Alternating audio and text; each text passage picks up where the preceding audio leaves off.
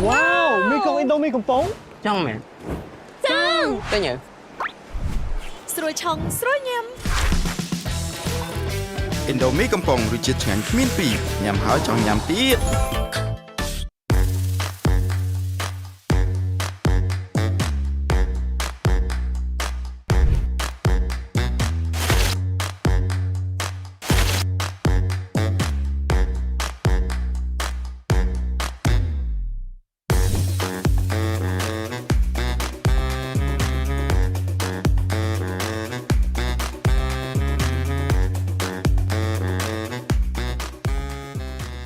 Nè nè, có từ lấy trên đài.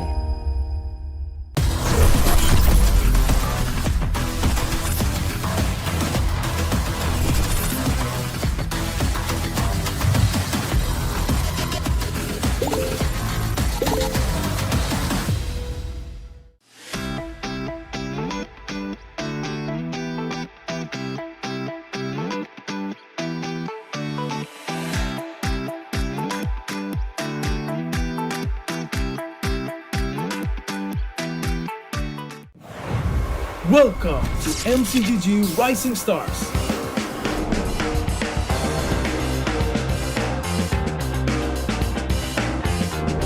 From September 12th to October 19th, take part in the regional contest, open to all players. Step up and prove your strength. Division finals will run from October 24 to November 2. The top 16 players in each division may advance to the next stage of MRS. Check your in-game mail for information.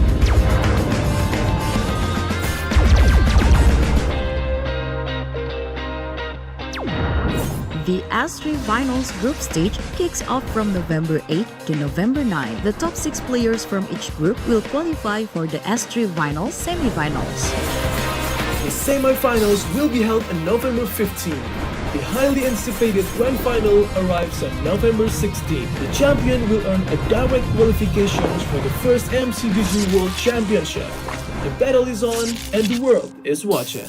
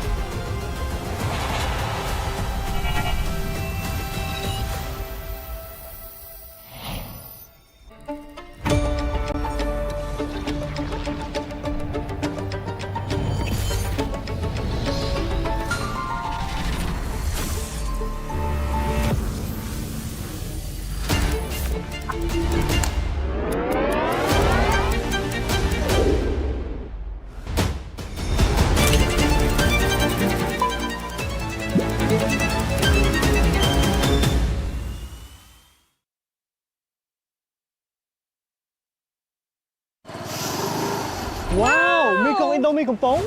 Trong mẹ ចឹង Cái nhỉ ស្រួយឆុងស្រួយញ៉ាំ ឥណ្ឌូមីកំប៉ុងរសជាតិឆ្ងាញ់គ្មានពីរញ៉ាំហើយចង់ញ៉ាំទៀត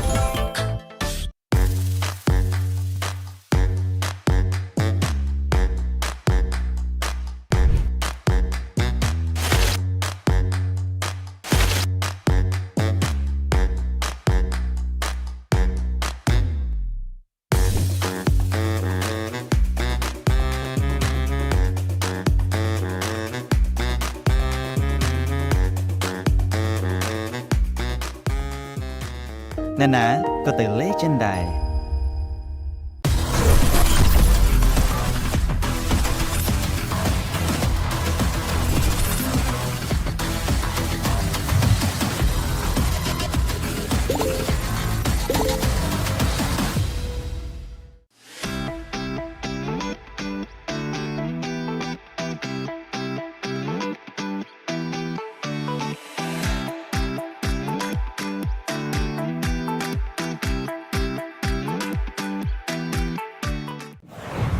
Welcome to MCGG Rising Stars.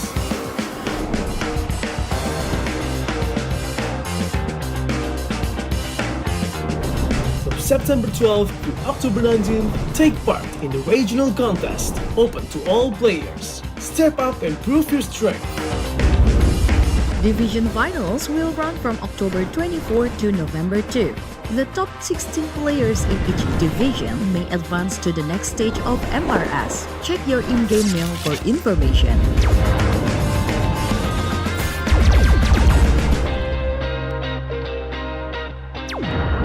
The S3 Finals group stage kicks off from November 8 to November 9. The top 6 players from each group will qualify for the S3 Finals semi-finals. The semi-finals will be held on November 15. The highly anticipated grand final arrives on November 16. The champion will earn a direct qualifications for the first MCDG World Championship. The battle is on and the world is watching.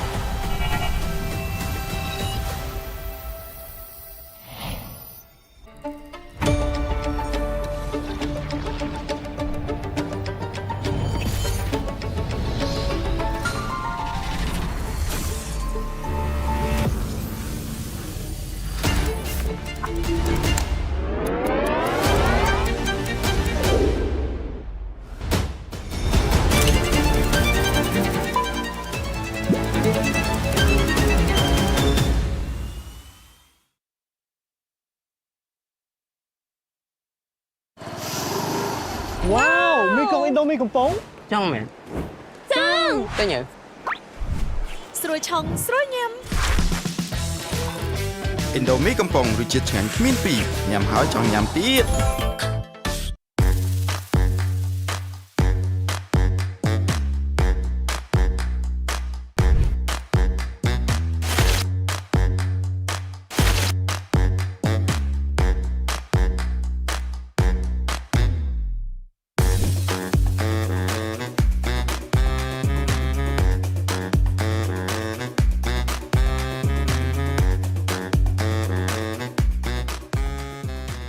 ណានាក៏ទៅលេចិនដែរ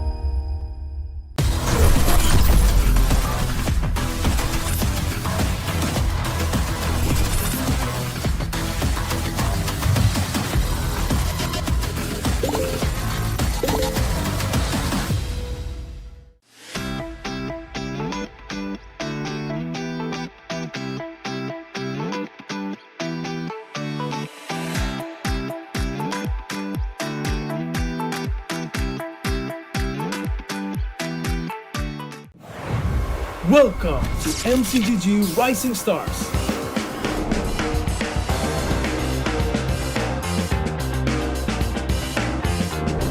From September 12th to October 19th, take part in the regional contest, open to all players. Step up and prove your strength. Division finals will run from October 24 to November 2. The top 16 players in each division may advance to the next stage of MRS. Check your in-game mail for information.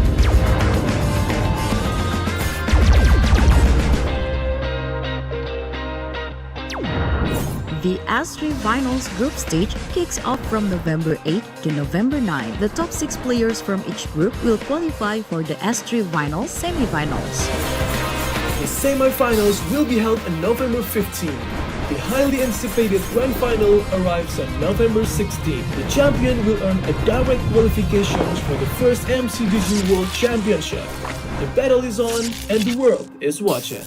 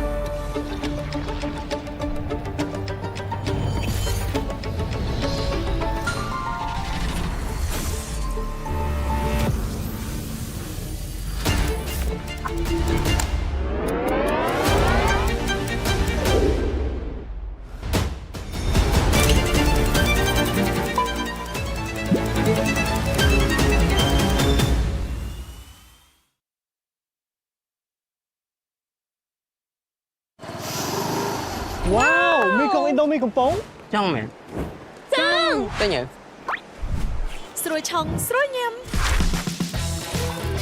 Indomie កំប៉ុងរសជាតិឆ្ងាញ់គ្មានពីរញ៉ាំហើយចង់ញ៉ាំទៀត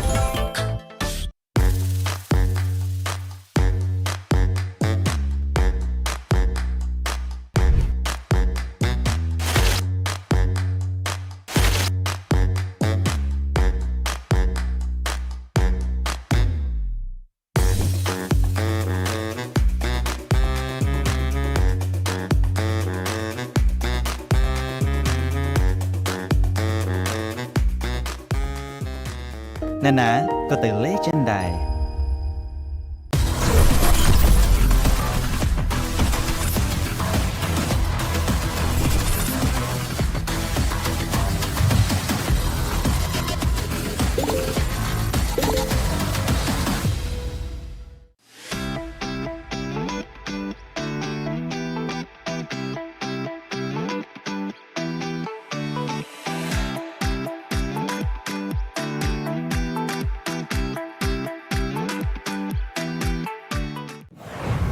Welcome to MCGG Rising Stars.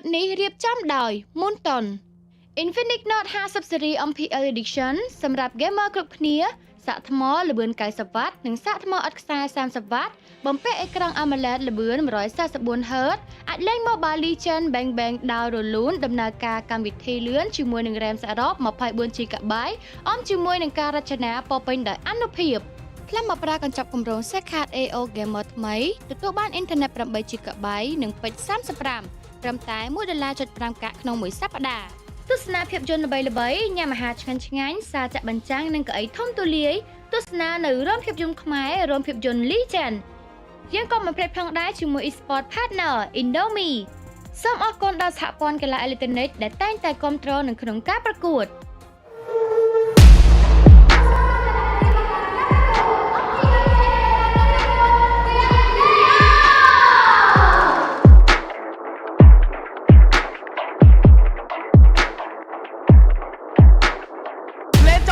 លងខ្លួនឬក៏ណាជាមួយនឹងការឈូបបោកវាយទៅដល់កណ្ដាលសាកឡូឈាមជាមួយនឹងការទាត់វត្តមានបោកពេលទេតែពេលនេះសើសាមកផាសេលតែជាមួយនឹងសាមកដែរបើជាមួយនឹងកណ្ដាលសាក៏ដែរជាមួយនឹងមកថតជាមួយនឹងកូនសែនធ្វើការតែជាមួយនឹងកណ្ដាលសាមកដែរជាមួយនឹងលេវឯងបើជាមួយវិកេត្រីបកៀបានជាមួយនឹងមេដេកដែរទេសតដល់មេដេកវិកេកូនសែនសាវ៉ា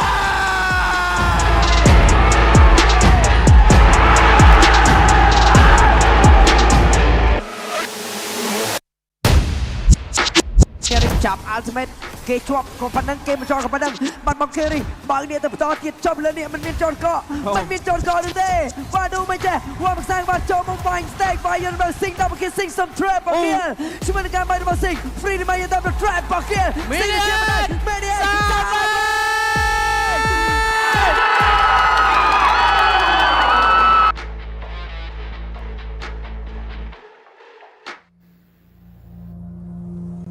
សូមស្វាគមន៍អ្នកនរគ្នាមកកាន់ការប្រកួត MPL KH រដូវកាលទី9 វគ្គ Play-off ជាមួយនឹងថ្ងៃទី3ក្នុងជាគូទី1របស់យើងជំនួបរវាង CU Gaming ត្រូវប៉ះជាមួយនឹង Pro Esports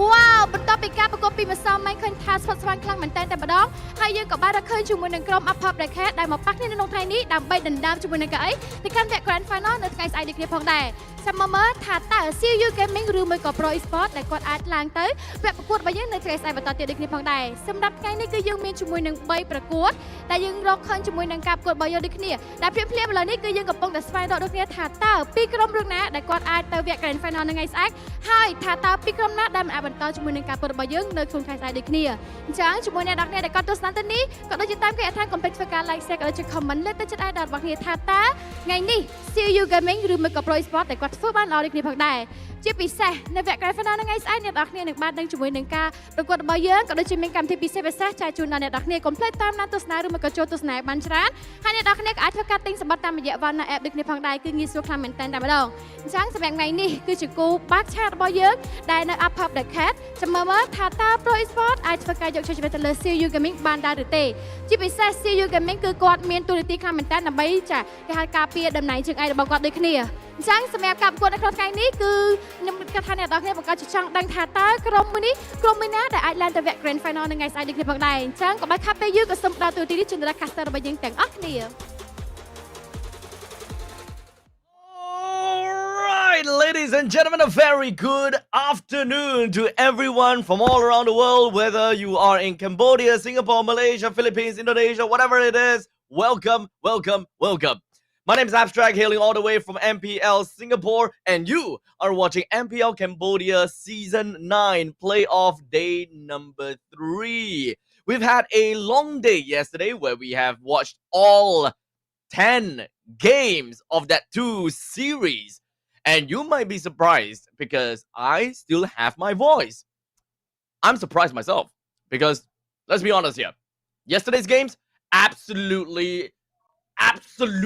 cinema, right? We've got double savages, or rather 2 savages in that one single day, if I recall correctly. And all in all, we just have underdogs that is actually putting a very good fight against, you know, some of the amazing players out there. Now, speaking of the underdogs, one of the underdogs made their way over to the upper bracket finals, and that is Pro Esports. We never really would have thought that Pro Esports would be able to take a 3-game against Galaxy Legends and dropping Galaxy Legends down to the lower bracket semifinals. That is absolutely amazing.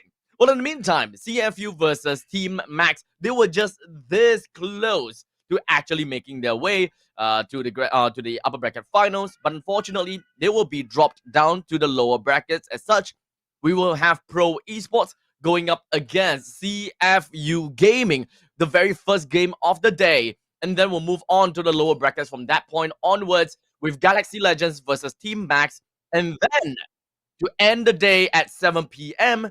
onwards, we're going to be looking at more teams, 2 other teams to go in. But without further ado, ladies and gentlemen, we are going to bring up on stage the one and only underdog that defied all odds, Pro Esports!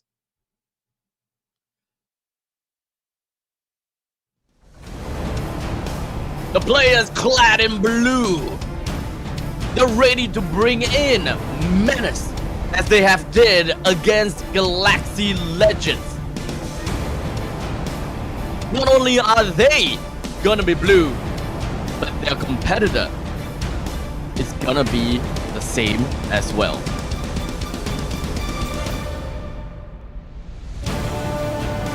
When it comes down to the competitor, none other than the one team that stands at the top of the absolute apex. I have been waiting for competitors seasons after seasons, with 2 back-to-back trophies to them. With Season 7 and Season 8, they now are looking for a ticket to go straight to the grand final for an easy way out. The Megalodon CFU Gaming!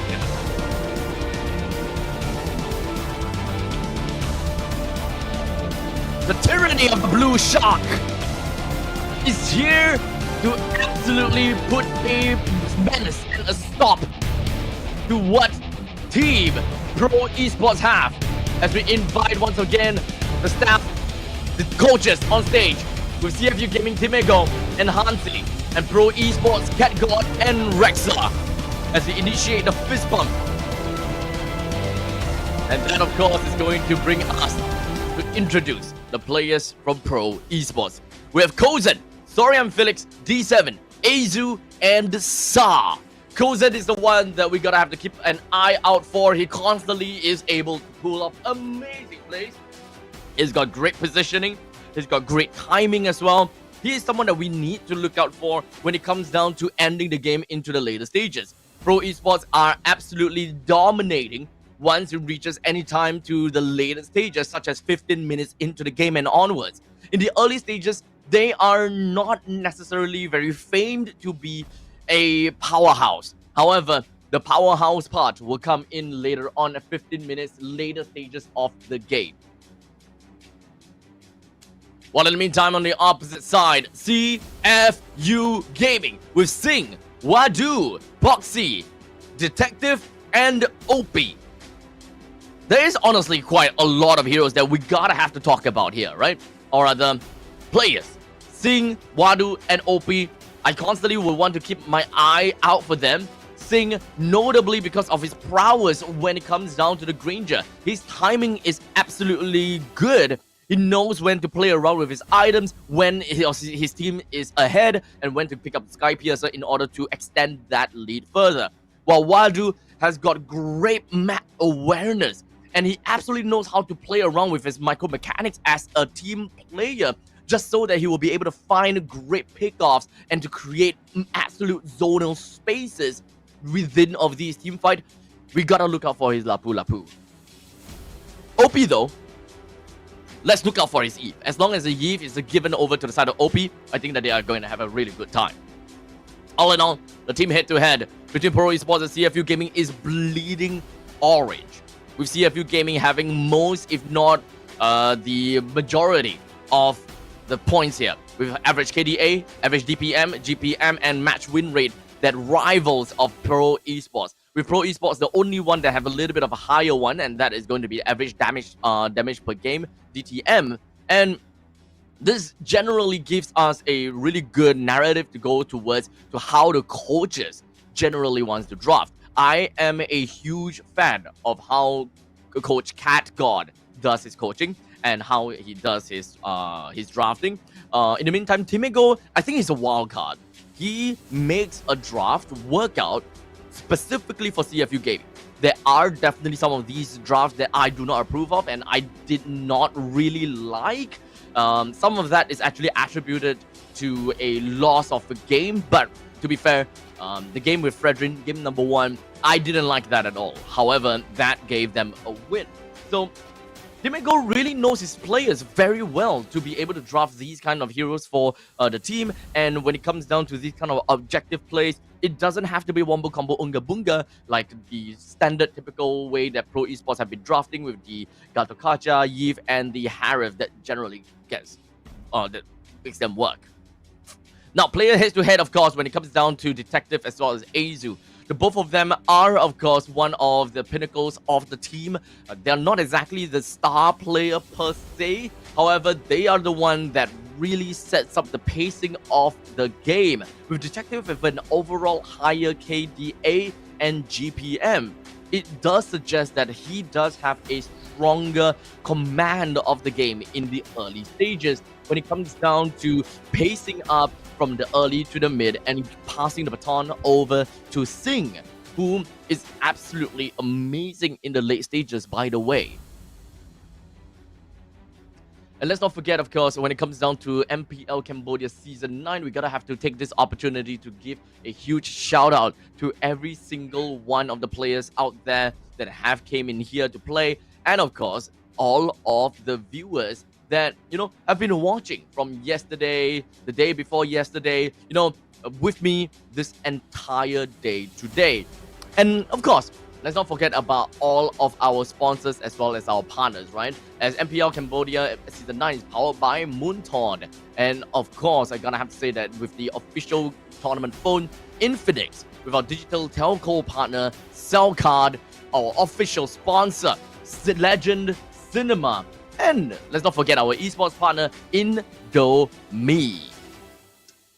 Now, the talents prediction. I've always been looking at Shanang. I hope that I'm pronouncing it correctly, right? Shanang Gaming. I heard her saying herself as Shanang Gaming. So now I dare to say her name, right? She's always been the one that kind of have been throwing a very interesting twist in her predictions and has always been, you know, rooting for the underdogs. And those underdog predictions have been actually working pretty well, right? Some of these underdog games really does not undermine her ability of the predictions. Well, in the meantime, all across the board, we are looking at a lot of wins that is predicted for CFU Gaming.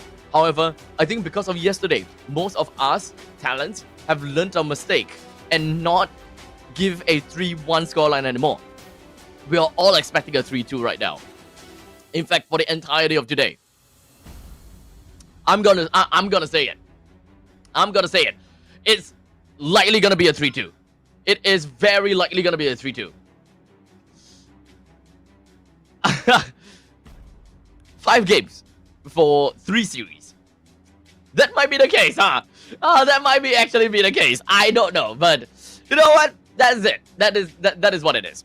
Now, of course, for everyone that is in the live chat right now, I myself am in the Mobile Legends Bang Bang YouTube channel as well as the MLBB Esports YouTube channel. So if you guys do want to be part of the live stream, as I am, occasionally going to be reading some of these comments up on stream. If there's anything that's interesting when it comes down to maybe about the drafting part, if you guys got anything to say about the players, you know, some players that's great, you approve about a certain kind of draft, this and that, feel free to comment that in the live chat. I would love to read that and kind of engage with you guys as well. As you guys probably would have noticed that I am alone. Now, I'm doing a solo cast of the entire playoff of MPL Cambodia Season 9. So I do not have a partner, but in this case, you guys are going to be my partner. So feel free to jump right in over to the live chat and help me out, talk along, and enjoy the entire day together. We've got a long day ahead, right? We are starting right now. It's 1 p.m. Singapore time. It should be 12 p.m. in Cambodia time. But it's going to be a rolling schedule all the way through, and that was going to be, if it's all 5 games, then expect that this series to be done at around 4:30, and then the next game will end at roughly about 7:30, 8 o'clock, and then 8 o'clock should last all the way until 11, 12 o'clock, which is an absolute nightmare, if you ask me. It is an absolute nightmare. But, well, whatever it is, right? Whatever it is, let's take a look, ladies and gentlemen, with the very first series, very first game of playoff day number 3. We're going into the draft, and that is a competition between Team Mego and Cat God, with Esmeralda, Fatty, Gatokacha, Baxia, Hilda, that has been banned along with the Juicin. Now, Juicin haven't seen the light of the day, even though she hasn't been banned for a long time, right? So I'm actually kind of surprised that they went straight out for that ban. Now, Pro Esports, they absolutely love being in second picks, so they don't mind being here. And Azu has been playing some mean Hayabusa, which I'm not too surprised if they were to go for that in the R3 pick. The Lancelot is picked up from the side of Team Megos, which is CFU Gaming, while Cat God focuses onto the Grok and the Lapu Lapu. Both of them are absolutely essential for team fight purposes. While CFU Gaming right now, they would probably want to look out. Oh wait, Grok. Oh, Cat God is looking for something a little bit different this time. Oh right, because Gatokacha has been banned. Okay, that's absolutely fine. D7 is like an ambassador for Gatokacha. So at this point in time, it is no surprises that anyone would want to ban the Gatokacha against D7.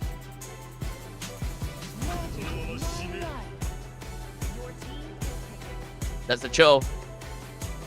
They have constantly been throwing Cho as a pick for themselves. Okay, maybe not them, but Cho has been seeing the light of the day here in MPL Cambodia quite a lot. The Granger will be taken by the side of Pro Esports, while the Harif plus the Cho for CFU Gaming.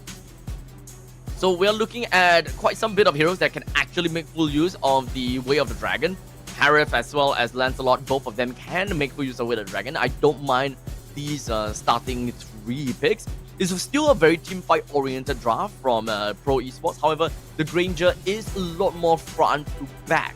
So there is a slight probability that Cat God might actually lean towards a possible Fredrin pick in the event that CFU Gaming does go for the Hayabusa ban later on. They also prioritize onto the Granger, which actually I'm kind of surprised, right? Because what I would expect from them, what I have expected from them, is to prioritize onto the Hayabusa instead of the Granger.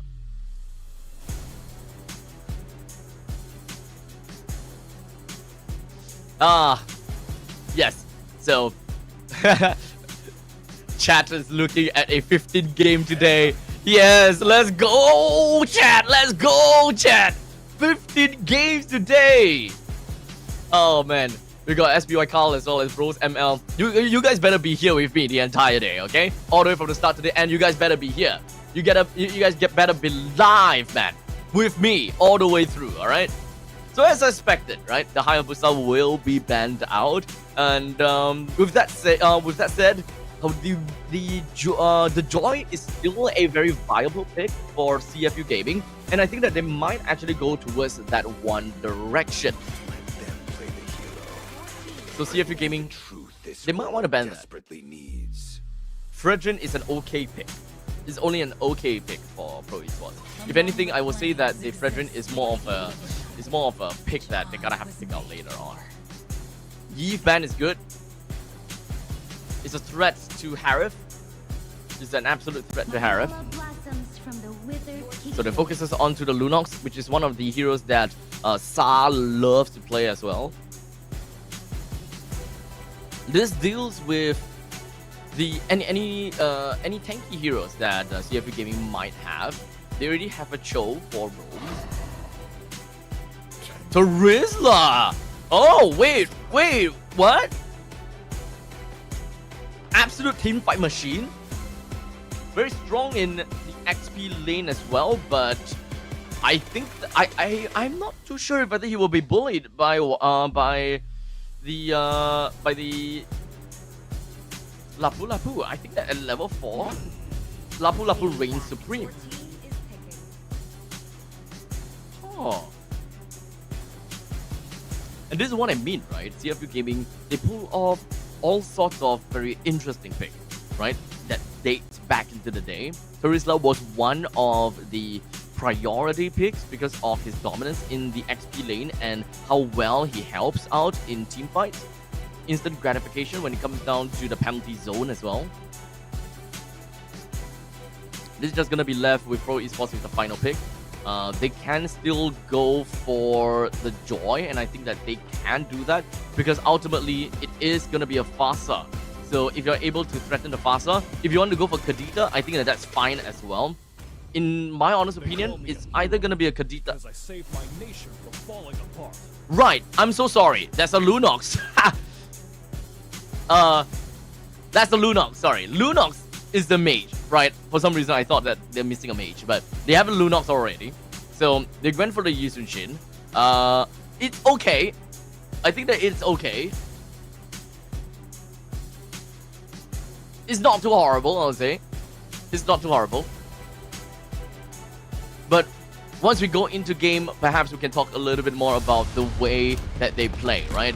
The kind of play style and composition, what's going to be their winning condition. At this point in time, we do have got not a lot of crowd control coming from Pro Esports, to be fairly honest. The only one with the crowd control is going to be from D7 and so sorry, I'm Felix. Technically, Azu does have the mounted shocker, but in the meantime, CFU Gaming, they have good pick-off options coming in from the Cho. And of course, they do have a Fasa that can make full use of the Whale Track too.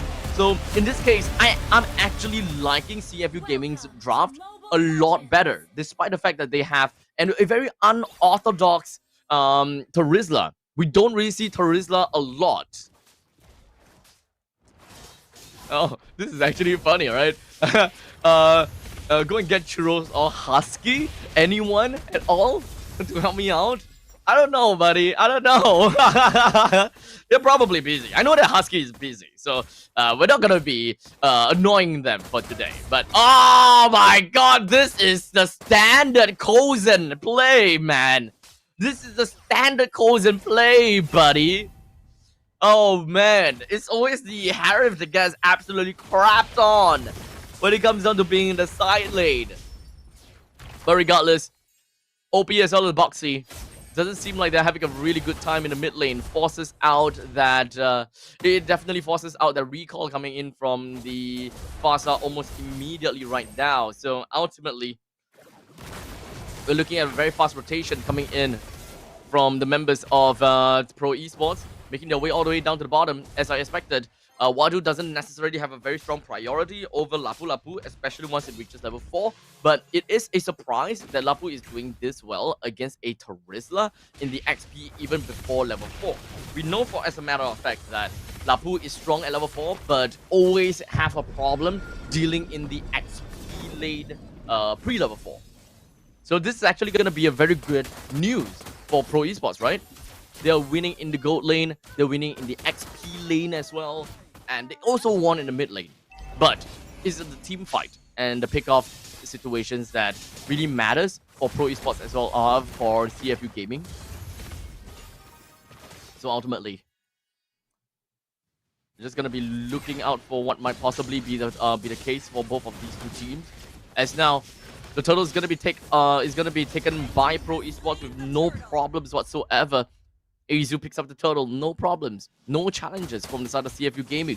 In fact, all of the members from CFU Gaming, they're just going to be running around. Detective is level 5, Azu is also at level 5. Boxy is looking for very annoying, just general annoyance onto Saab. Saab does have his auto if you really wanted to use that, but it's not going to be caring too much about that.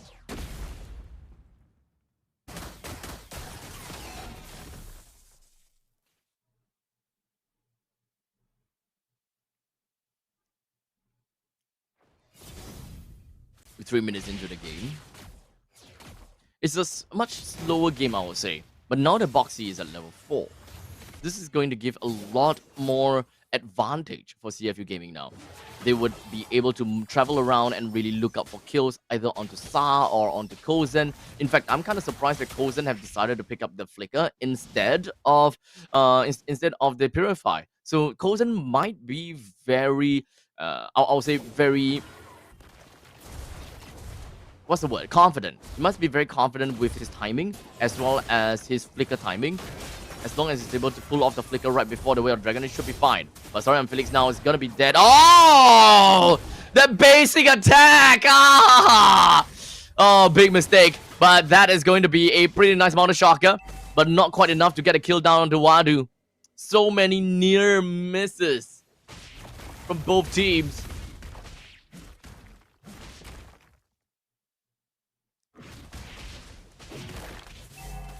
But Kozen, I will say, there we go. That's what I'm talking about. If you ever purify, this might not happen, but never mind, as there's gonna be a tectonic charge that lands right down on the Boxy. Kozen picks up a kill. That is 2 kills for himself already. He should be more or less done when it comes down to his Hunter Strike. Didn't really quite see his very first item. I don't think that he went first item. I don't think he went first item. What's that guy called? Sky Piercer. I don't think so. If Azu have just gotten his Hunter Strike, I think that Kozen should have gotten soon. And now it's gonna be 4v1. The Zaman Force already been used from the side of Sing, and they focused him down to death over the side of Sing already. Kozen may not have managed to pick up a kill for himself, but hey, an assist is an assist. A kill for the team is a kill for the team. OP is forced to flicker out of the game. Well, Boxy, he wants to look for a kick. He does have a kick, but he does not have the flicker.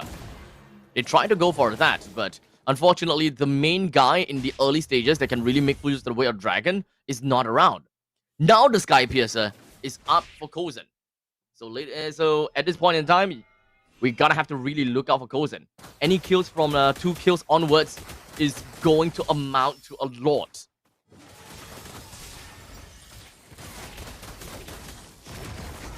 And now, tectonic charge onto 1. OP immediately decimated. And Boxy is gonna be the next one. That is onto the chopping block. Wadu is burning, but not quite enough. The Death Sonata did not manage to connect. But that is massive. Massive amount of value. As it did manage to take down the T1 turret in the middle lane. Sing manages to pick one up for himself as well, but it does not have much that he can run away with. That is the stun as well as a passive dash that brings Sing down. 3 death for the side of Sing. I am baffled that CFU Gaming is not putting a lot of protection spells onto CFU Gaming at all. But finally, with the Feathered Airstrike, it zones the rest of the members from Pro Esports away. I think that this is rotation problems for CFU Gaming. This is a lineup that plays very well with the Harith, right? Once you clear middle wave, you immediately have OP as well as Boxy goes somewhere else. Boxy opens up the map, look for opportunity, because OP, he can literally be miles away from Boxy and still can tag people when it comes down to the Feather Airstrike. And I think that is the main problem here. OP relocates himself, not looking for any opportunity just yet. However, Detective manages to take down the turtle while the Feather Airstrike looks to stun. However, Sorian Felix will stop that. As such, Sorian Felix will go down just for the fact that he's a little bit close. As now CFU Gaming picks up 2 kills for themselves. Sing with 2 kills for himself, and they are happy with what they have gotten. 1-for-3 trade as well as a single turtle take. CFU Gaming, this is what I'm talking about when it comes down to team fight, right? The moment that they have team fight advantage, or rather the moment that they are able to play for team fight, then boom bada boom. That works for them.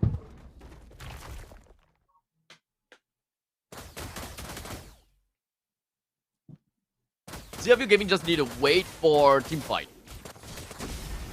It's not exactly drafting diff. Both teams have very different ways of playing and different times that they will be able to pop off. CFU Gaming will excel in teamfight a lot. This is more of a teamfight oriented basis where they start teamfight with a pickoff. You pick off and then you do have a teamfight oriented team that can really play around with. You look at the penalty zone. Penalty zone is an amazing initiator. Is an amazing initiating tool, and it's also very good for counter engage. And that is the perfect time for when D7 goes in for Tectonic Charge and looks for, Felix to eventually do something. But Felix is not going to be the main person that we're going to have to look out for. It's mostly going to be Kozen. Terizla is a very good answer to Kozen, right? The reason is because when you are actually stuck within of the penalty zone, your Rhapsody is essentially just a single traveling bullet. It doesn't bring you to go anywhere. Oh, that's a good Tectonic Charge though, but it's not quite enough to help Detective to do anything. OP gets a kill down to Kozen. His priority was to flicker on forward to bring down Kozen. It's a very good trade. However, losing Wadu makes that not a good trade. So hopefully Detective will be able to get one, and he will indeed. That will be a good trade. However, CFU Gaming, they are still going to be continuously going forward to this, and they are looking for a kill on the Saurian Felix. The Summer Force has been executed, and now Boxy with the knockup onto Saurian Felix, granting Singh that kill. So this is looking good. CFU Gaming got way more value out of that fight. And that is also a very good payoff into the upcoming Lords fight too. They do have Detective at level 14, while Azu only at level 12. They can't contest for this Lord at all. As such, Detective takes the Lord down, no problems. And now the penalty zone is what we're talking about. Kozen had to flicker right out. But Singh will still pick up the kill with a mega kill spree on his head.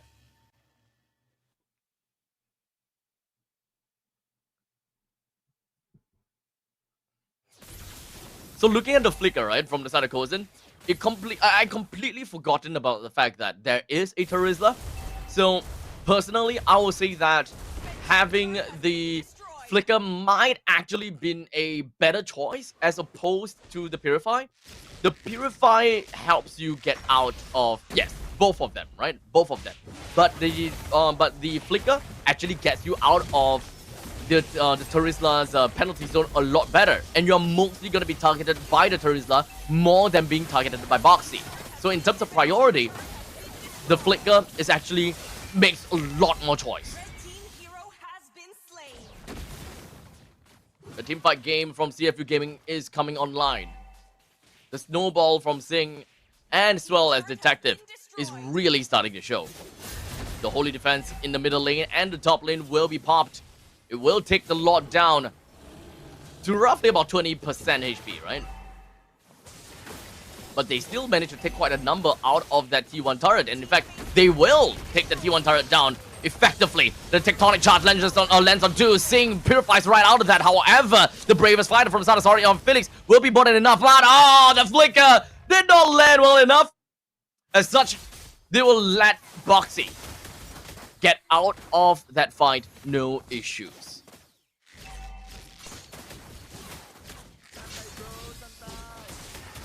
$2,400 gold in favor for CFU Gaming.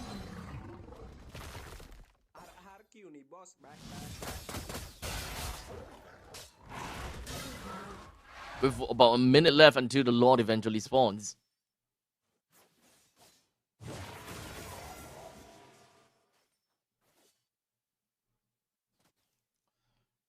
I would say that Pro Esports, the main thing that they are looking for, this is purely just front to back, right? They're purely looking at front to back.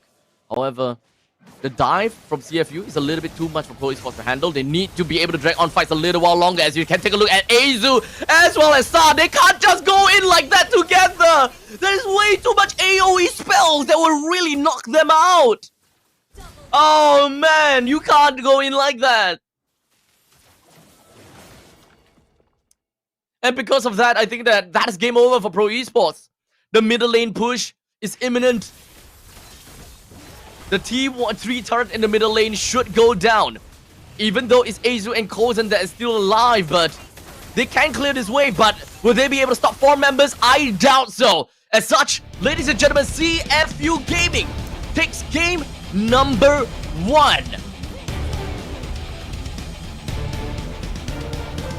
An overwhelming victory for CFU Gaming, and this is technically to be expected.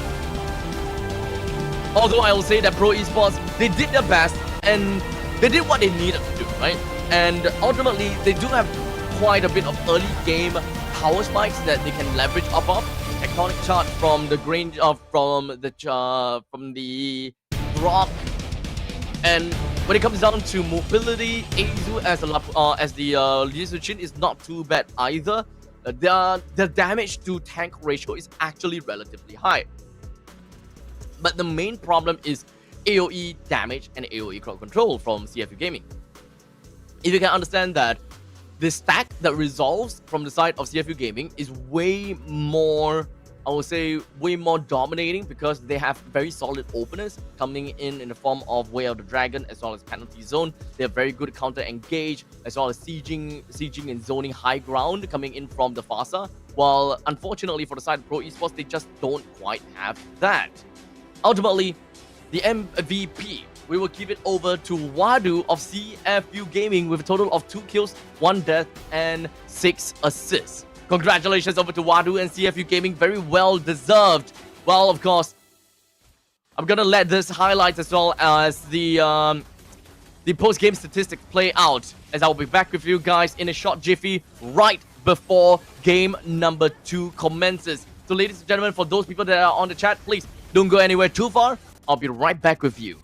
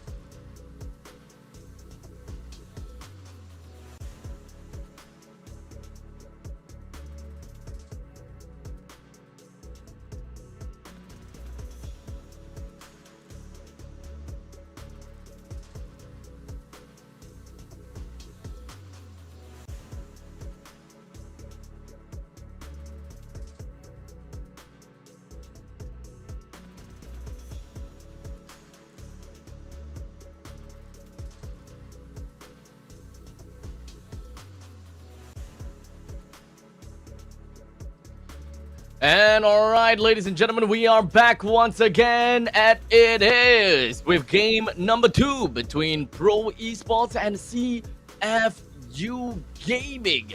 It's understandable that CFU Gaming picks up game number 1, but to be fair, Pro Esports, they have been pretty strong in their previous games, where I would generally give it to them to believe, hey, look, their opponents are going to be a bit more cautious with game number 1.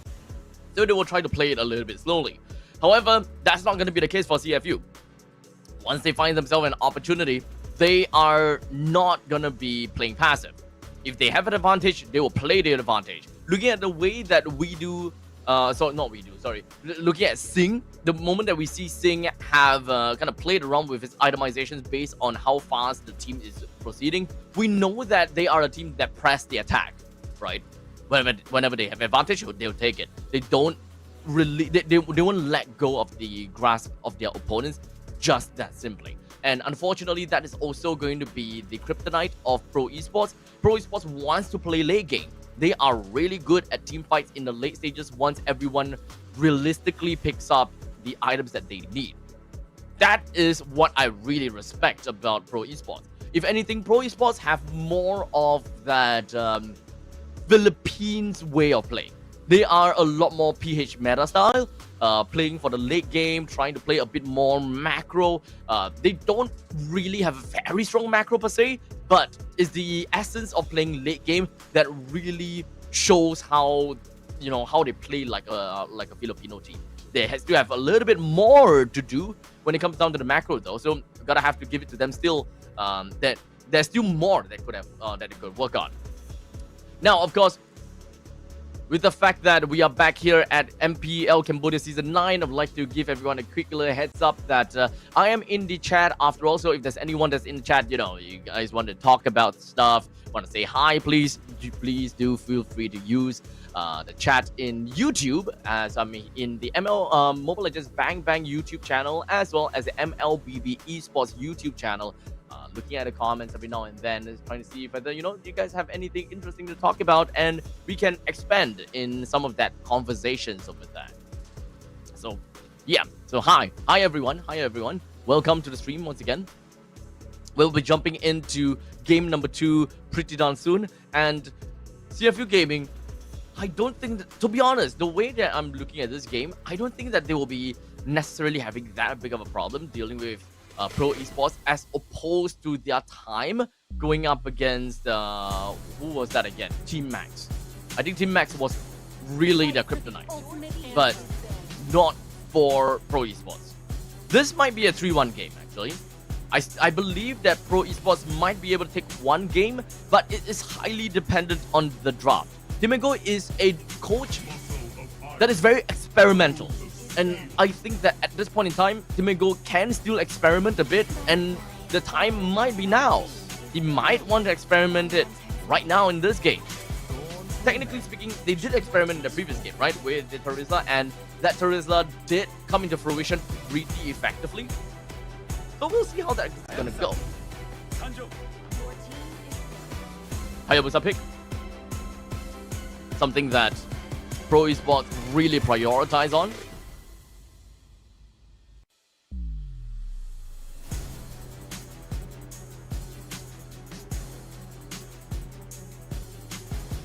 The Grok is still available, so CFU might actually want to go for that Grok.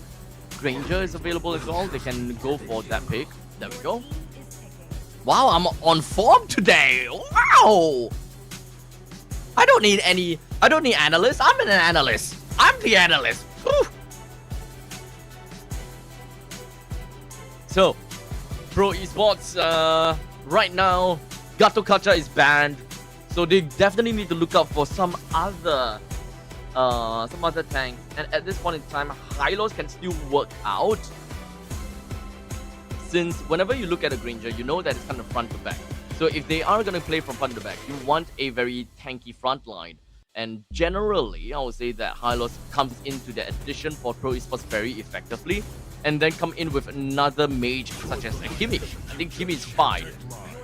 Okay, they have decided to go for Yuzhong first. But the Hylos is indeed correct. I do like that high loss pick here. I'm okay with that.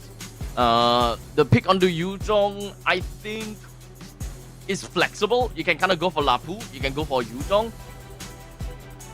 But with the R3 pick for CFU, what do they prioritize here? They can go for Yves, or they can go for Kimi actually. Kimi does not play well with Granger in some sense. It doesn't contribute very well to a overall team fight kind of thing, because Kimi and Grok, they go very well together, but not necessarily Kimi and Granger. But you don't need them to go too well together, because it's kind of like a main team fight versus a sub team fight. Your main win con and a sub win con. Main win con is still going to be front to back. The sub win con is that as long as you are able to really control the team fight well enough, then that's good, right?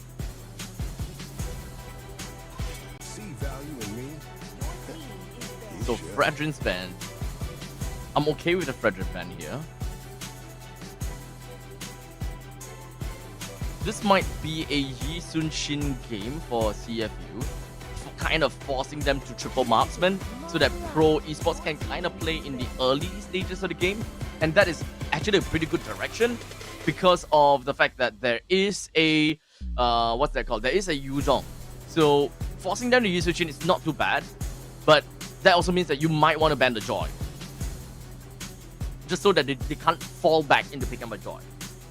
Right now, Joy is still a question mark for CFU if whether they really want to, because they don't really have a very good option, or they don't really have a very good idea as to what's going to be the final pick for Pro Esports. So at this point in time, I will kind of leave the jungle for final pick, like R5 for jungle. So this upcoming pick gotta have to be an XP laner. And right now, this is quite dive-centric from Pro Esports and kind of counter-engaged to some point. Ruby might be a pretty good pick for CFU Gaming. Since Esmeralda is banned, I would say that we don't have the gold laner for Pro Esports just yet. Alice. Alice kind of plays in the same role as Esmeralda, and kind of a different role from Ruby. The Comeback Wolf King is what we really see out of Ruby, as well as the I'm Offended for anti-dive. But Alice is a lot more initiative style. So it seems like CFU Gaming, they want to play aggressive.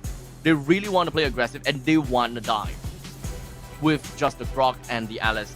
And they create such a gap between the frontliners and the backliners. They want to really they want to create a division between the frontline and the backline, basically. So this might not be a Yi Sun Shin pick from CFU Gaming. They might actually go for Joy here. But Valentina and Claude. So very dive-centric. Okay, so this is dive-centric. So jungle pick, if you want to go up against a dive-centric team, you need mobility. I'm not too sure whether Joy really plays very well here. But if I were to choose Yi Sun Shin or Joy, honestly, my answer would be a Joy. Because I do have a Granger, and I also do have a Kimi that can kind of play very well towards the Claude plus the Hayabusa late game.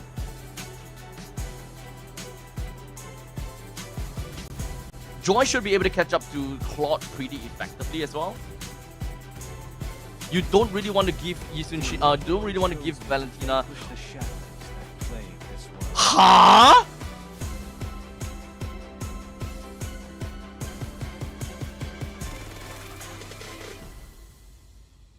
Wait, huh? You see what I talk about? You see what I mean about experimenting? Tibego is hands down just experimenting here. Suyo? Do they need that burst?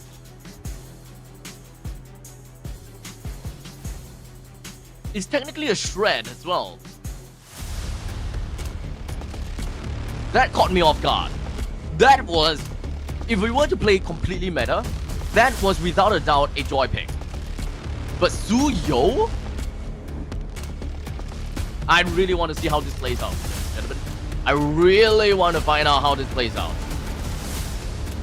So far, I have no problems when it comes down to draft between these two. The first 3 picks coming in from Pro Esports is looking good. I didn't have much time to really go deep down and analyze onto the final 2 picks of Pro Esports, but they ended up picking a Valentina and that Claude. So we'll take this opportunity to really look at the lane priority and if whether the Valentina is actually a really good pick here, right? Valentina would undoubtedly be stealing away the tectonic charge most of the time. It's either going to be tectonic charge or it's going to be the traction pulse. Most of the time I will say traction pulse because it's a very non-committal engagement tool coming in from them. So it's a very good ultimate to have. But in terms of win condition, we'll talk about that later, yeah? Mid lane, between Sa as well as D7, they might have difficulties in clearing out the wave. As you can see, OP is just going all out. Wadu up in the top lane going up against Sori and Felix. He does have a bit of spell vamp that he can kind of play around with. But unfortunately, the longer that Wadu stays in team fight, the tougher it is for Wadu because of the Shard residue that can build up on it. The Furious Dive from Sori and Felix hopes to be able to create a division between him and the CFU Gaming, but that did not work out at all. The rotation coming in from CFU Gaming ultimately will take Sori and Felix out. That is probably a lot more of a miscommunication issue if you ask me. That is a lot more of a miscom.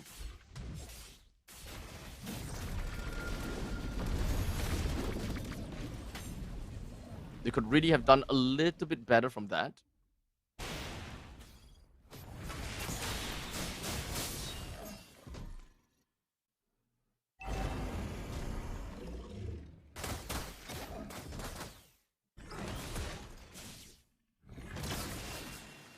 But hence, regardless, we're going into the turtle fight. CFU today very different from yesterday. Yeah, they are. The warm-up game is over.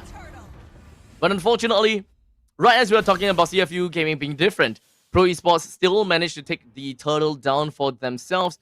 As Suyo, I really don't know what to say about Suyo, to be honest. If whether this is a good pick or not, it's been too long since I've last seen the Suyo.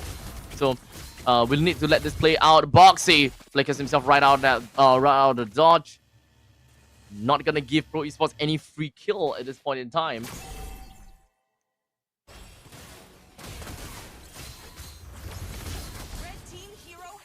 And Azu picks up the kill on Sing again. Looks like Sing is constantly gonna be a target from the side of Pro Esports.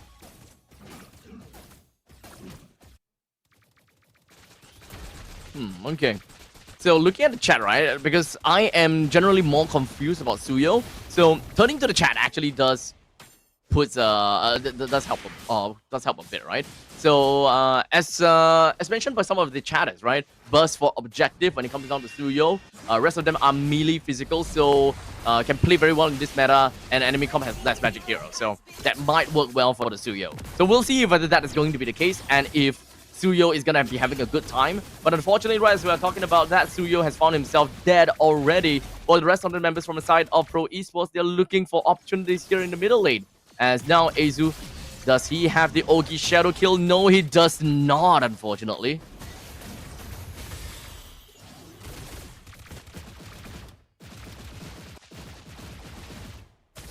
As it's currently 4 minutes into this game. 2-1, which is the current scoreline. We did manage to have some pretty good Shard residue stacks down onto Wadu, but not quite enough to realistically bring Wadu down. The amount of gold plating, energy plating at the top lane is went down quite low. So Sori and Felix actually did manage to take some pretty good farm out of that already. The turtle now in the priority of CFU Gaming. Traction Pulse lands along with the immobilized D7 opens up the glorious pathway right down, but unfortunately no one's really making full use of that. But there's a 3-ban tectonic charge lands on the OP Sing as well as Boxy, but no follow-up from that point onwards. Sori and Felix looks to Furious Dive himself away, but somehow that amount of Shard residue is still stacked up on the detective and will take him down. The fight continues as now Azu found the Ogi shadow kill down over to Sing, but that is not going to transfer over to the rest of the members. That would have been great if he managed to transfer over to OP, granting himself a little bit more kills. Hey, Ziffers. Hey, I'm from MPL KH, okay? Don't say that in front of me.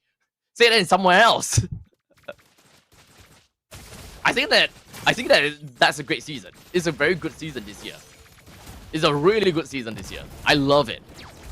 And I'm not being biased on anything or the fact that I'm from Singapore, but this season is great. I love this season.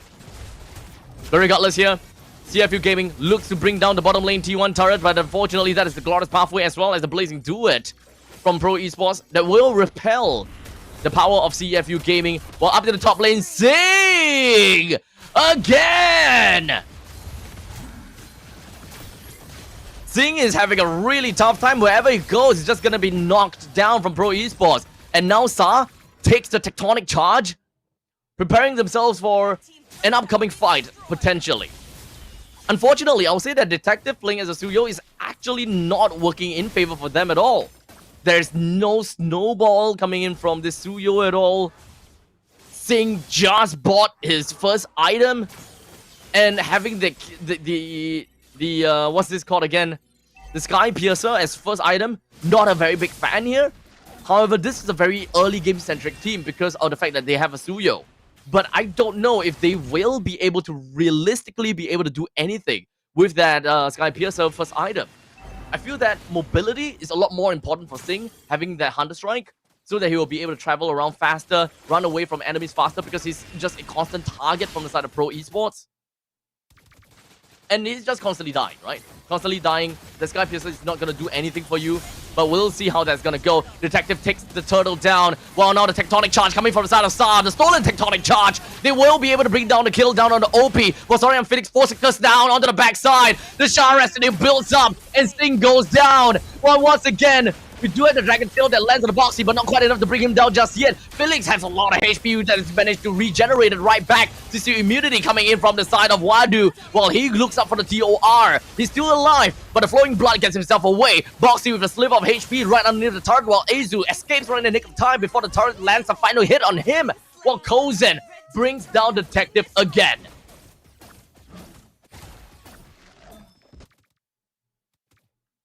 Zippers, do look at chat, man. In fact, even in MPLSG, we look at chat just that because you know we have a partner. Just because we have a partner, we don't talk about chat. But now I don't have a partner, I talk about chat. I look at both chats. In fact, from Mobile Legends Bang Bang as well as MLBB Esports. Yes, 3 matches, just me. No, not 3 matches, 3 series. No, you're right. 3 matches, 5 games, potentially all 5 games. But I'm not too sure because the way that we are looking at Pro Esports, we might be able to see a little bit longer, right? This is a team fight that really went all the way down, right? We have multiples of very important team fights from different players, and I will say that Sorry and Felix played a very crucial role in bringing Sing down again and making sure that he do not stay alive any more longer. But thinking about alive, Kozen is not gonna be alive. CFU gonna be mounting a comeback and a strike back right to the side of Pro Esports. Sa is gonna be the next one onto the chopping block with 3% down for the side of Pro Esports already. Well, Sorry and Felix and D7 manages to walk away scot-free. It's still relatively neck and neck. It's still relatively neck and neck, right? 8 minutes and 30 seconds with about 1,000 gold lead for the side of CFU Gaming for now. This is a free T1 turret here in the middle lane. Sorry, Felix can't clear this out at all, unfortunately. He tries, but he can't.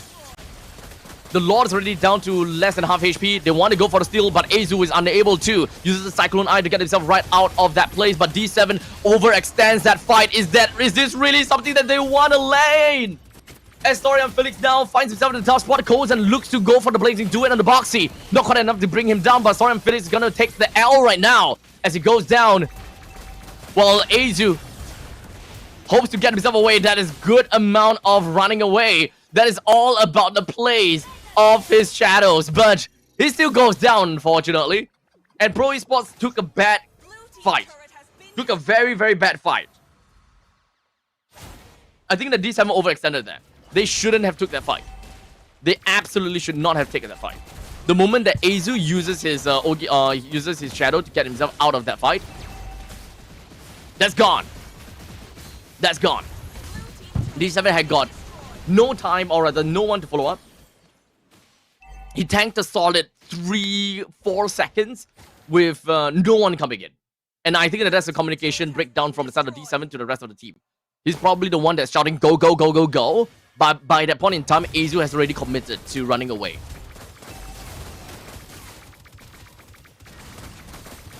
As such, this is going to be CFU Gaming knocking onto the doors of Pro Esports.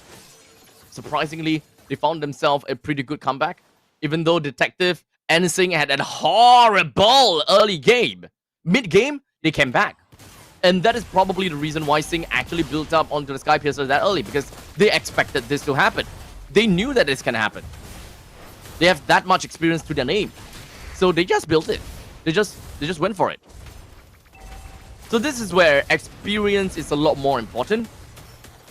As now Wadu now, with the flowing blood, he runs away. Doris pathway goes in, goes for the stun. Wait, did not stun anyone actually. Or maybe he tried to go for the stun on Boxy. But it's not going to go anywhere. Detective tries to stun on down the side as well. Pro Esports having a tough time. That's a T3 turret in the middle lane. Taken down. Soren Felix can't do much, but he did manage to build up a decent shower residue. As now Tectonic charge on the 2. With a TOR that lands on the 3. That's a very good follow-up for the side of CFU. That's what we want to see from Detective. Melts down the rest of the members from Pro Esports, granting him a double. But Azu is not going down without a fight, as a triple, as a maniac collected from the side of CFU Gaming. The heads comes in rolling to the face of Detective. He's happy. Sasuke with his eye bleeding right out, but it doesn't matter because he's finally gotten his revenge against his brother. Pro Esports, unfortunately,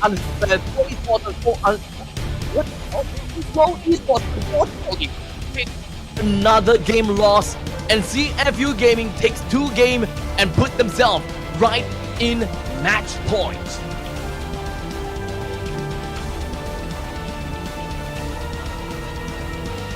I guess that was unfortunate because this is a lot more late game centric team for the side of Pro Esports, right?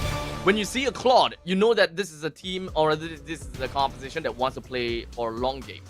But technically, do they have what it takes to hold out in the mid stages of the game? That is actually the role of Soren Felix. That is why in one of the fights down at the bottom lane, while they invaded into CFU Gaming's jungle, that is working out for them. That is work. Hey, the kill is here. Anyways, yeah, this is why it's working out for them, because Yuzhong is actually an early game centric player and an early game centric hero. It does actually help them well enough to actually hold on to the mid game and transition them over to the late stages. I actually don't have a problem with Pro Esports lineup, but I don't like the Valentina pick. I'm okay with Claude, but not the Valentina. As such, ladies and gentlemen, here we go. 2 kills, 0 death, and 13 assists. Congratulations over to Wadu coming in from CFU Gaming as they take another win for themselves, putting themselves right in match point. As such, ladies and gentlemen, we are going to go off for a short break as I deliver to you guys the highlight of game number 2, followed by the post-game statistics.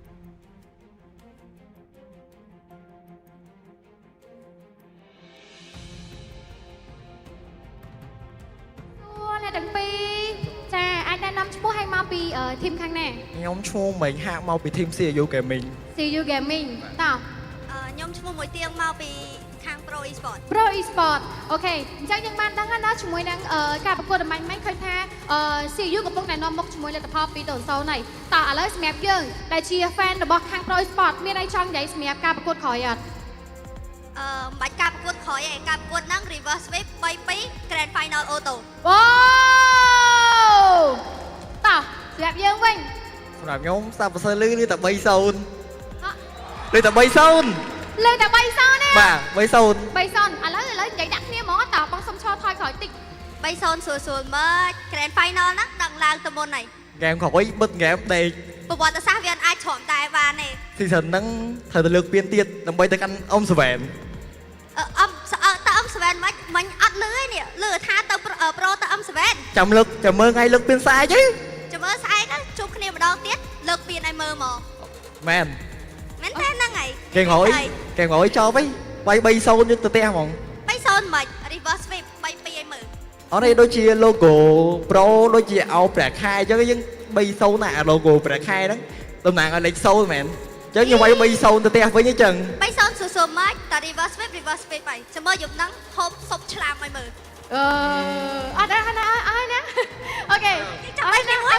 តាចាប់ដៃគ្នាមួយអូខេអញ្ចឹងឥឡូវនេះឃើញថាជាមួយនឹងការប្រកួតរបស់យើងបានហើយឃើញថាជាមួយនឹង fan ក៏មកគ្រប់គ្រងច្រើនដែរតោះសម្រាប់យើងដែលជា fan របស់ Pro Esports មានអីចង់និយាយទៅកាន់ fan របស់ CU ចង់ក្រោយនឹងអត់ អត់មាននិយាយច្រើនទេបងដឹងថាតិចទៀត reverse sweep 3-2ឲ្យមើល វ៉ាវ 3-2 មែនអត់ Pro Esports បើមែនហៅវិញមកតោះសម្រាប់យើងជា fan របស់ CU Gaming មានអីចង់និយាយទៅកាន់ fan របស់ Pro Esports អត់ ទីទៀតចាំមើល 3-0 នេះ 3-0 យកទៅផ្ទះពងទាមួនញ៉ាំហើយពងទាមួន អូពងទាមួនកាត់ថា CU អញនឹងឈ្នះអត់បើឈ្នះហៅវិញមកចឹងចាជូនពរជាមួយនឹងធីមទាំងពីរធ្វើបានល្អដូចគ្នាសម្រាប់ថ្ងៃនេះណាហើយក៏យើងក៏ចង់ដឹងថាជាមួយនឹងការប្រកួតរបស់យើងគឺកាន់តែអស្ចារ្យជាងមុនហើយយើងក៏ល្អមកដូចគ្នាផងដែរអូខេអរគុណច្រើនសម្រាប់អ្នកទាំងពីរចាក៏ដល់ពេលវេលាដូចគ្នាផងដែរក៏សូមដល់ទូទីជូនដល់ caster របស់យើងទាំងអស់គ្នា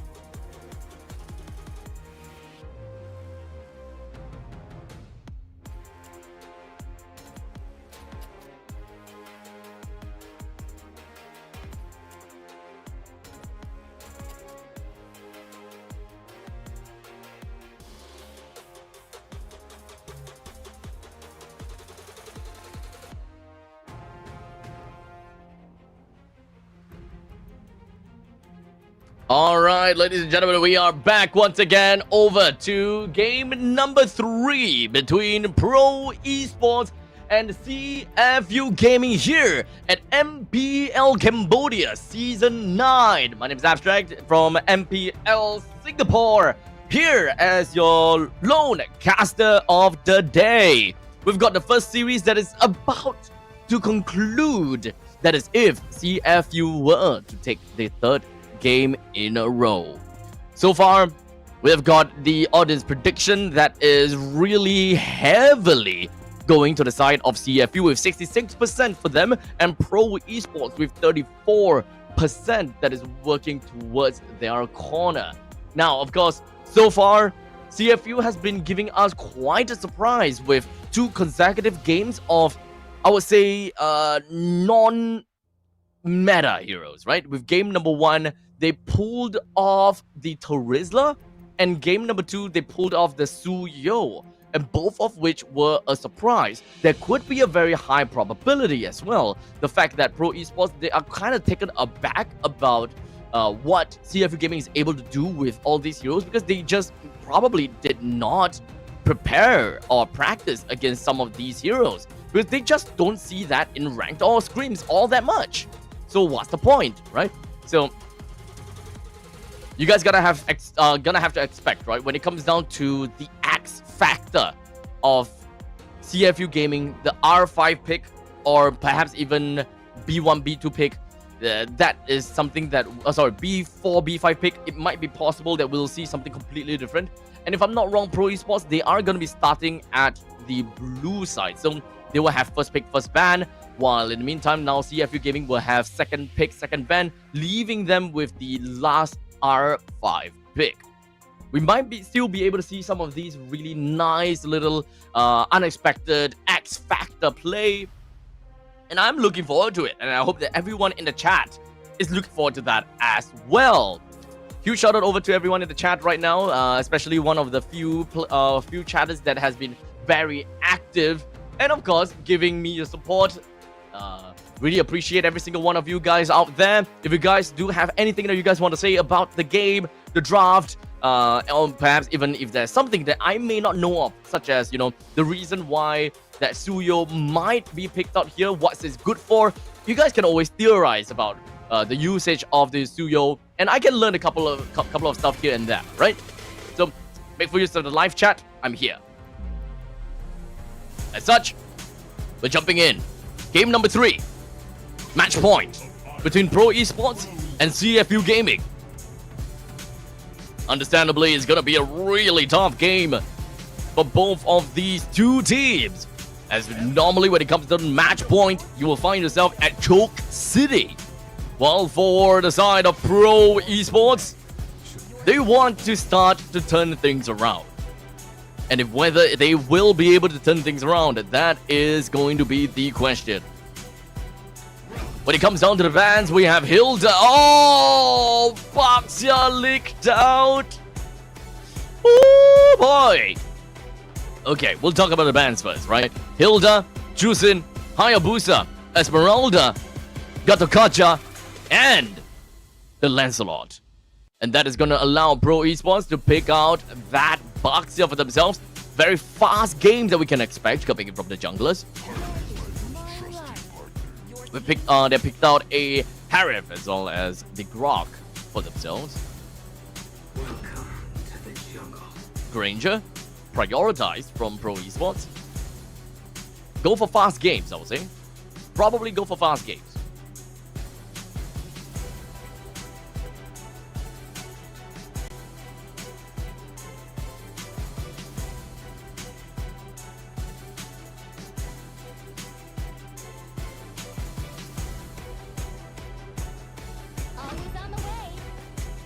And Mathilda. Okay. So the way that this has been going right now, we've got Eve that is actually still possible to be picked out from CFU Gaming. They can take the Eve. Or if they do not want to take the Eve, they can still ban the Eve right now. Kimi might still be a possibility. It's very likely a front-to-back game from Pro Esports. CFU Gaming might be looking at the same direction actually. But then prioritizing the Harif is actually kind of surprising for me.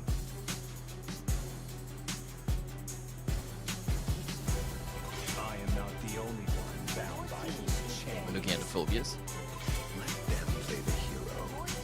I will be the Yuzhong ban. desperately needs. Not too sure whether Yuzhong is that important in this game, but it does help them in the mid-game phase to kind of move towards that certain direction pretty effectively.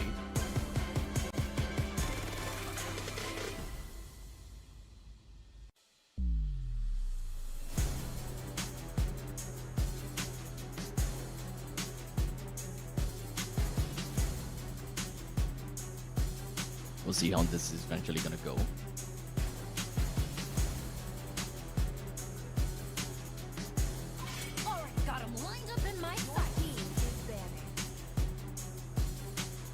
Vakimi ban as well. There's really not much that I will be able to analyze this, to be fairly honest.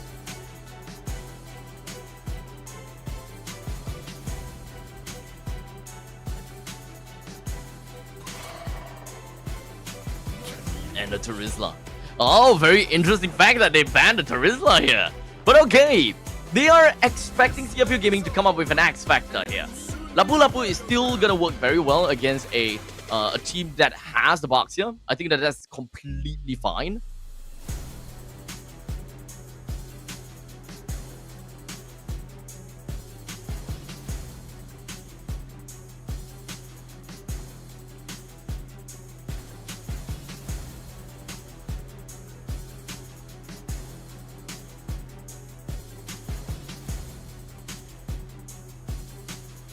Move up from this point onwards.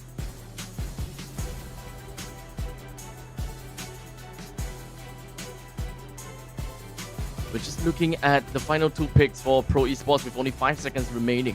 They have very good early game centric composition. They will wanna play early. Wait, this is a Roblox here. Oh, wait, no, they have a Matilda. Wait, this is an XP box here.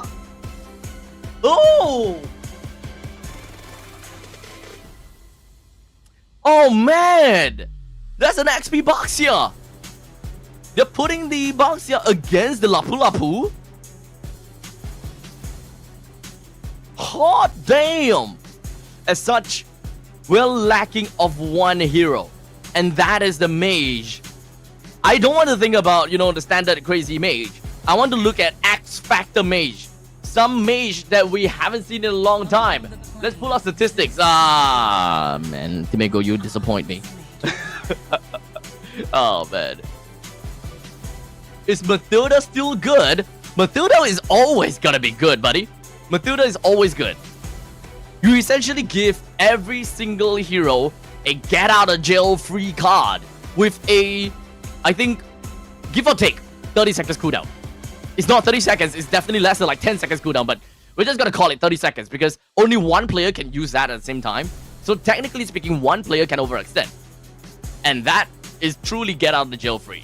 Very good aggressiveness, and of course when it comes down to positioning, Matilda can position herself very well with the circling eagle, while in the meantime also being able to get a pretty good knock up on anyone that is in the way. Matilda, good damage. Matilda has got good ways of opening the maps as well. Let's not forget about that, right? The guiding wind does open map for you, as all of those I don't know, those wisps, right? Those wisps, they will hit whoever is inside of the brushes. So Matilda is still good.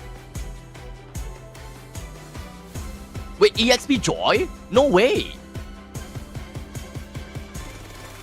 I didn't see the swap yet. It should be an XP box here, right?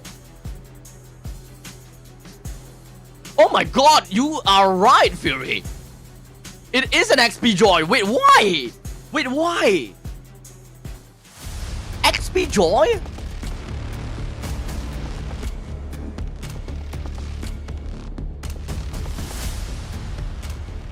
Huh. Okay, at least it still works. I still like the Boxia in the jungle instead of XP Boxia.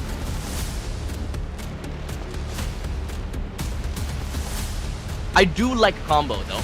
I do like the combo of Roam Boxia. That Roam Boxia plus the mid lane Selena. That is a combo that would never get out of my mind. That is a combo I would never forget. And that is a cheating combo. If you want to cheat out kills, that's the combo you gotta go for. But unfortunately, that's not gonna be the case for the side of Pro Esports, as this is gonna be the lineup for now. For us, Kozen onto Granger, D7 onto Matilda, Sa onto Valentina, Azu, Boxia, and Sorian Felix that's gonna be playing onto that EXP Joy. And on the other side, Singh onto the Harif, Boxy CCC onto the Grog, OP onto Yves, Detective playing as a Yisun Shin, and Wadu onto the XP Lapu Lapu. Here's the problem for Pro Esports. Here's the problem.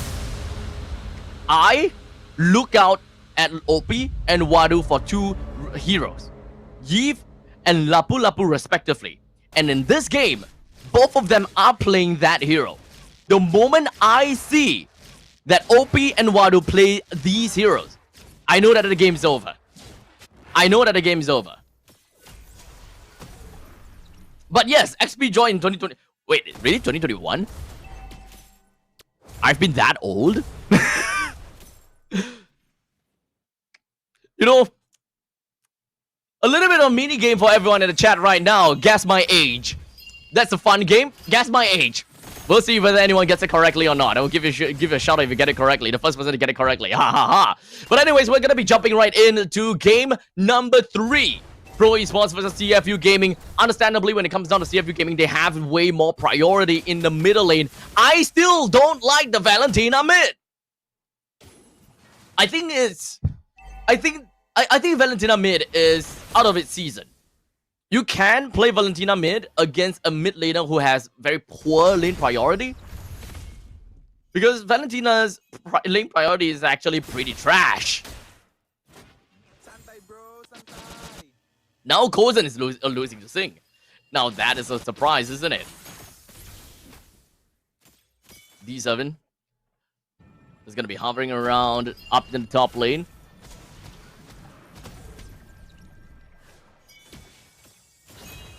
Coming out to see a little bit more information. Sa is not in a good spot, but at least he can double dash away. The Void Crystal will slow Sa down, and that's the get out of jail free card. That would have been pretty bad for Sa, to be fairly honest.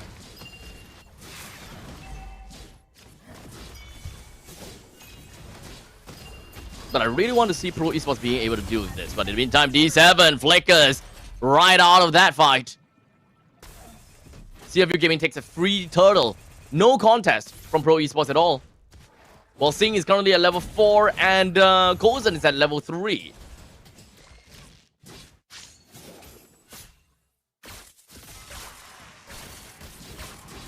And now, they're just going to be crashing right in.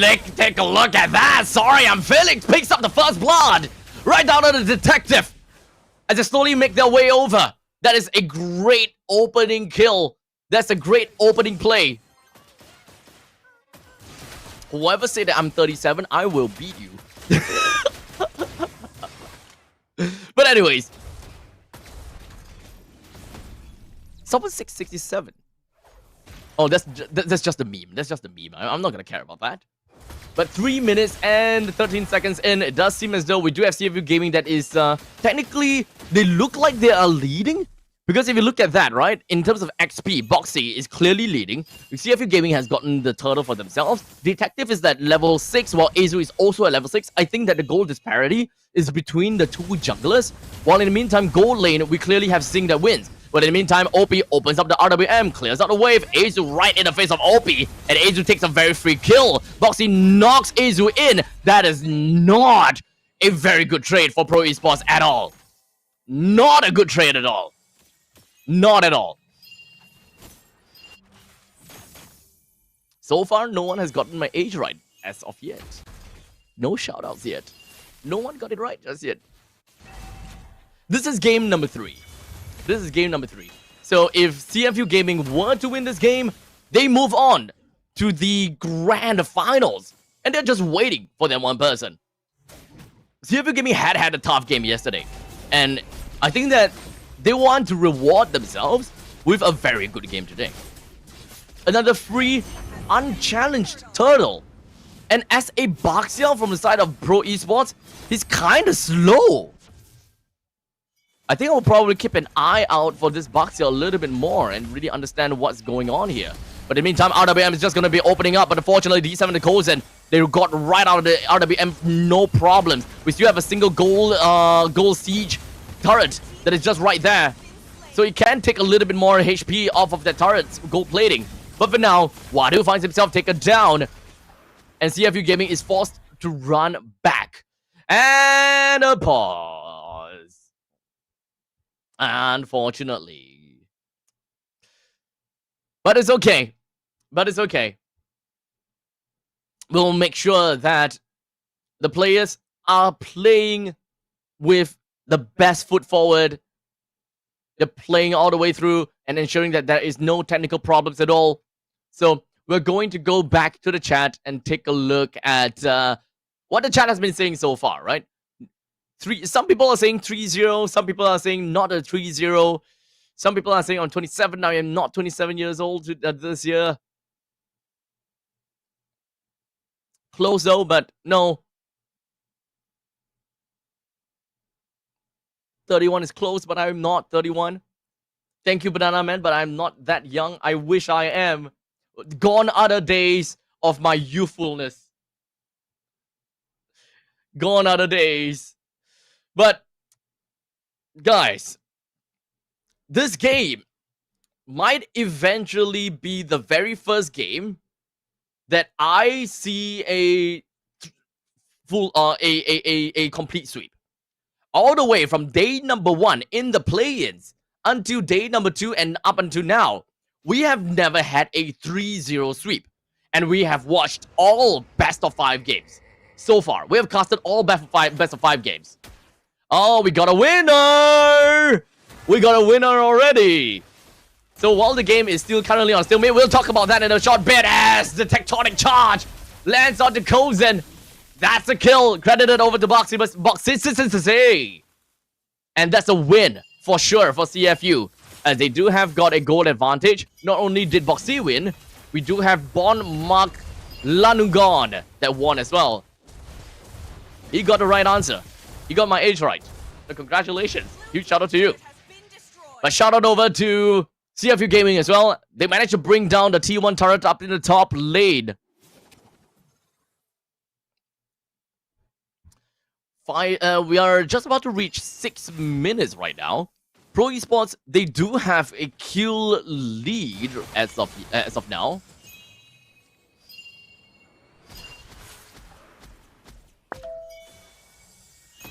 We're just gonna see how that's gonna eventually work out.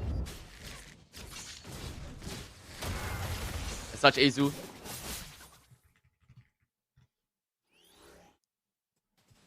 Six minutes and 20 seconds.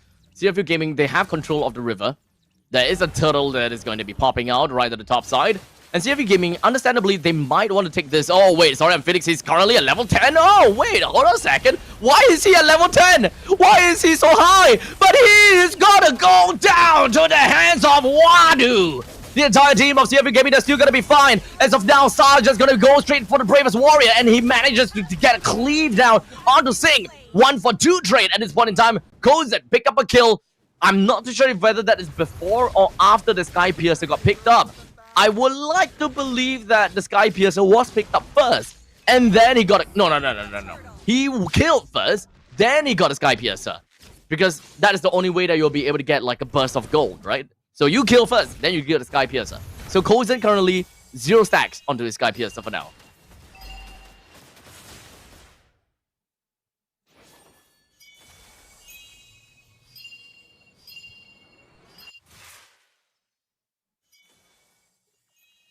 Five is a 4 with a 2,000 gold lead for CFU Gaming. The way that they are playing right now is actually pretty darn good, right? A little bit of a front-to-back kind of thing. They have very good control from the side of Boxy as well as OP. Great opening and initiating that they can expect to see from Boxy and OP. Comes in with a follow-up from Wadu himself.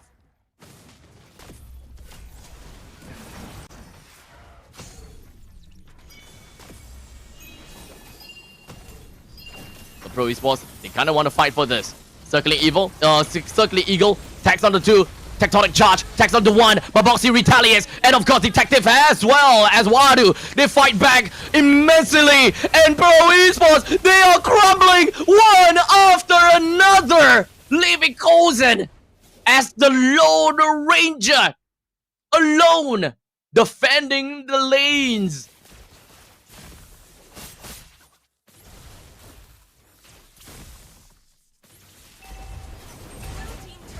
As such, the tier 1 turret in the middle lane and the bottom lane will be destroyed as the payoff for Pro Esports managing to get such a good play. CFU Gaming, they are on a lead, in fact, a massive lead. 5 6.5 thousand gold lead right now. Stallion Scythe as well as the Feather of Heaven is already bought for the side of Sing. He's looking to get himself a Holy Crystal for the next upcoming one. With the Hunter Strike as well as the Sky Piercer already picked up from the side of Kozen. I think that mostly I'm just going to be looking out for Sorian Felix, right? If whether he's able to carry the team. Because an XP damage joy is something that I don't particularly expect. But that also means that the team is lacking in frontliners. Pro Esports lack in that frontliner.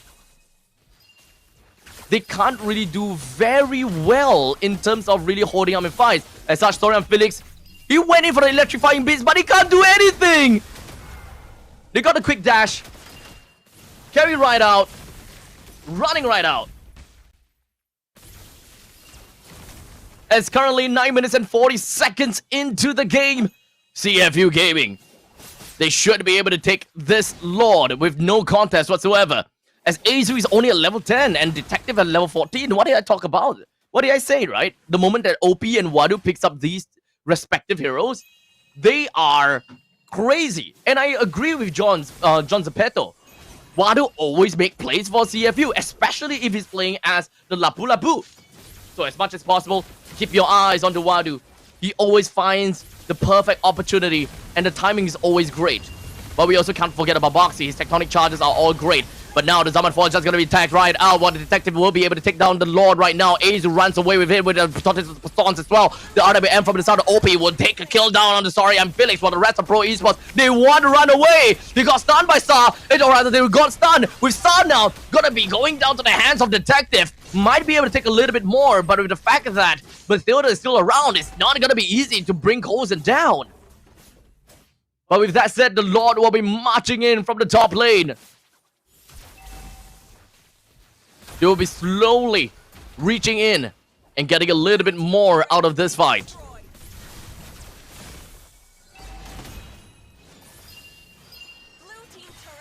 With the Holy Defense that got knocked out in the bottom and the middle, there is still an opportunity for CFU Gaming to try to end this. As you can see, the Mountain Shocker zones.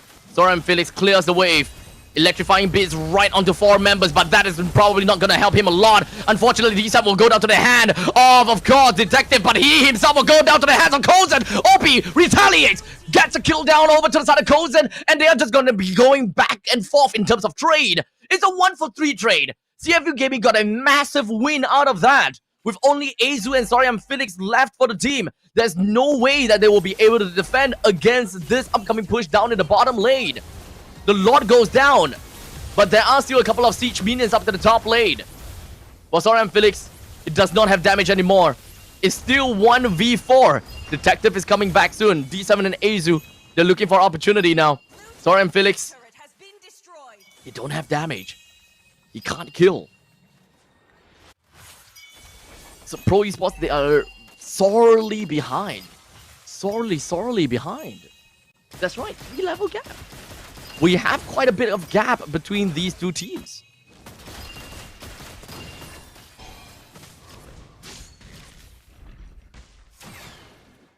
And as such, I think the CFU Gaming, they are looking to end this game soon. The Mountain Shocker is going to crash down soon because it's going to expire soon. There we go. Crashes down. Immobilized onto D7 as well. With the RWM, they look out for more. Tectonic charge lands of the one. Sorian Felix still alive from all of that. But that's a very good circling Eagle that will be able to knock up onto the Boxy, but not quite enough to bring them down just yet. Sing, though, picks up one on the Azu. With the middle lane and the bottom lane, inhibit the turret down. CFU Gaming, they look forward to end the game through the Lord. They do not want to throw the game at this point. Pro Esports, they are a little bit too far behind to want to fight back by 15 minutes. I think that they can't do that as of yet. As much as I really want to think that they can take a very good fight from 15 minutes onwards, I think that that might have been lengthened because of the fact that there is, 8,000 gold lead from the start of CFU Gaming. This is probably a 18 minutes comeback from Pro Esports if they really want to. As now Sorian Felix jumps over to the back, dealt a decent damage on the side of OP as well. Detective pops up the Vengeance, runs away with the Guiding Wind.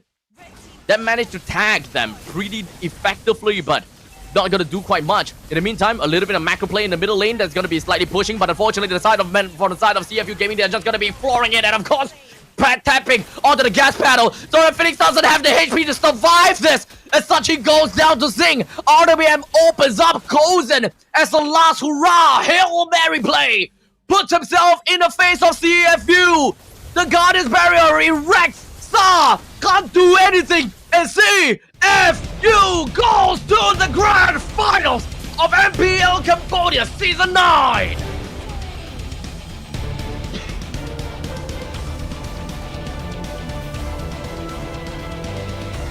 The very first sweep of the day of the playoffs. The very first 3-0 sweep. And that comes from the hands of CFU Gaming. Congratulations to them once again. And unfortunately for Pro Esports, they were not to be able to get themselves a fast ticket to Grand Finals. But they are not out of the competition just yet. They still have one more chance to vie for the crown at the lower bracket, where they will face off against the losers of Galactic Legends versus Team Max. If I remember correctly, it was Team Max. Yes, Team Max.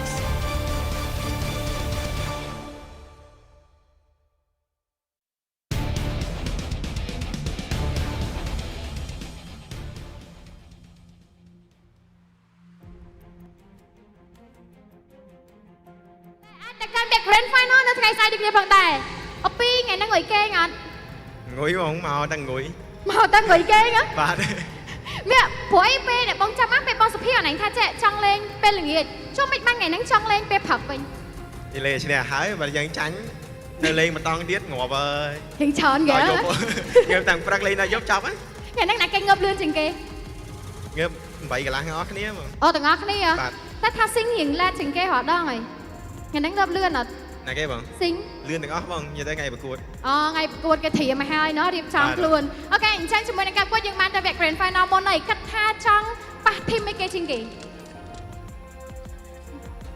ធីមចង់ប៉ះធ្លាក់បាត់អីប៉ះណាគេក៏បាត់ ចំធីមចង់ប៉ះធ្លាក់បាត់ហើយអញធីមឯគេចេះតែគេប្រាប់ទៅឲ្យឆ្ងល់ អូខេតែដោយសារតែយើងមានជាមួយនឹងការប្រកួតបន្តទៀតអញ្ចឹងណាសម្រាប់ថ្ងៃស្អែកប៉ុន្តែថ្ងៃនេះក៏យើងធ្វើការស្វែងរកអ្នកដែលត្រូវទៅប្រកួតមួយយើងថ្ងៃស្អែកដូចគ្នាអញ្ចឹងចង់ជូនពរធីមមួយណាអត់ ជូនពរ Pro ឲ្យឡើង Grand Final ចាំប៉ះគ្នាម្ដងទៀត អូជូនពរទៅកាន់ Pro Esports ដើម្បីទៅ Grand Final នៅថ្ងៃស្អែកពី CFU Gaming ដូចគ្នាផងដែរអូខេអញ្ចឹងដោយសារតែយើងគឺជាអ្នកដែលគាត់ទៅបាន Grand Final មុនណាអញ្ចឹងគិតថាមានអីបដិញ្ញាទៅកាន់ fan របស់យើងអត់ថាយើងនឹងអាចបំបែកកំណត់ត្រាដែលអាចយកជើងអាច3រដូវកាលជាប់គ្នា សម្រាប់ខ្ញុំផ្ទាល់ហ្មងតំណាងឲ្យ CFU ក៏ដូចជា team management របស់ CFU អរគុណមែនតើទៅកាន់ Baby Shark ក៏ដូចជា fan របស់ CFU ដែលគ្រប់គ្រងពួកយើងតាំងពីដើមរហូតមកដល់ឥឡូវនេះគឺថាពួកយើងឡើងដល់ Grand Final ហើយសង្ឃឹមថ្ងៃស្អែកអ្នកនរគ្នានឹងមកទស្សនាដល់កន្លែងប្រកួតឲ្យបានកាន់តែច្រើនហើយនឹងមើល live ឲ្យបានកាន់តែច្រើនពួកយើងហ៊ានសន្យាតែនឹងខំប្រឹងឲ្យពីសមត្ថភាពថាយើងនឹងបង្កើត history មួយទៀតនៅខ្មែរហើយដល់ 3-peat champion អូអូខេអញ្ចឹងឃើញថាជាមួយនឹងការបដិញ្ញានេះសង្ឃឹមថា fan ទាំងអស់ដែលគាត់ទន្ទឹមក៏ដូចជាចង់ឃើញជាមួយនឹងការលើករបស់ CFU Gaming ដែលគាត់នឹងកាន់តែសប្បាយចិត្តទៀតណោះសូមចម្លែងហៅទៅកាន់ CFU Gaming មួយទៀតមកជូនពរស្នេហ៍ល្អទាំងអស់គ្នាណាអរគុណច្រើនតើឥឡូវនេះក៏សូមដល់ទូទីជូនដល់ caster របស់យើងវិញទាំងអស់គ្នា All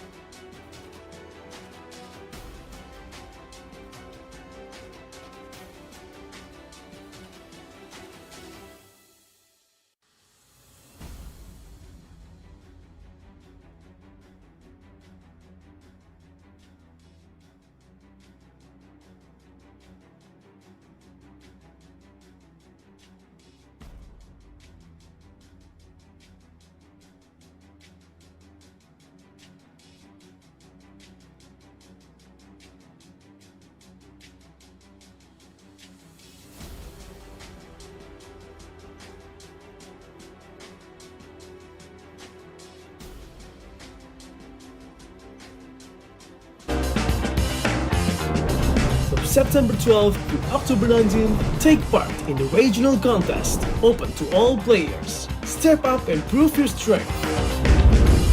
Division finals will run from October 24 to November 2. The top 16 players in each division may advance to the next stage of MRS. Check your in-game mail for information.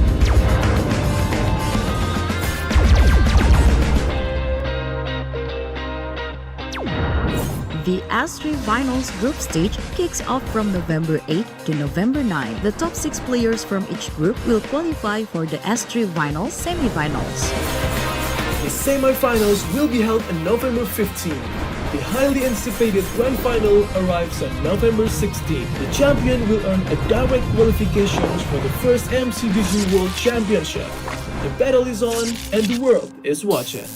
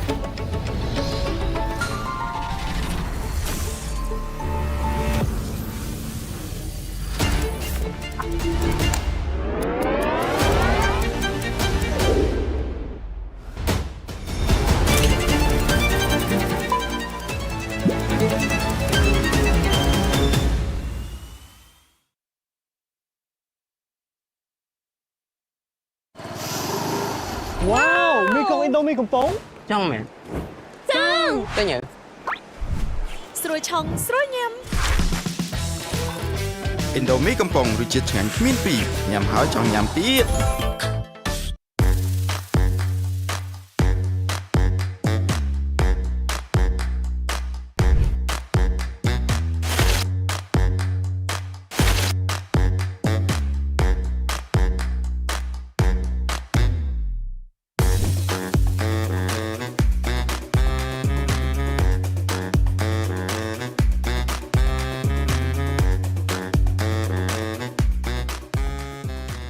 ណែណាក៏ទៅលេចិនដែរ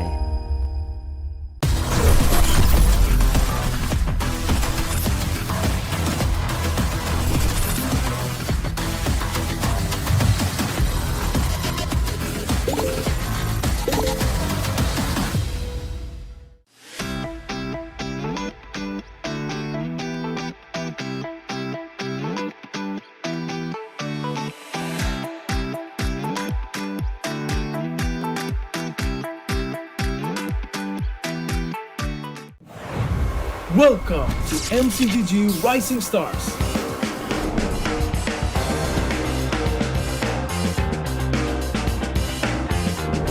From September 12th to October 19th, take part in the regional contest, open to all players. Step up and prove your strength. Division finals will run from October 24 to November 2. The top 16 players in each division may advance to the next stage of MRS. Check your in-game mail for information.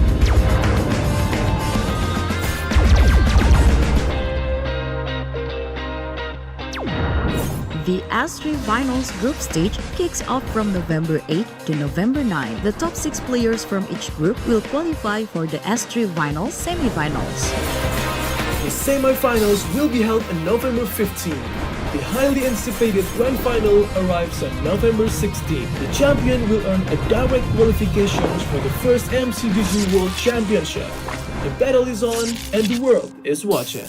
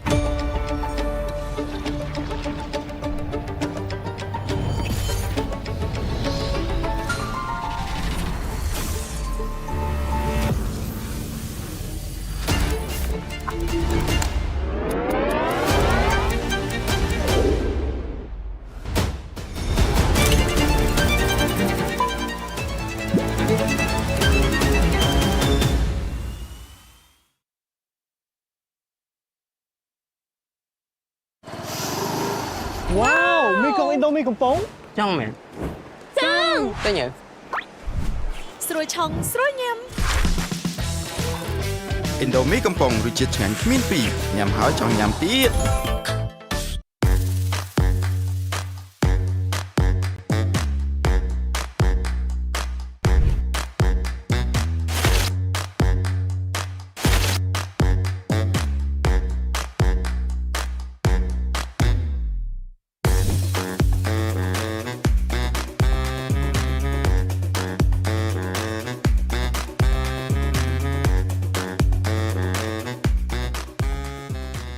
ណានាក៏ទៅលេចិនដែរ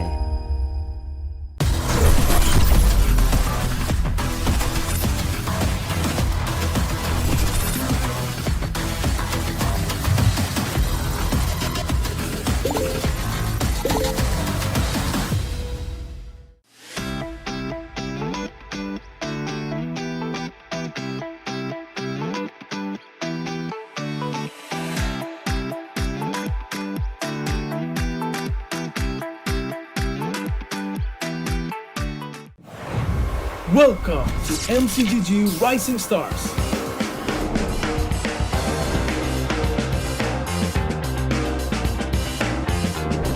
From September 12th to October 19th, take part in the regional contest, open to all players. Step up and prove your strength. Division finals will run from October 24 to November 2. The top 16 players in each division may advance to the next stage of MRS. Check your in-game mail for information.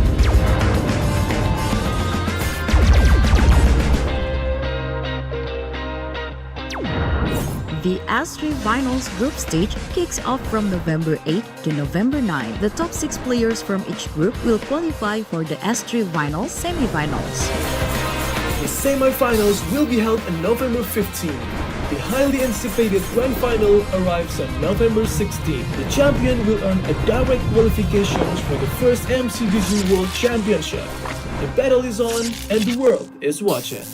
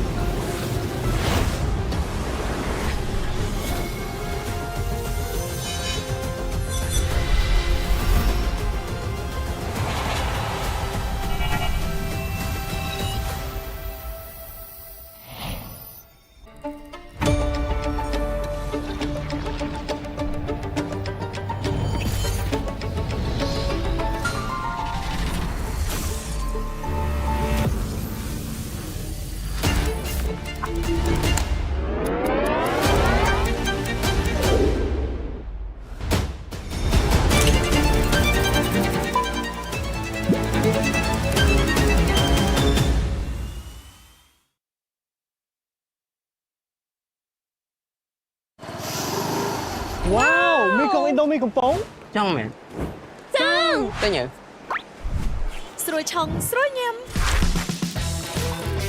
ឥណ្ឌូមីកំប៉ុងរសជាតិឆ្ងាញ់គ្មានពីរញ៉ាំហើយចង់ញ៉ាំទៀត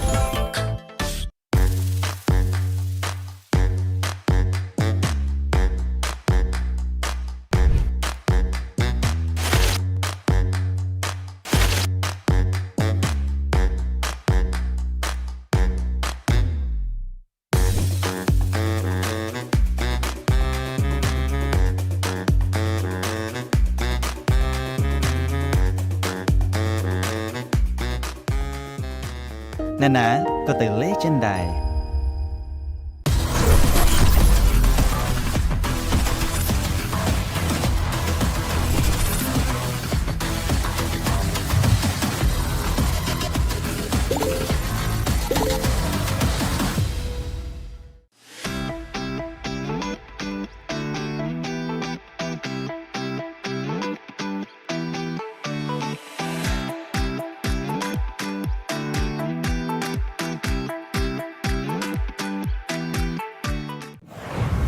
Welcome to MCGG Rising Stars.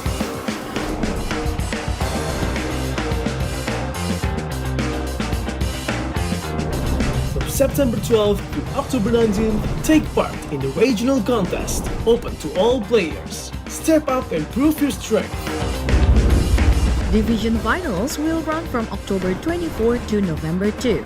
The top 16 players in each division may advance to the next stage of MRS. Check your in-game mail for information.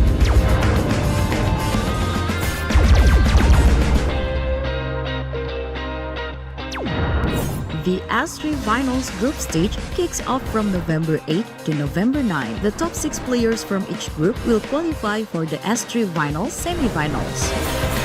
The semi-finals will be held on November 15. The highly anticipated grand final arrives on November 16. The champion will earn a direct qualification for the first MCDG World Championship. The battle is on and the world is watching.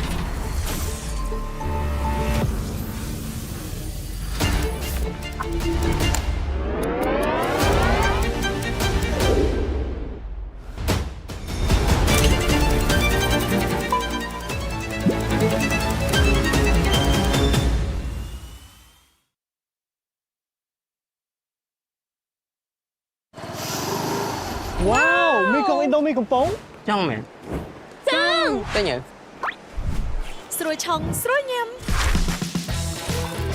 Indomie កំប៉ុងរសជាតិឆ្ងាញ់គ្មានពីរញ៉ាំហើយចង់ញ៉ាំទៀត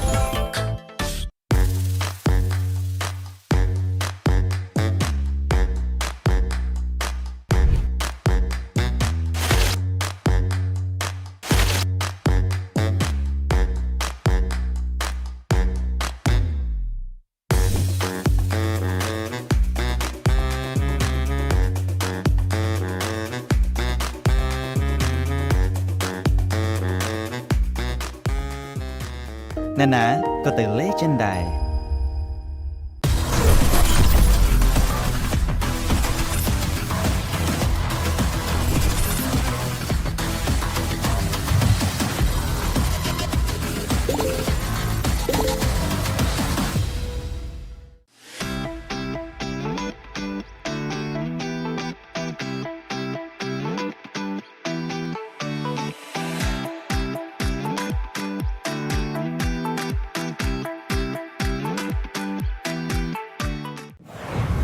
Welcome to MCGG Rising Stars.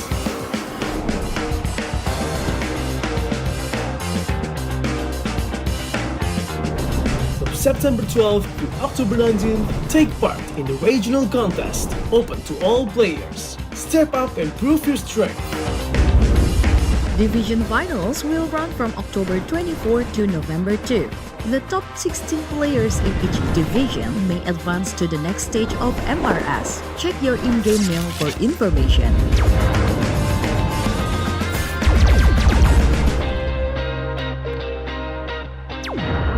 The S3 Finals group stage kicks off from November 8 to November 9. The top 6 players from each group will qualify for the S3 Finals semi-finals. The semi-finals will be held on November 15. The highly anticipated grand final arrives on November 16. The champion will earn a direct qualification for the first MCDG World Championship. The battle is on and the world is watching.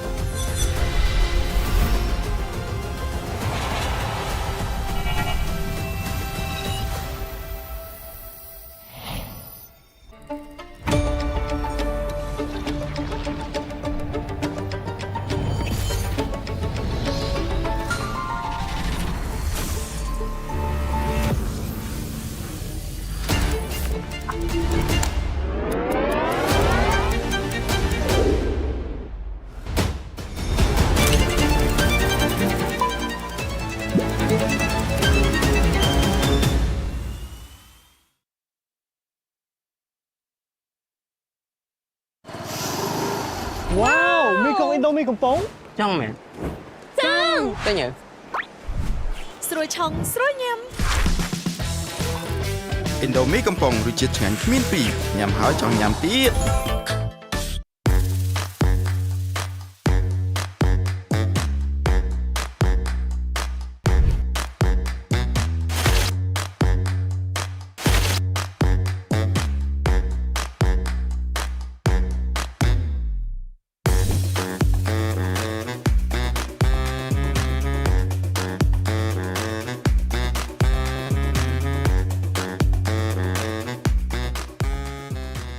ណែណាក៏ទៅលេចិនដែរ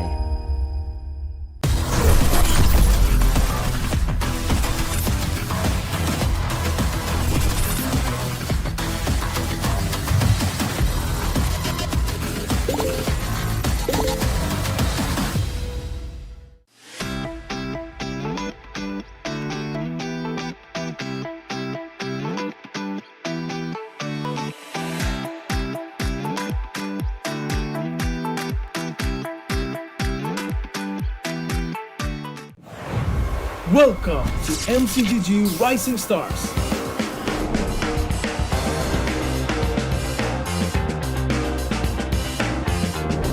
From September 12th to October 19th, take part in the regional contest, open to all players. Step up and prove your strength. Division finals will run from October 24 to November 2. The top 16 players in each division may advance to the next stage of MRS. Check your in-game mail for information.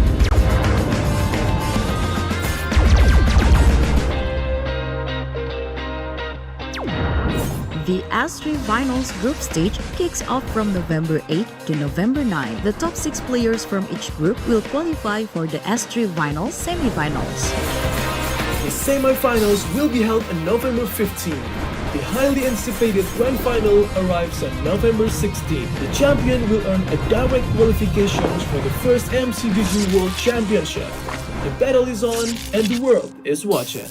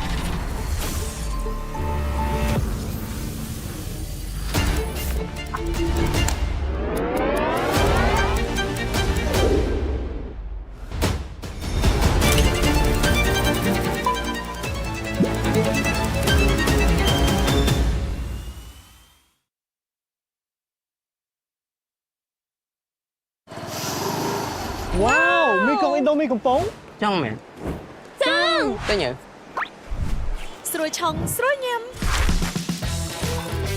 Indomie កំប៉ុងរសជាតិឆ្ងាញ់គ្មានពីរញ៉ាំហើយចង់ញ៉ាំទៀត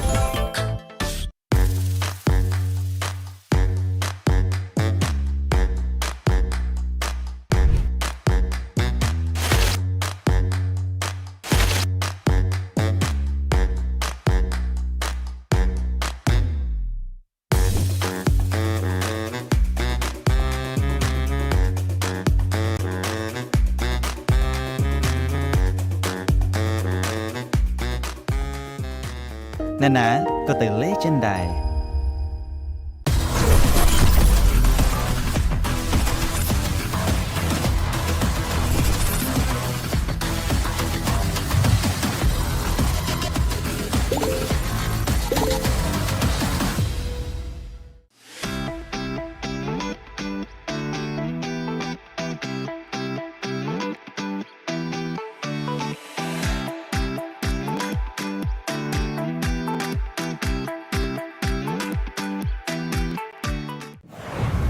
Welcome to MCGG Rising Stars.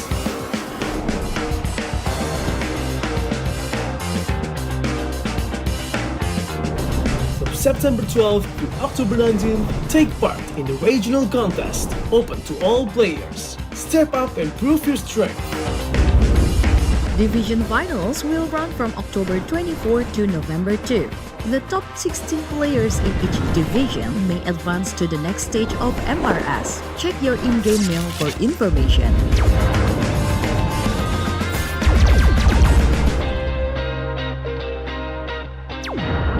The S3 Finals group stage kicks off from November 8 to November 9. The top 6 players from each group will qualify for the S3 Finals semi-finals. The semi-finals will be held on November 15. The highly anticipated grand final arrives on November 16. The champion will earn a direct qualifications for the first MCDG World Championship. The battle is on and the world is watching.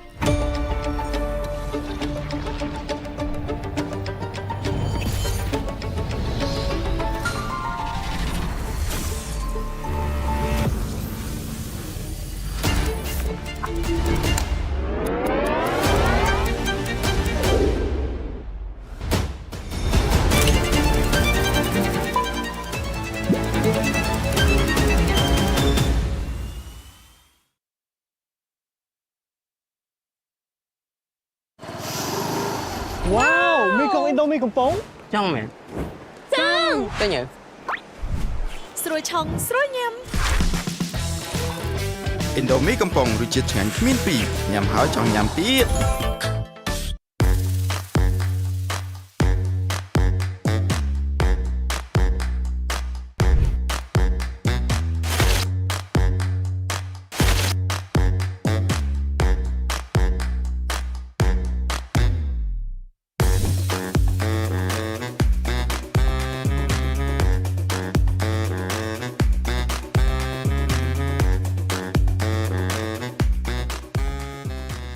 ណានាក៏ទៅលេចិនដែរ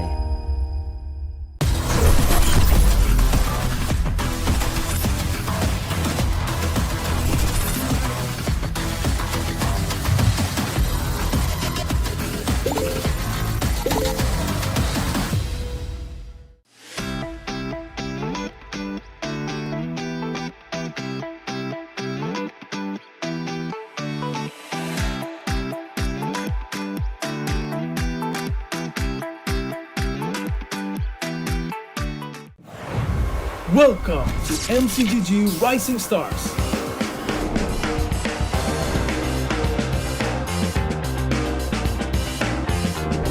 From September 12th to October 19th, take part in the regional contest, open to all players. Step up and prove your strength.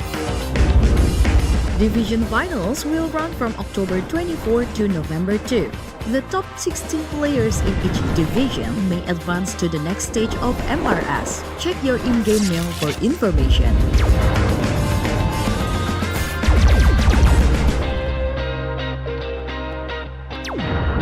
The S3 Finals group stage kicks off from November 8 to November 9. The top 6 players from each group will qualify for the S3 Finals semi-finals. The semi-finals will be held on November 15. The highly anticipated grand final arrives on November 16. The champion will earn a direct qualifications for the first MCDG World Championship. The battle is on and the world is watching.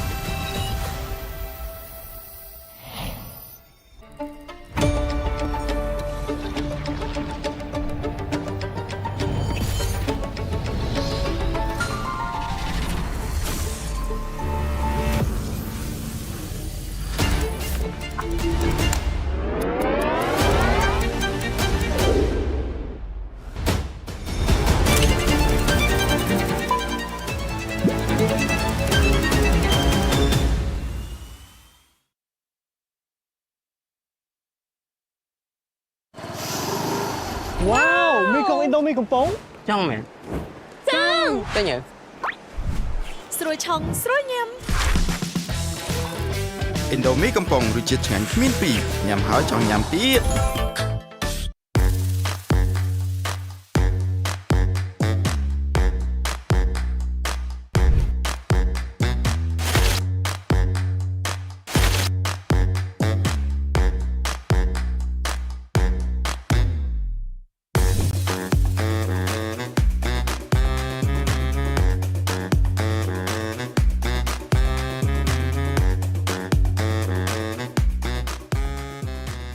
ណានាក៏ទៅលេចិនដែរ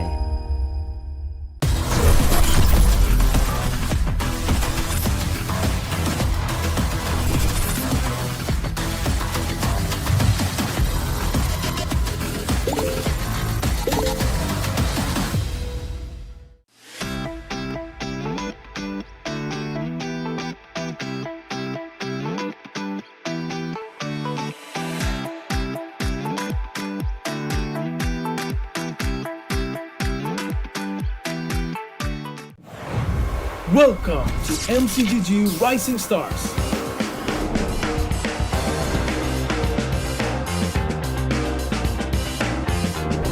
From September 12th to October 19th, take part in the regional contest, open to all players. Step up and prove your strength. Division finals will run from October 24 to November 2. The top 16 players in each division may advance to the next stage of MRS. Check your in-game mail for information.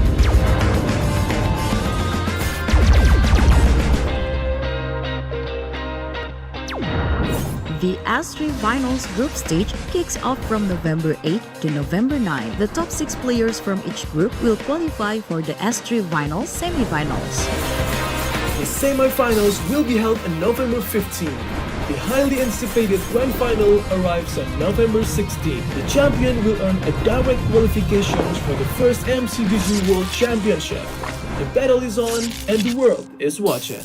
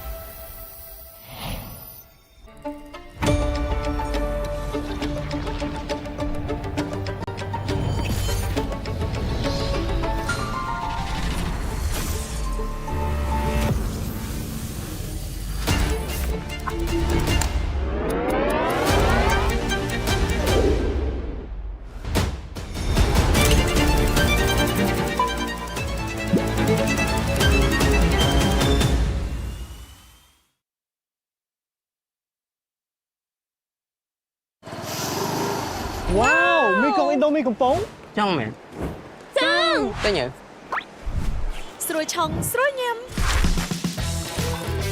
ឥណ្ឌូមីកំប៉ុងរសជាតិឆ្ងាញ់គ្មានពីរញ៉ាំហើយចង់ញ៉ាំទៀត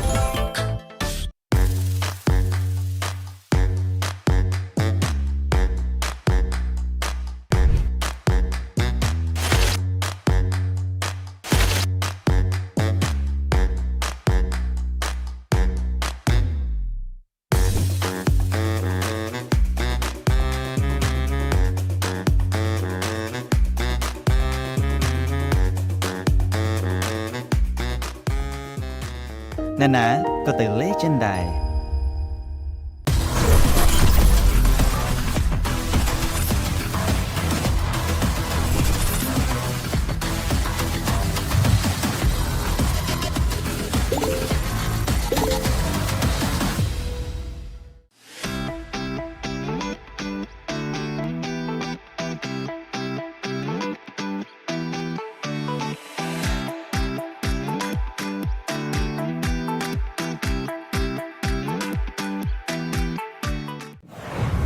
Welcome to MCGG Rising Stars.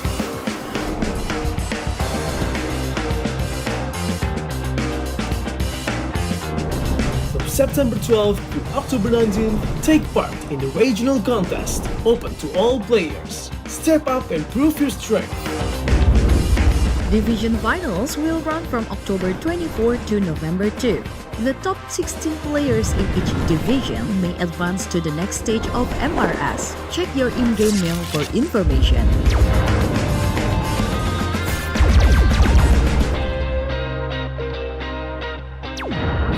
The S3 Finals group stage kicks off from November 8 to November 9. The top 6 players from each group will qualify for the S3 Finals semi-finals. The semi-finals will be held on November 15. The highly anticipated grand final arrives on November 16. The champion will earn a direct qualification for the first MCDG World Championship. The battle is on and the world is watching.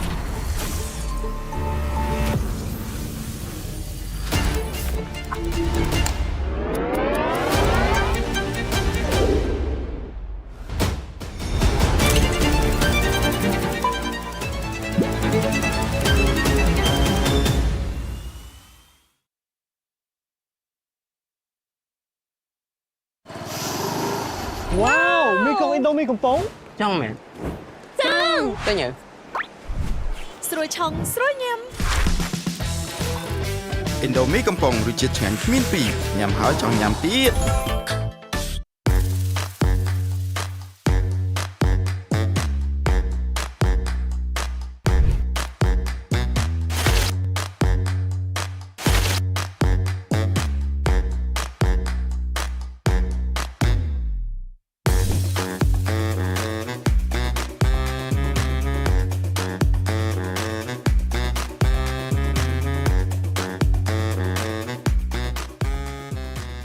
ណានាក៏ទៅលេចិនដែរ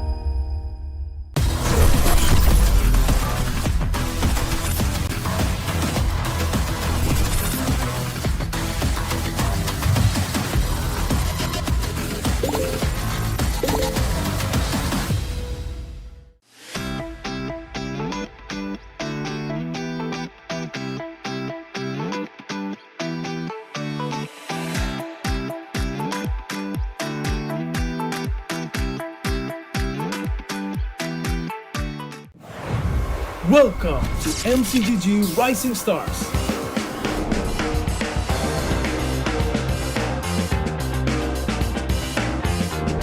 From September 12th to October 19th, take part in the regional contest, open to all players. Step up and prove your strength. Division finals will run from October 24 to November 2. The top 16 players in each division may advance to the next stage of MRS. Check your in-game mail for information.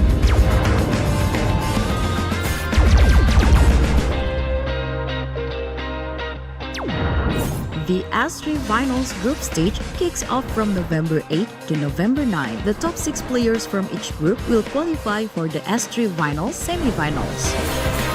The semi-finals will be held on November 15. The highly anticipated grand final arrives on November 16. The champion will earn a direct qualification for the first MCDG World Championship. The battle is on and the world is watching.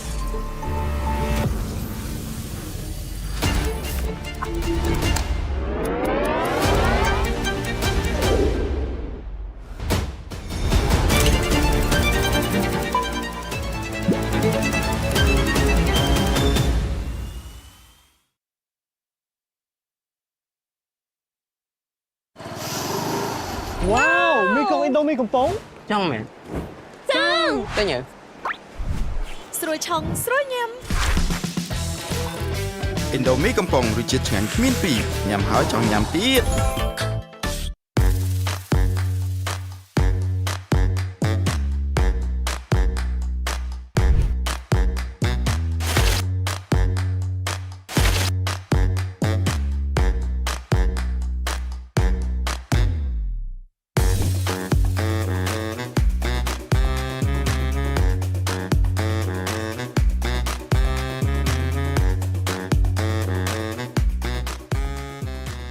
ណានាក៏ទៅលេចិនដែរ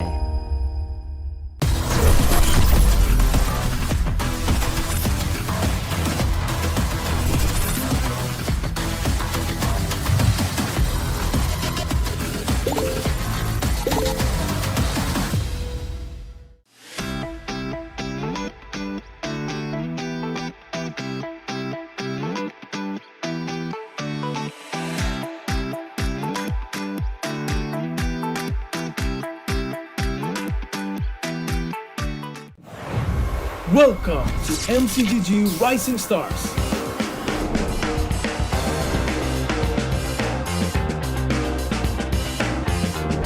From September 12th to October 19th, take part in the regional contest, open to all players. Step up and prove your strength. Division finals will run from October 24 to November 2. The top 16 players in each division may advance to the next stage of MRS. Check your in-game mail for information.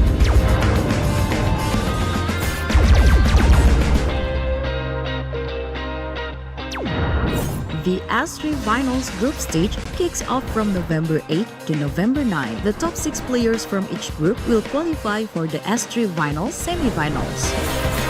The semi-finals will be held on November 15. The highly anticipated grand final arrives on November 16. The champion will earn a direct qualifications for the first MCGG World Championship. The battle is on and the world is watching.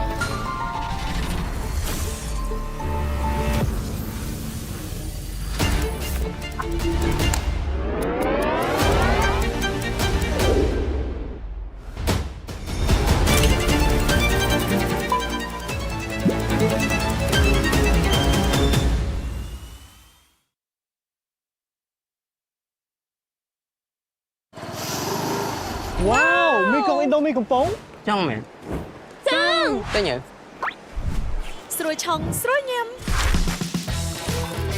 Indomie កំប៉ុងរសជាតិឆ្ងាញ់គ្មានពីរញ៉ាំហើយចង់ញ៉ាំទៀត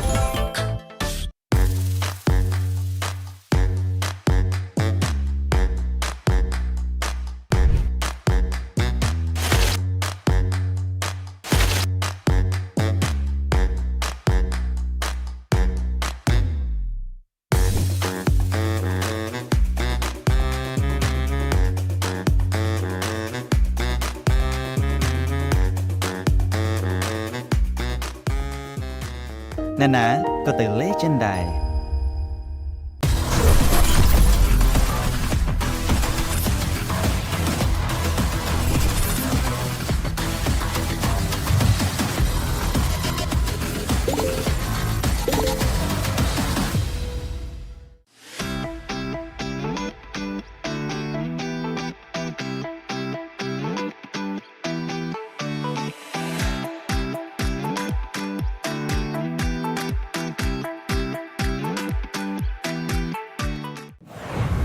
Welcome to MCGG Rising Stars.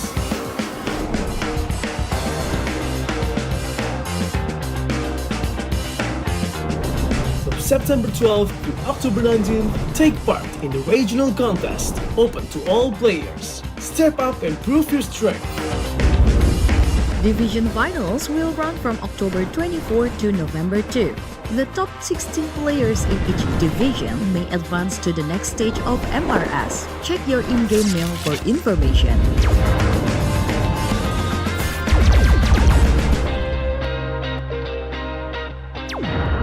The S3 Finals group stage kicks off from November 8 to November 9. The top 6 players from each group will qualify for the S3 Finals semi-finals. The semi-finals will be held on November 15. The highly anticipated grand final arrives on November 16. The champion will earn a direct qualifications for the first MCDG World Championship. The battle is on and the world is watching.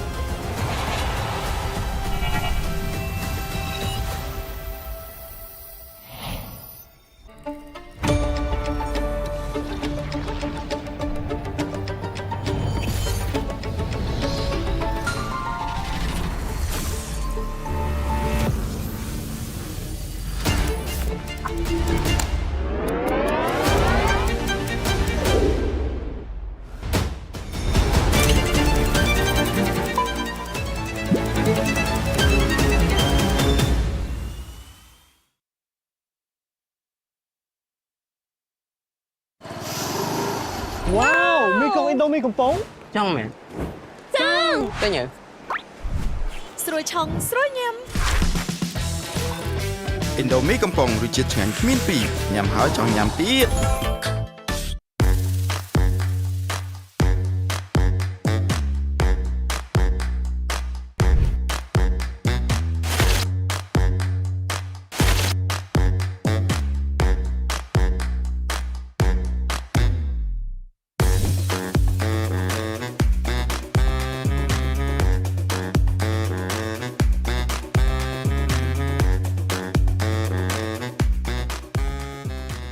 ណានាក៏ទៅលេចិនដែរ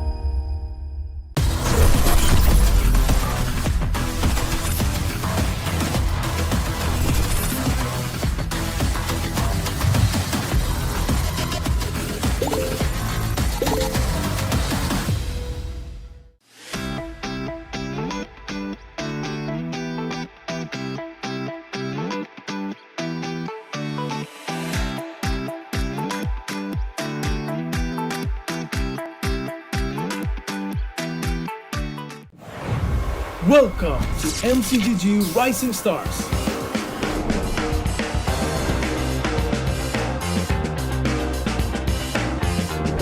From September 12th to October 19th, take part in the regional contest, open to all players. Step up and prove your strength. Division finals will run from October 24 to November 2. The top 16 players in each division may advance to the next stage of MRS. Check your in-game mail for information.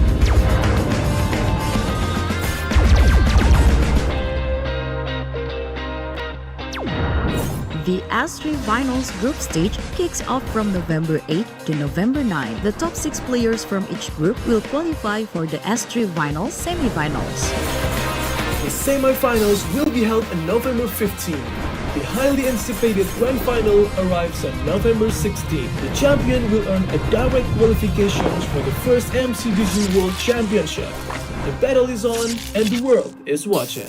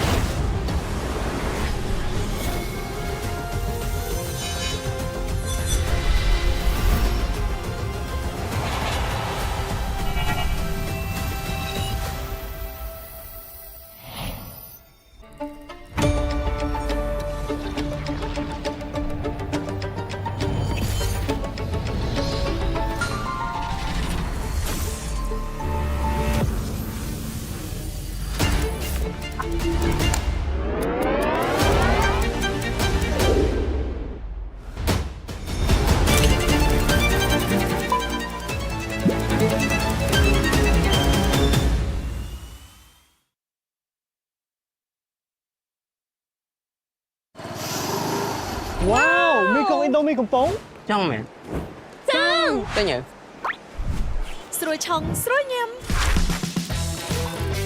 Indomie កំប៉ុងរសជាតិឆ្ងាញ់គ្មានពីរញ៉ាំហើយចង់ញ៉ាំទៀត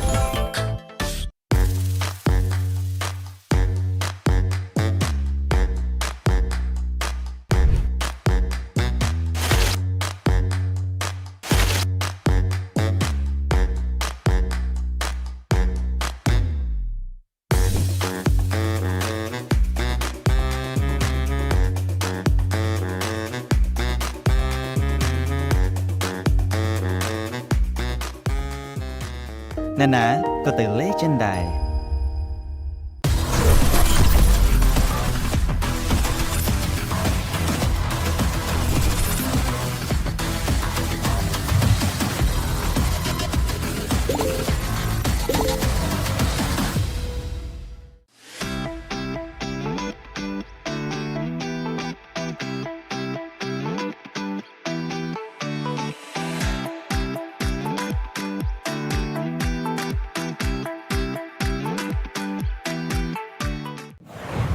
Welcome to MCGG Rising Stars.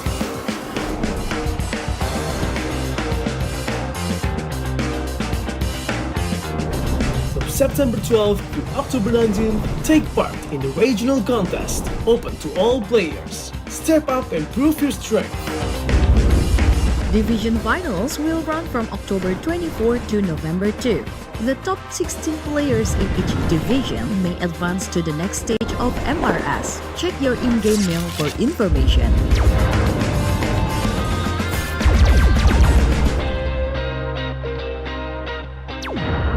The S3 Finals group stage kicks off from November 8 to November 9. The top 6 players from each group will qualify for the S3 Finals semi-finals.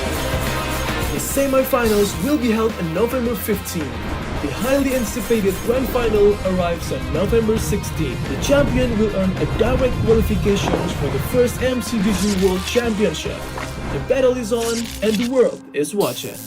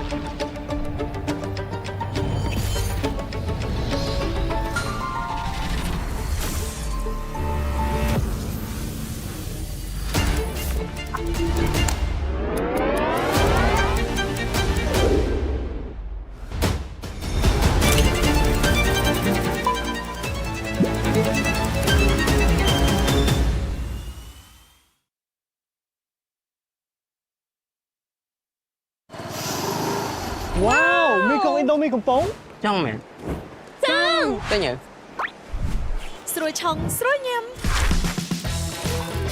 Indomie កំប៉ុងរសជាតិឆ្ងាញ់គ្មានពីរញ៉ាំហើយចង់ញ៉ាំទៀត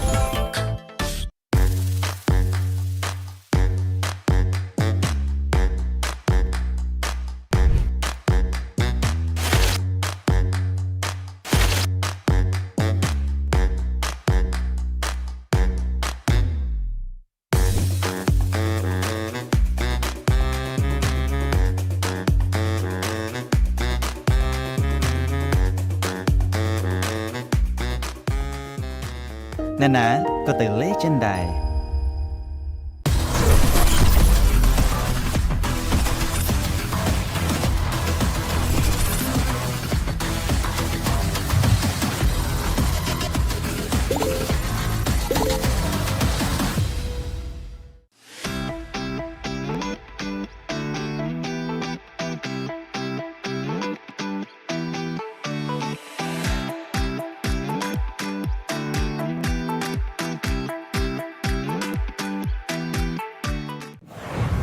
Welcome to MCGG Rising Stars.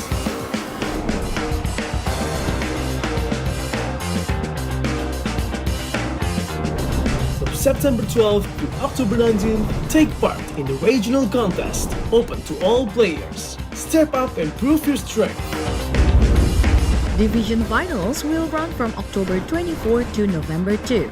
The top 16 players in each division may advance to the next stage of MRS. Check your in-game mail for information.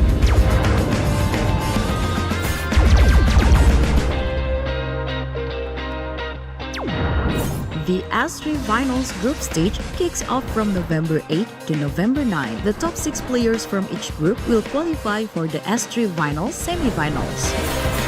The semi-finals will be held on November 15. The highly anticipated grand final arrives on November 16. The champion will earn a direct qualification for the first MCGG World Championship.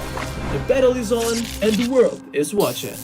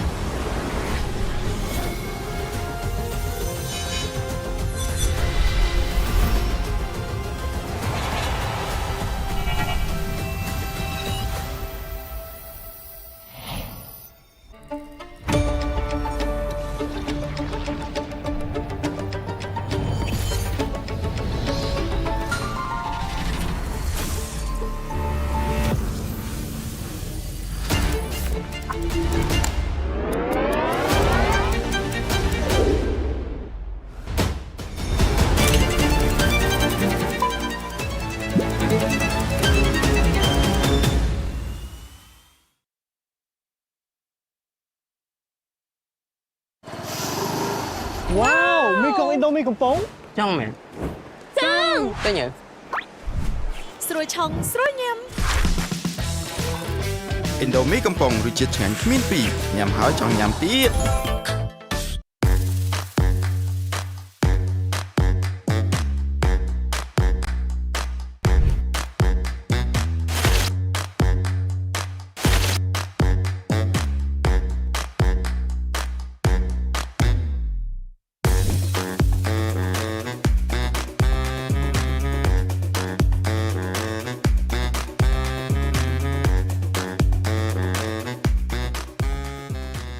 ណានាក៏ទៅលេចិនដែរ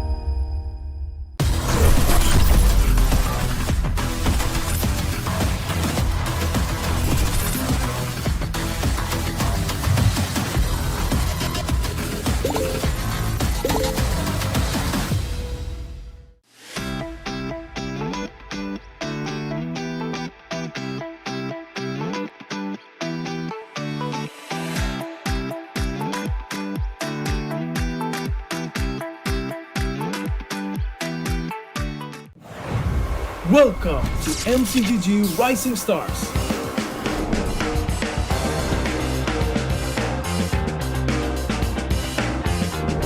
From September 12th to October 19th, take part in the regional contest, open to all players. Step up and prove your strength. Division finals will run from October 24 to November 2. The top 16 players in each division may advance to the next stage of MRS. Check your in-game mail for information.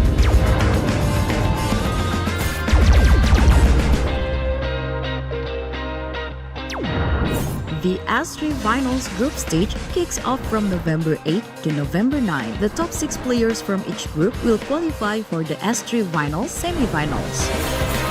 The semi-finals will be held on November 15. The highly anticipated grand final arrives on November 16. The champion will earn a direct qualification for the first MCGG World Championship. The battle is on and the world is watching.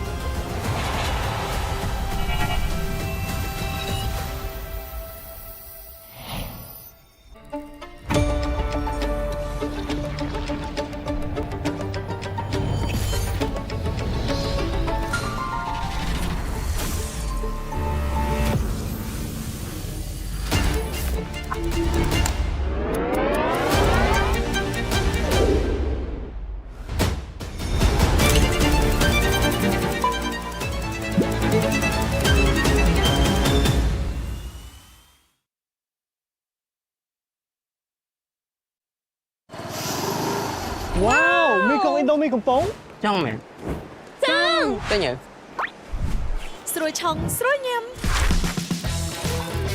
ឥណ្ឌូមីកំប៉ុងរសជាតិឆ្ងាញ់គ្មានពីរញ៉ាំហើយចង់ញ៉ាំទៀត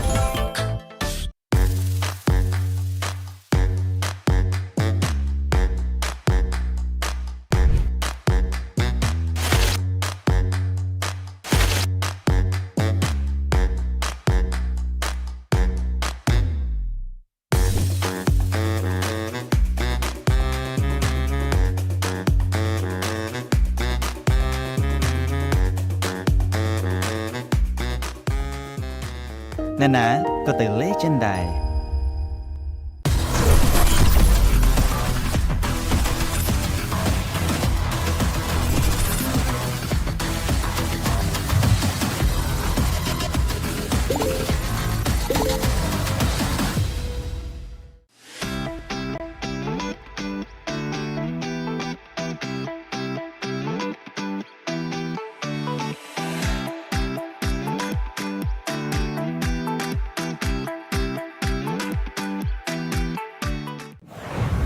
Welcome to MCGG Rising Stars.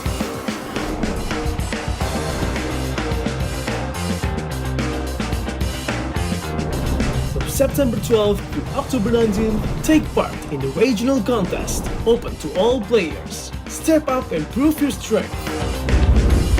Division finals will run from October 24 to November 2. The top 16 players in each division may advance to the next stage of MRS. Check your in-game mail for information.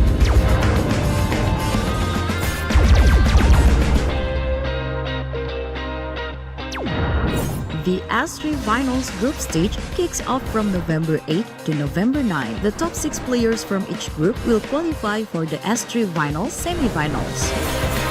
The semi-finals will be held on November 15. The highly anticipated grand final arrives on November 16. The champion will earn a direct qualifications for the first MCGG World Championship. The battle is on and the world is watching.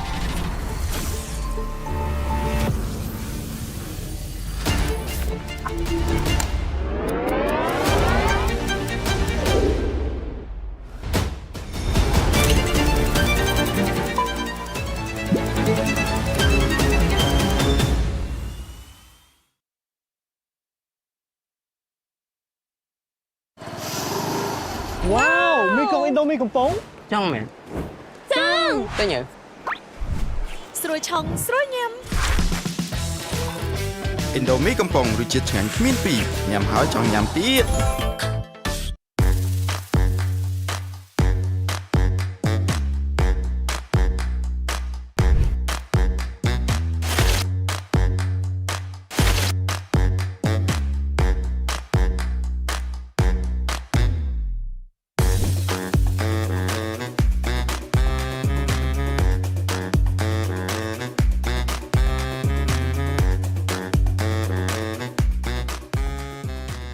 ណែណាក៏ទៅលេចិនដែរ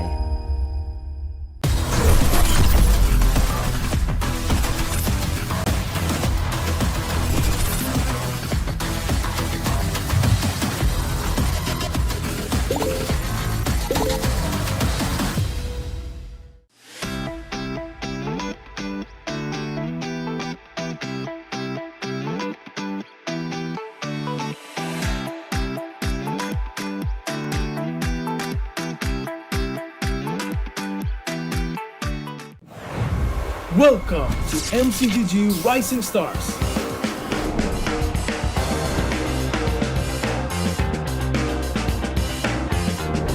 From September 12th to October 19th, take part in the regional contest, open to all players. Step up and prove your strength. Division finals will run from October 24 to November 2. The top 16 players in each division may advance to the next stage of MRS. Check your in-game mail for information.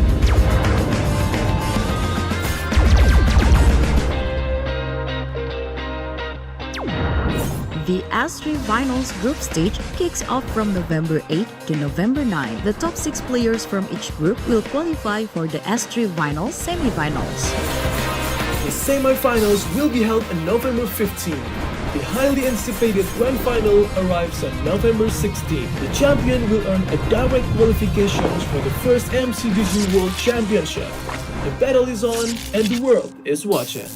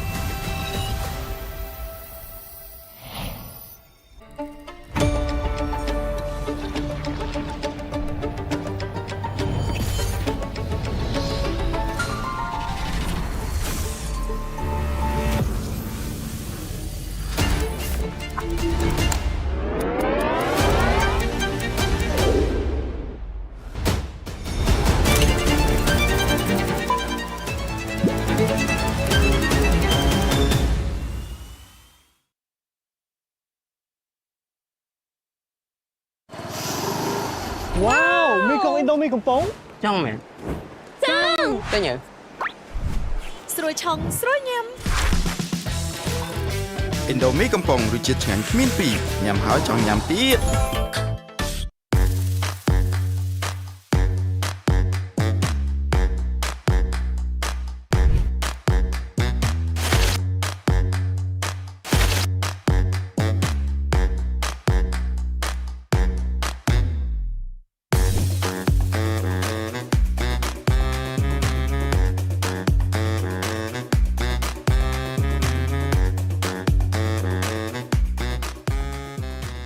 ណានាក៏ទៅលេចិនដែរ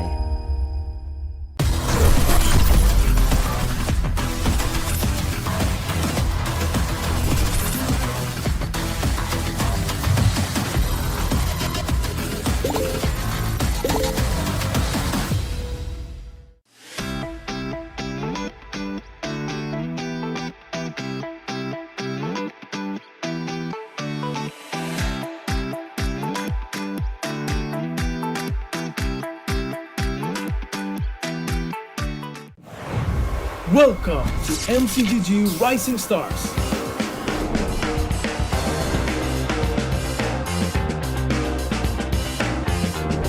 From September 12th to October 19th, take part in the regional contest, open to all players. Step up and prove your strength.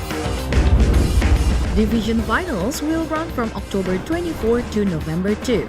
The top 16 players in each division may advance to the next stage of MRS. Check your in-game mail for information.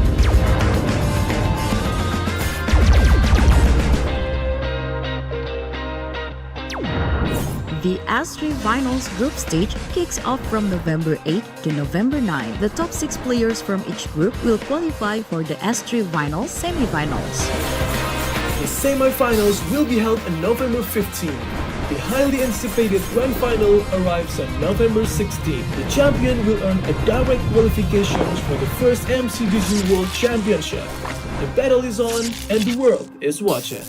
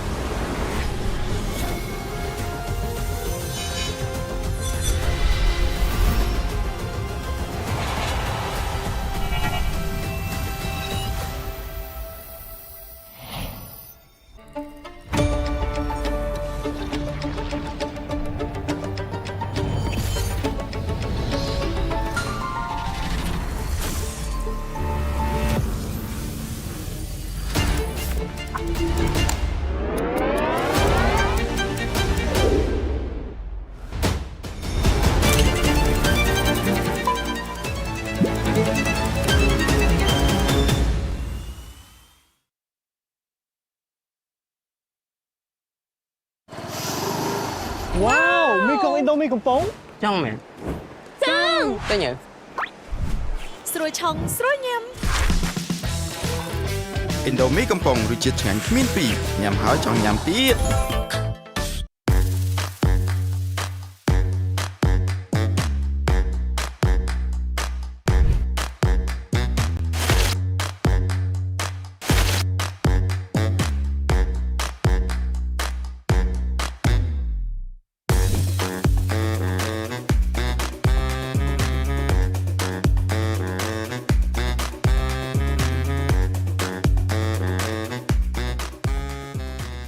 ណែណាក៏ទៅលេចិនដែរ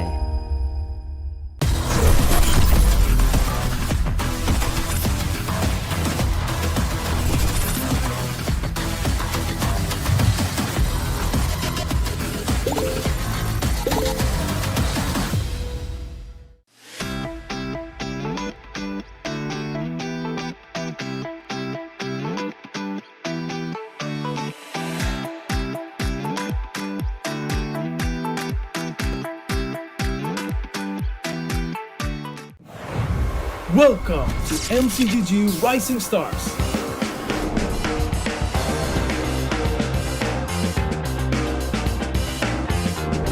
From September 12th to October 19th, take part in the regional contest, open to all players. Step up and prove your strength.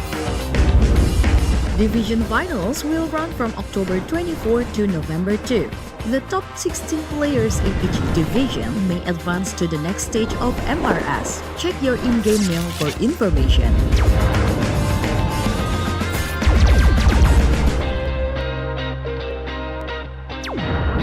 The S3 Finals group stage kicks off from November 8 to November 9. The top 6 players from each group will qualify for the S3 Finals semi-finals. The semi-finals will be held on November 15. The highly anticipated grand final arrives on November 16. The champion will earn a direct qualifications for the first MCGG World Championship. The battle is on and the world is watching.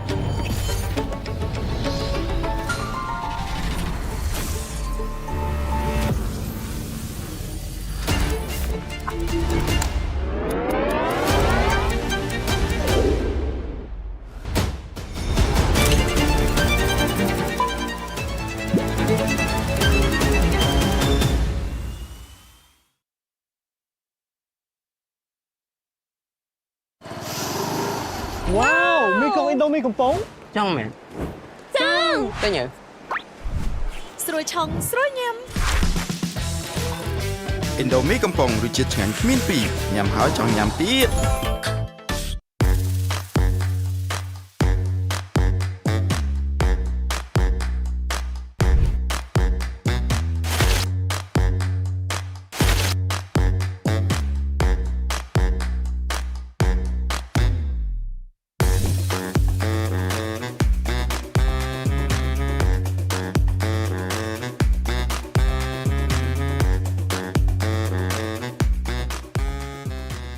ណែណាក៏ទៅលេចិនដែរ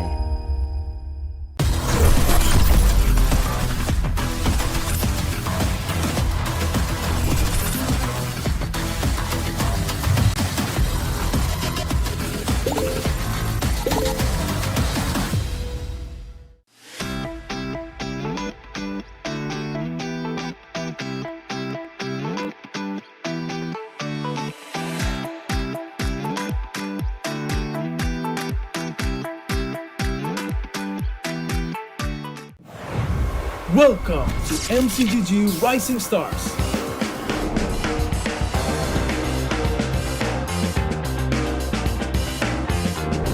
From September 12th to October 19th, take part in the regional contest, open to all players. Step up and prove your strength.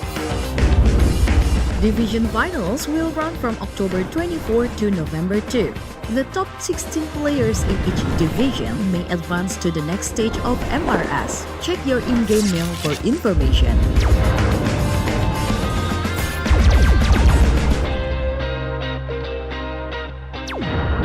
The S3 Finals group stage kicks off from November 8 to November 9. The top 6 players from each group will qualify for the S3 Finals semi-finals.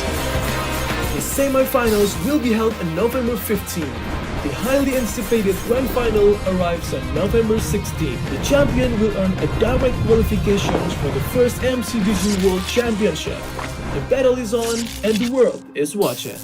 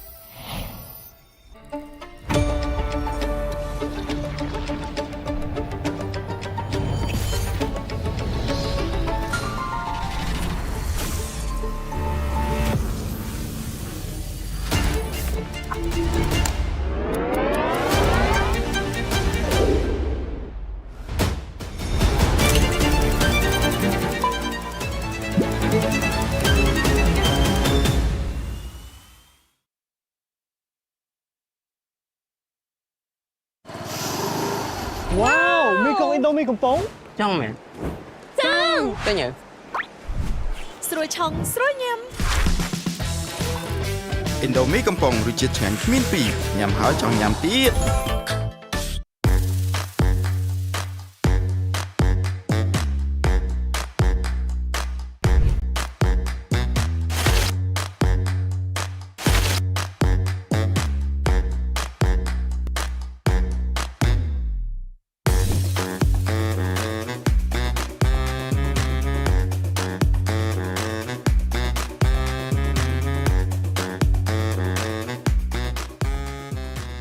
ណែណាក៏ទៅលេចិនដែរ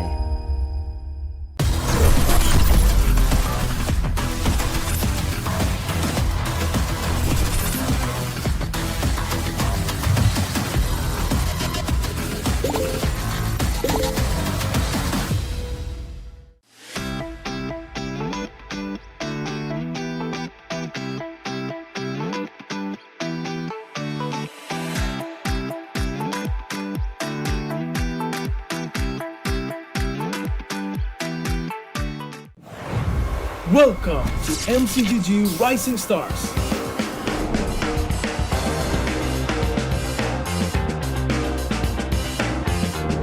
From September 12th to October 19th, take part in the regional contest, open to all players. Step up and prove your strength. Division finals will run from October 24 to November 2. The top 16 players in each division may advance to the next stage of MRS. Check your in-game mail for information.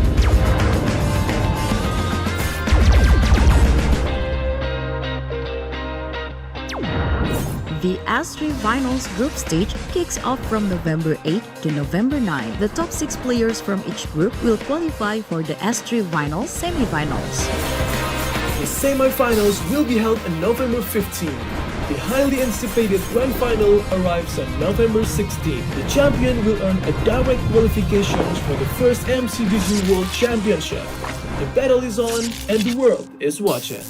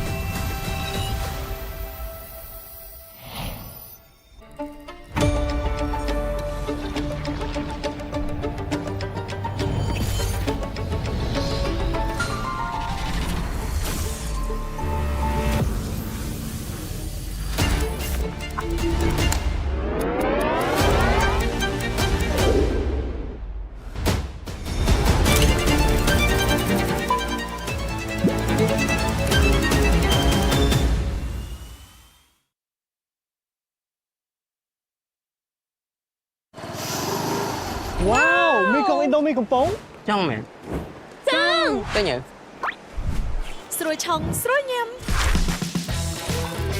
ឥណ្ឌូមីកំប៉ុងរសជាតិឆ្ងាញ់គ្មានពីរញ៉ាំហើយចង់ញ៉ាំទៀត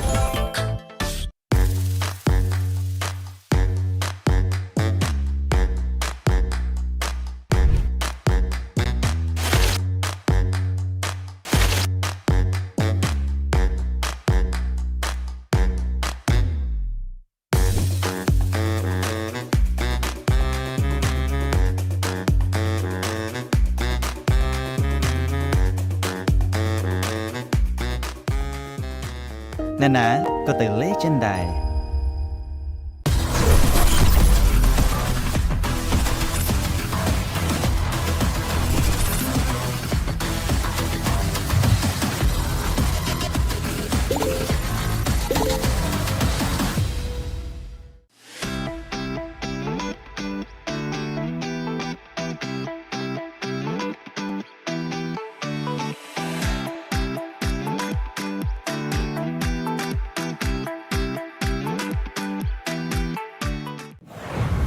Welcome to MCGG Rising Stars.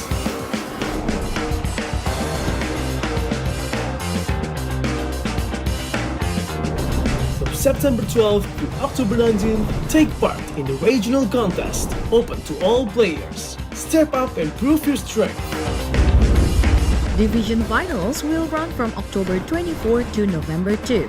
The top 16 players in each division may advance to the next stage of MRS. Check your in-game mail for information.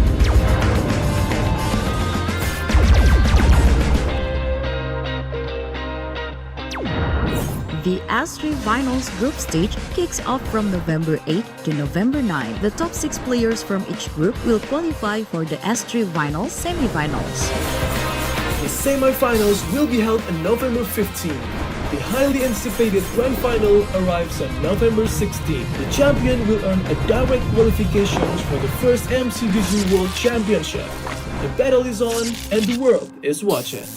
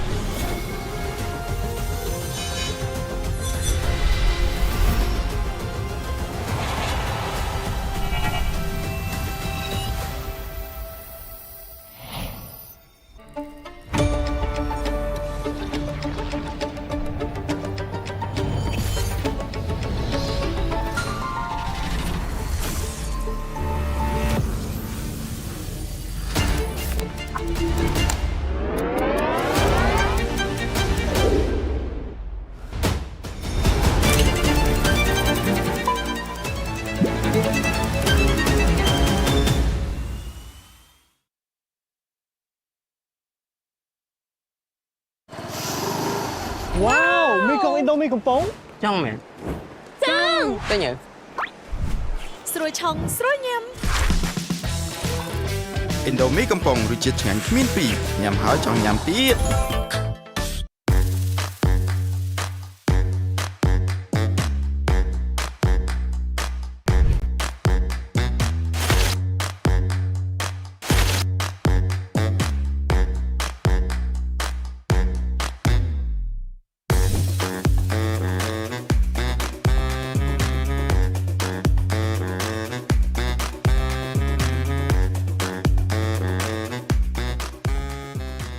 អ្នកណាក៏ទៅលេចិនដែរ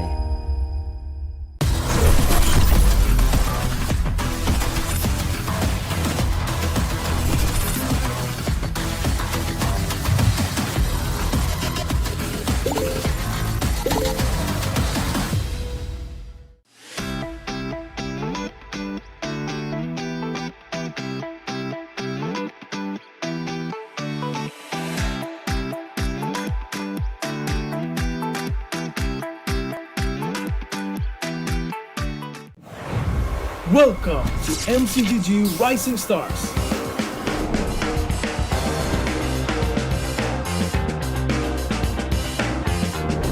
From September 12th to October 19th, take part in the regional contest, open to all players. Step up and prove your strength. Division finals will run from October 24 to November 2. The top 16 players in each division may advance to the next stage of MRS. Check your in-game mail for information.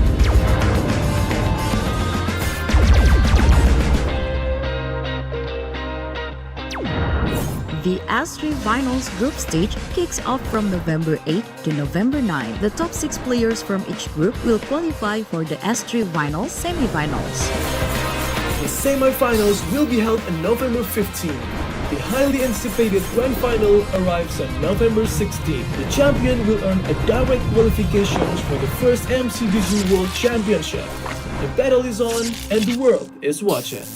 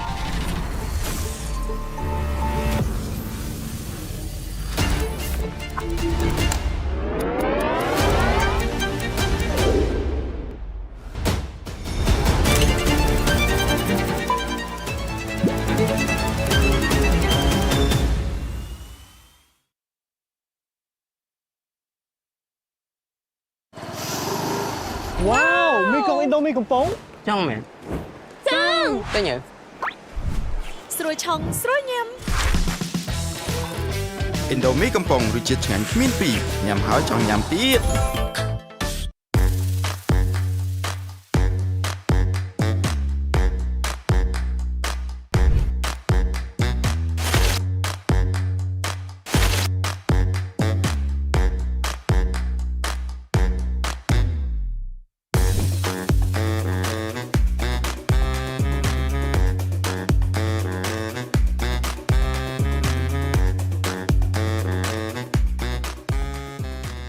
ណានាក៏ទៅលេចិនដែរ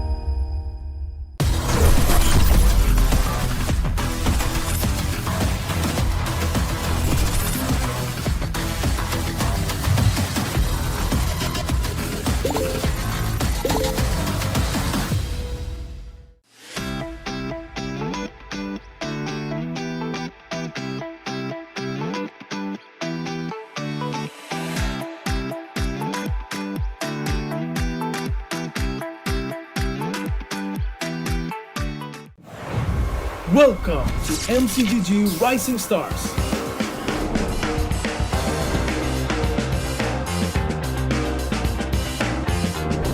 From September 12th to October 19th, take part in the regional contest, open to all players. Step up and prove your strength. Division finals will run from October 24 to November 2. The top 16 players in each division may advance to the next stage of MRS. Check your in-game mail for information.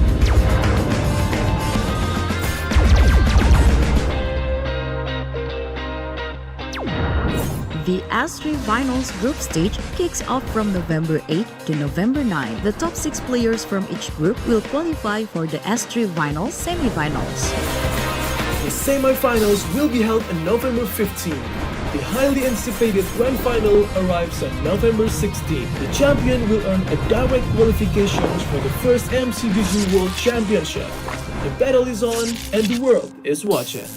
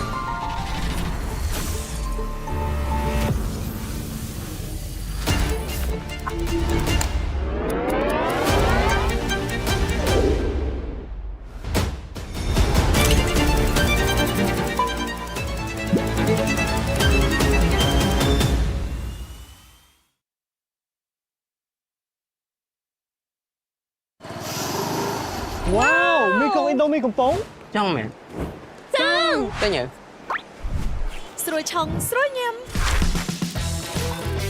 ឥណ្ឌូមីកំប៉ុងរសជាតិឆ្ងាញ់គ្មានពីរញ៉ាំហើយចង់ញ៉ាំទៀត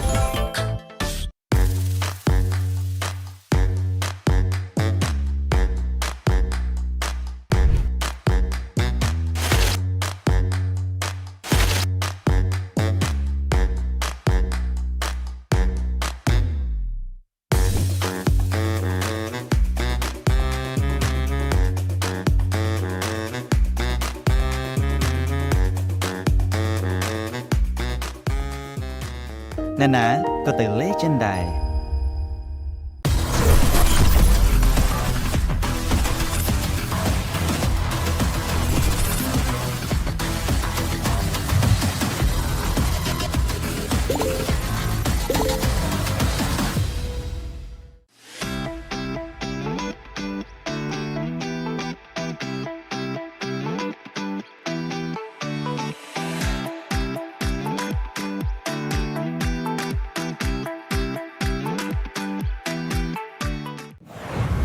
Welcome to MCGG Rising Stars.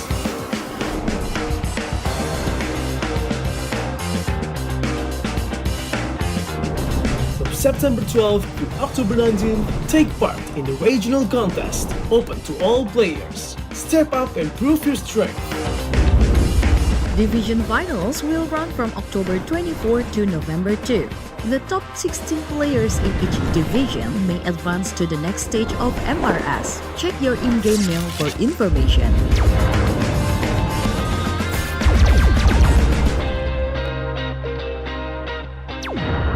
The S3 Finals group stage kicks off from November 8 to November 9. The top 6 players from each group will qualify for the S3 Finals semi-finals.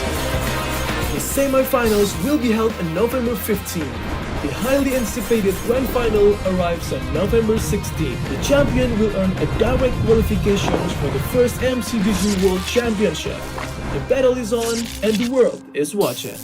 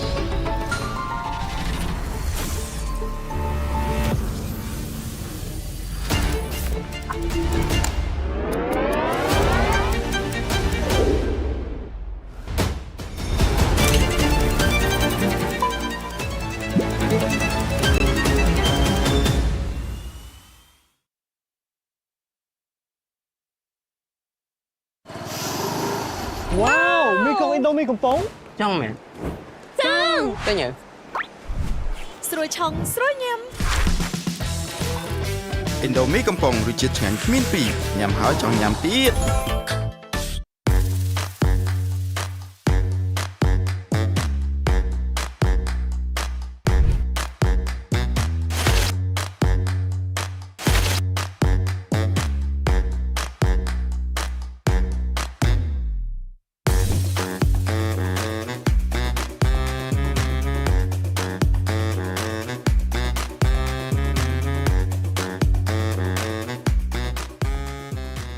ណែណាក៏ទៅលេចិនដែរ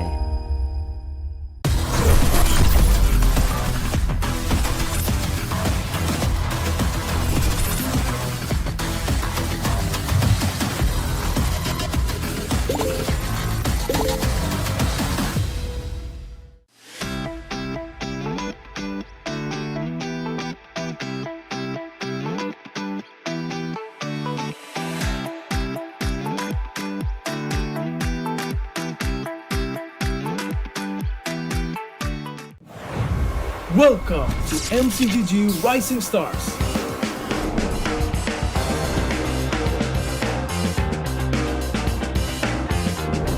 From September 12th to October 19th, take part in the regional contest, open to all players. Step up and prove your strength. Division finals will run from October 24 to November 2. The top 16 players in each division may advance to the next stage of MRS. Check your in-game mail for information.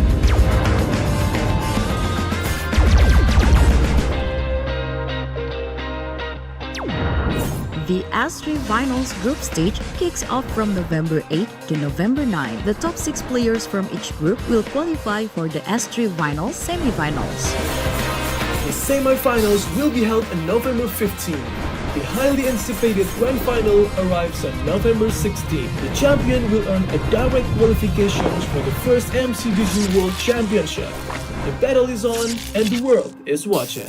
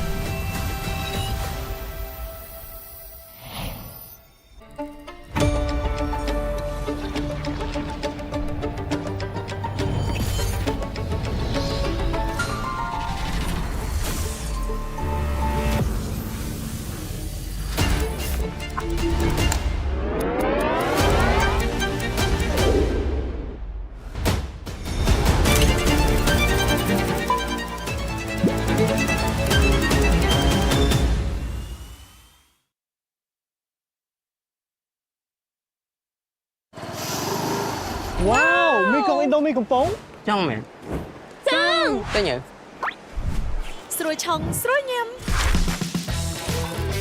Indomie កំប៉ុងរសជាតិឆ្ងាញ់គ្មានពីរញ៉ាំហើយចង់ញ៉ាំទៀត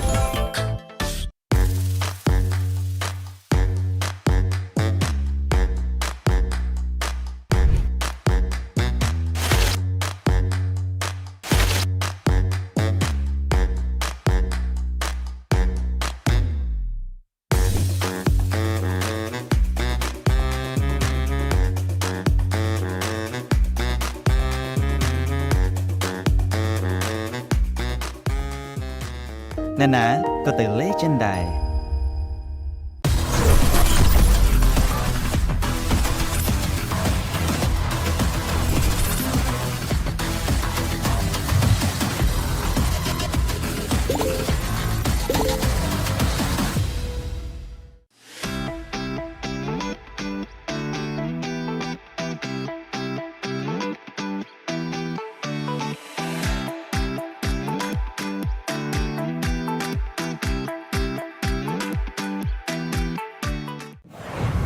Welcome to MCDG Rising Stars.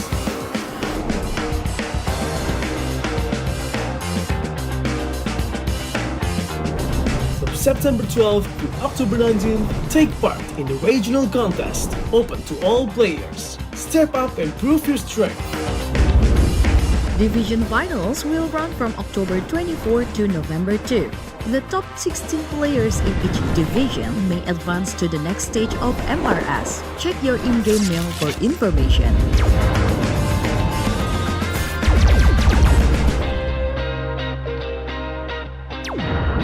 The S3 Finals group stage kicks off from November 8 to November 9. The top 6 players from each group will qualify for the S3 Finals semi-finals.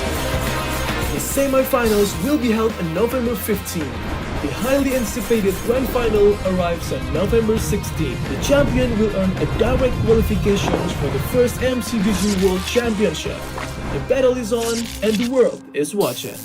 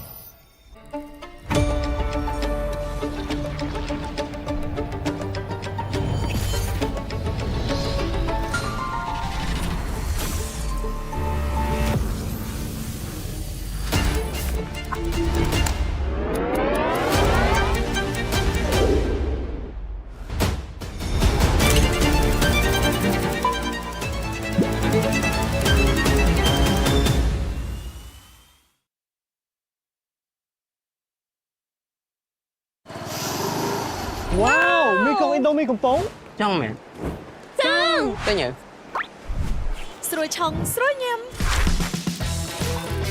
Indomie កំប៉ុងរសជាតិឆ្ងាញ់គ្មានពីរញ៉ាំហើយចង់ញ៉ាំទៀត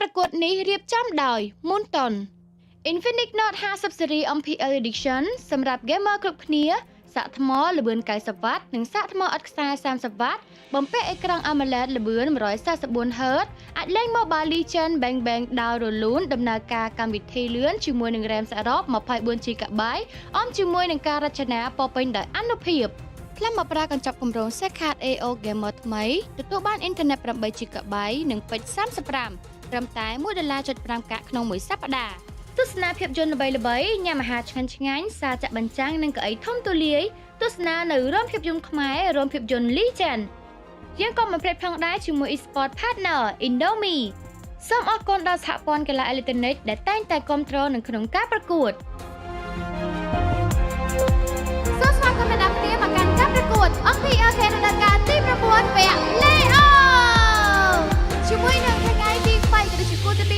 ជំនួបរវាង Team Mac ឬប៉ាជាមួយនឹង Galaxy Legend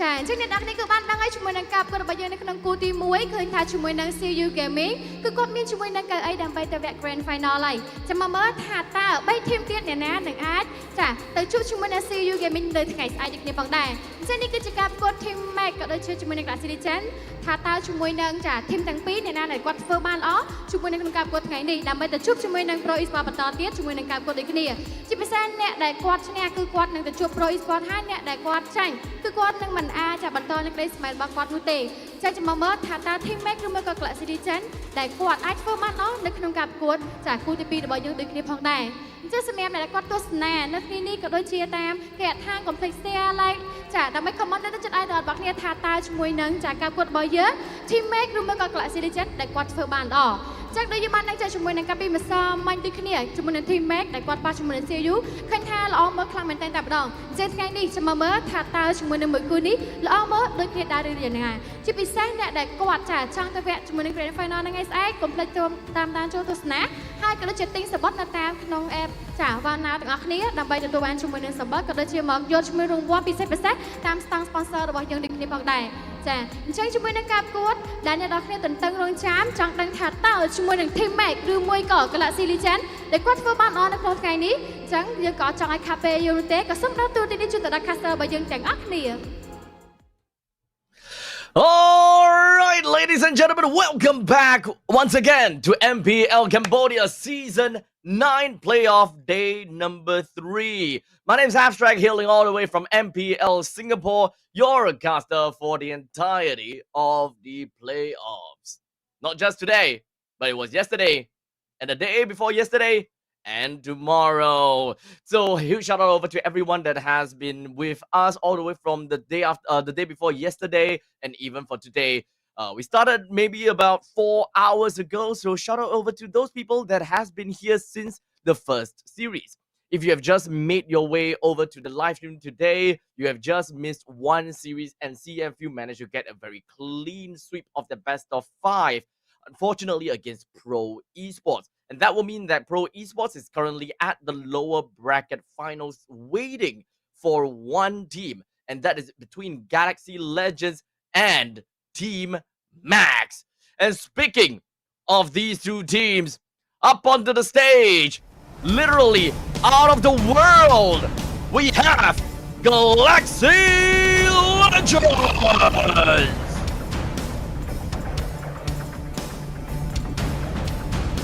Their out-of-the-world performance in the regular seasons have put them straight into the play-ins. Unfortunately, not with an amazing turnout when it comes down to yesterday's playoff, coming out with a 2-3 scoreline. And on the other side, donning in white and showing us progress, they are Team Max! The kryptonite of CFU Gaming vows to head all the way to the grand finals just to give CFU the run for their money. Whether they will be making it all the way there is all up to Galaxy Legends to say. As we now introduce the staff up on stage and of course coaches understandably. Galaxy Legends with CHA and P Jade. And of course for the side of Team Max, Yo Baby and Tosh. With a quick fist bump ceremony, we now can initiate and introduce the players starting from Galaxy Legends with Wiki, Lewis, Cadenza, Lin, and C-Catch. Understandably, Wiki, this guy, we gotta have to look out for Wiki, right? He has come in every now and then and he's got a pretty good performance. And none other than the Cadenza and C-Catch, the two of them is also some of the other two players that we gotta have to look out for when it comes down to their optimized plays. And from the side of Team Max, we have Lei, King Ares, Cypher, Sakzu, and Bimo the Key. Understandably, we have been talking about Sakzu the entire the entire of the playoffs, and Sakzu has got all of these neutral objectives in play, and he is mean when it comes down to taking all of these regular seasons, or rather playoff neutral objectives. As much as possible, Sakzu will do their best and do his best to steal stuff away from Galaxy Legends. As they put a team up to the team head-to-head, Galaxy Legends and Team Max. Between the two of them, Galaxy Legends have got a higher on the KDA, DPM, GPM, and match win rate. And of course, when it comes to Team Max, they have a higher average DTM. And understandably, you know, whenever we are looking at a team that generally have got a better score, or rather a better standing, their DTM is always going to be onto the lower end. Damage taken per minute is always something that kind of shows how far back you are from behind, because the opponent is just constantly just attacking you.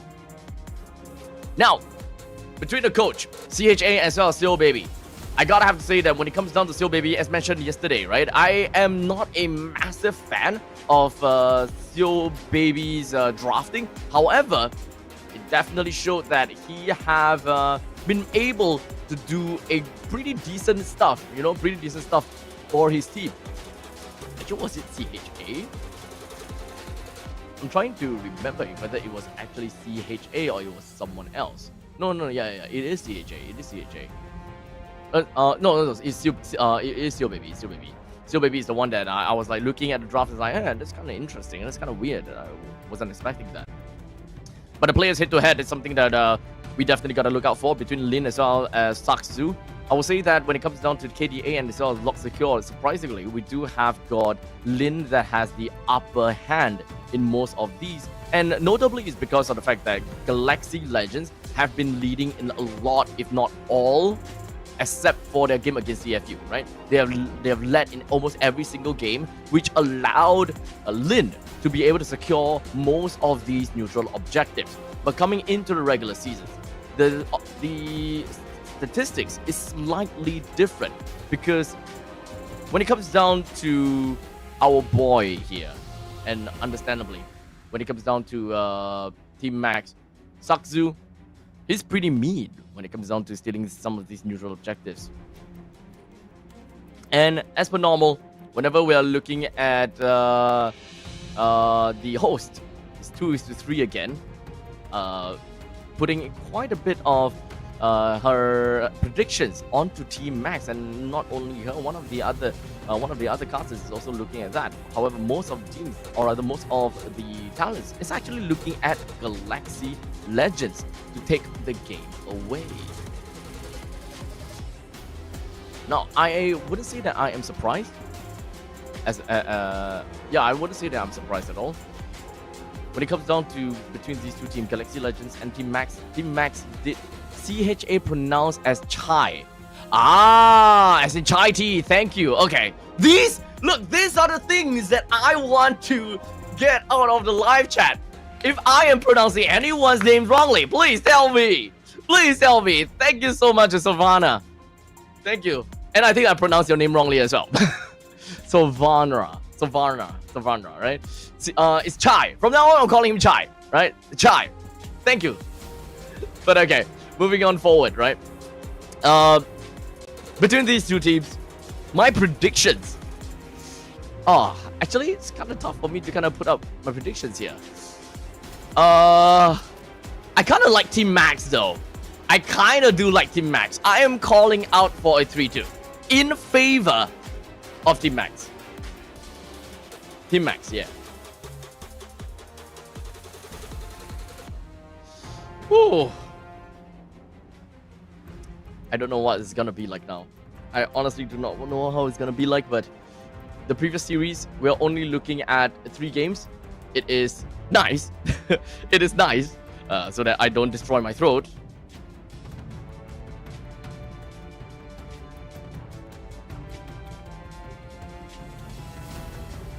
But there's also one thing that I learned from my fellow producer.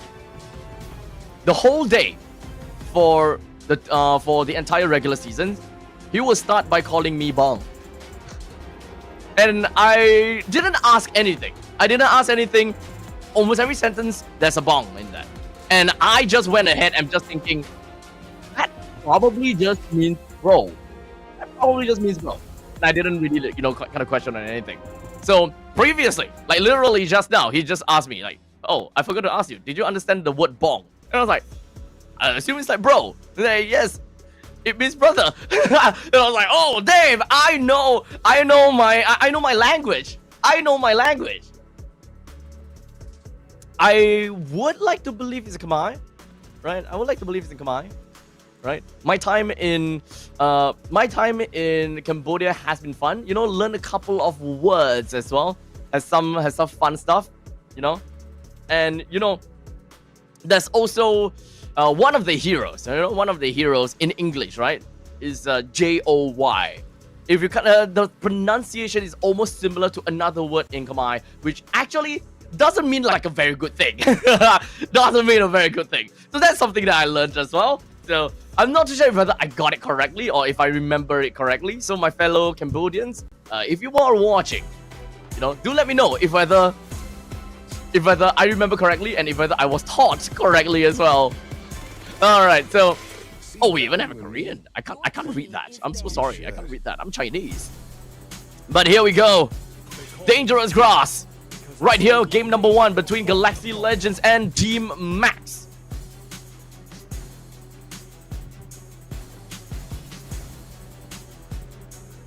Probably gonna be a really tough game for both of these two teams, but we're gonna start things off with a Fanny, Hayabusa, Yisun Shin, Vaxia, and the Fredrin Band.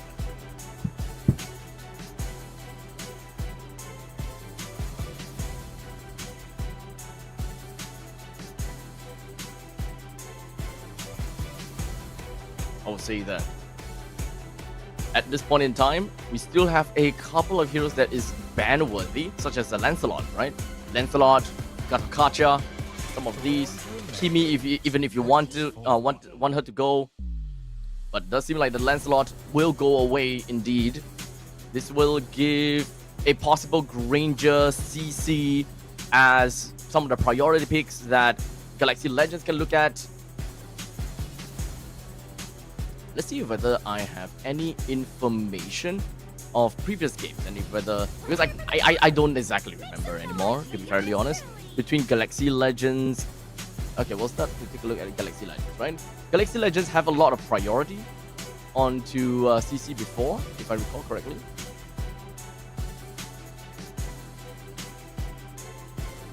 So CC indeed is gonna go for the first pick. Well, in the meantime, for Team Max, we have seen Team Max quite a lot, right? They have always been playing a lot of Gatakacha, as a matter of fact. And since Gatakacha is not banned, I would think that they would want to pick up the Gatakacha here. Gatakacha plus Kimi, likely. Oh, Joy! Okay! Okay.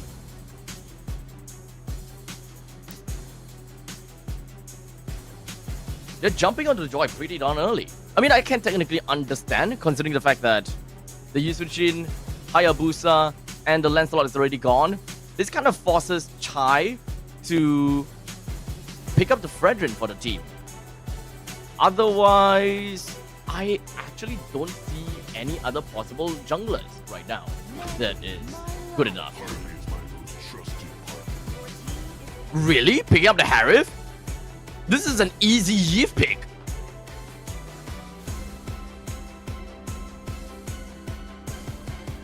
And I think the Team Max really love to play Yif as well. One of the other favorite heroes, aside from Kibi. So the fact that there is a Harif here, this early, they do not want to play towards that direction. They want to focus on picking up the Granger. As understandably, Granger is pretty annoying in lanes going up against the Harif. And we have seen that before. We have seen the Granger constantly just slapping the Harif. But to be fair, it is a skill-based matchup between these two. There are times where the Harif is going to be pretty okay again, going up against the Granger. But Team Max, they definitely want to keep the Yi for themselves. Provided that if Galaxy Legends doesn't pick that.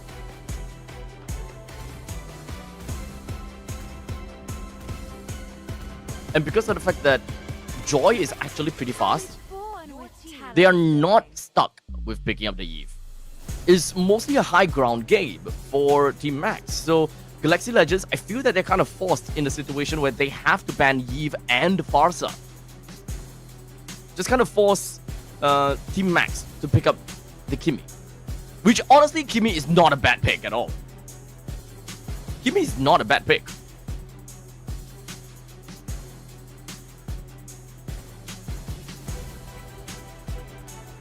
But if they have to choose and pick the poison between the three, I'm gonna say that just ban the high ground heroes.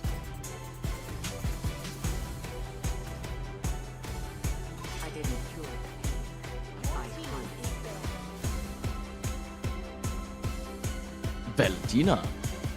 Okay. This kind of suggests a Lapu Lapu for the side of Galaxy Legends. Lapu Lapu has always been a very good pick if your opponents have... sorry, Valentina is a very good pick if your opponents have a Lapu Lapu. You know, you transform into Lapu Lapu, you have all the skills that you need. It's pretty good. It's pretty great. Both teams does not have mages, so whittling down the amount of mages is probably going to be the best idea here. At this point in time, Team Max does not have an initiator. Yve is still going to be my hot pick. You want to have an Yve to go for the pickup. Go for the initiate.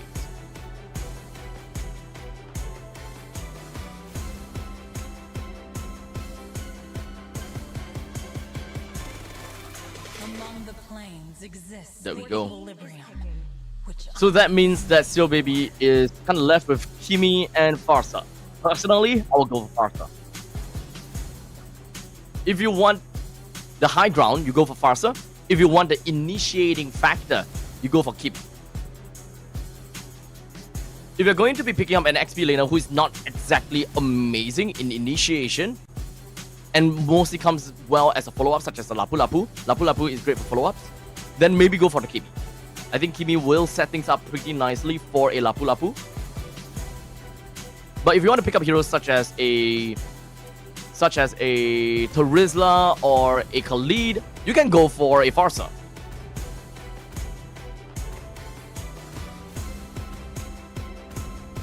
And the answer is picking up the Esmeralda first. So that is an initiator. Esmeralda is an initiator. So this is directing them to go over to Kimi.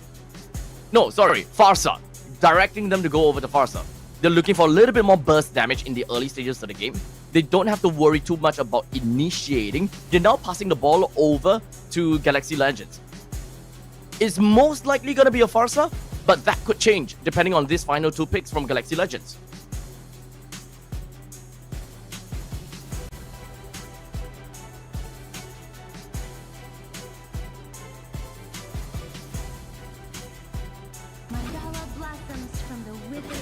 Lunox and Akai. Akai jungle. So a lot of control. It's a bit tough to kind of touch the Akai with the feathered strike. But it also kind of forces Akai in a really tough spot, or perhaps even the Grok in a tough spot just because of the feathered airstrike. I was still kind of... Oh! But okay, this still goes along with the realm of picking a Farsa. This still goes along the same realm. And that is damage. They want the damage, and they have high ground. So it is technically the same thing. So I like it. I like this switch up. However, do note that Selena is a skill shot hero. And their initiator comes in as an Esmeralda and a Gatokacha. Both of which is not too bad setting up for the Abyssal Arrow. It's not too bad.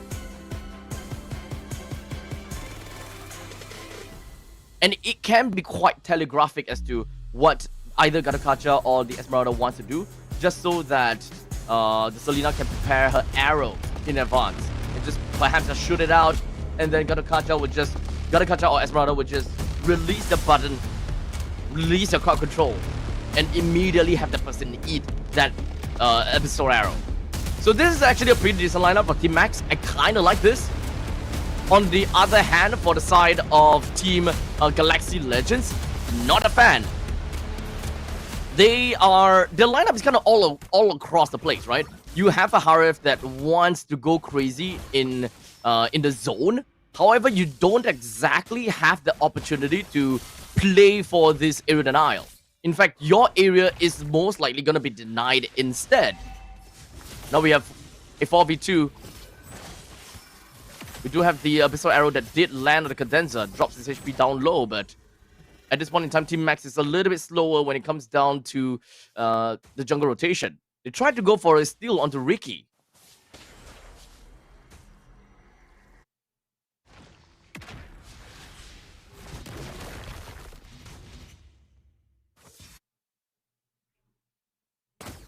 I do like the Selena. This is fun. This is a fun Selena. We don't see a Selena all the time. Oh, wait, Alfredo Pasta did mention something interesting. This is a 4 magic damage team from Team Max. Something that slipped out of our minds. Cypher does magical damage, Bimo the Key, Sakzu, and King Ares does magical damage as well. It doesn't affect King Ares all that much because she does deal hybrid. So a single spin actually deals both physical and magical damage. Esmeralda is not one of those heroes that you will care too much about when it comes down to physical and magical damage, because she's mostly gonna deal shield damage to you. She gives you shield damage.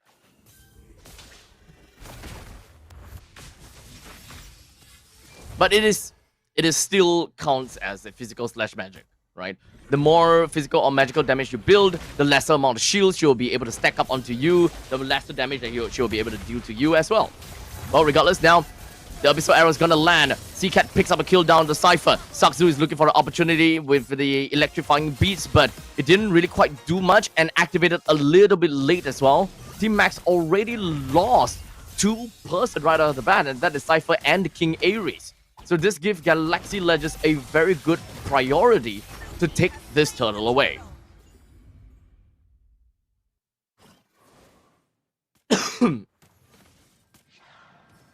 Lane is still at level 4 though, you're gonna have to remember that. Sakzu has reached level 5, and in fact, now at level 6. So, Sakzu is a whole 1 level ahead. And the fact that she still has Sakzu still has the Retribution means that there is actually a pretty high probability that Sakzu can try to steal this orange buff if she decides to go back for it. But, steals the purple buff instead, all the way up to the top lane. Team Max will do what they can to make things annoying, but now Wiki tries to flicker away, hopes that we'll be able to stay alive, and indeed he will! Cypher tries to move forward with a taunt. The Guardian's Barrier pushes Cypher right back into the Tara's AoE, but it's still not enough to really get a kill down the Cypher as of yet. Very good plays coming from both teams as of now. But Cadenza goes down to the hands of Lei. That's the first kill for Lei. Doesn't have the Sky Piercer just yet, but indeed Lei is gonna go for first item Sky Piercer. We have the Silence Robe got from Cypher already. Bimo the Key and Sakzu not built up anything as of yet, but Wiki does. Huh? Wiki built a book? Wiki got a book? Wait, that's not the normal. Yeah, that's not the normal item build. Book is not a normal item build. Feather of Heaven, Stallium Scythe, Holy Crystal are the 3 core items. Wiki have decided to just go straight for the book, instantaneously getting that max, the not exactly max, but very close to max of the cooldown reduction in order to just start dashing around and dealing good damage. So, Wiki is looking at an early game build. He just wants to pop off early.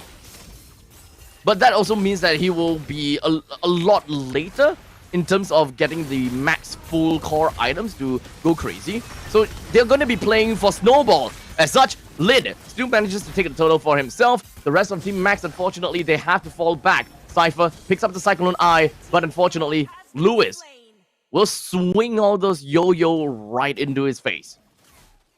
3 deaths for the side of Team Max and only 1 death over to the side of Galaxy Legends. Only 300 gold lead for Galaxy Legends.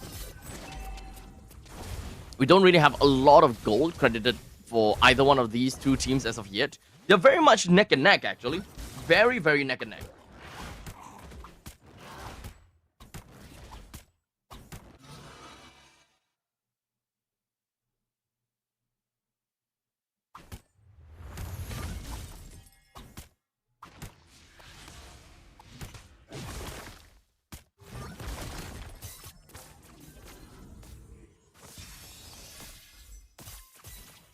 Let's do a little bit more longer.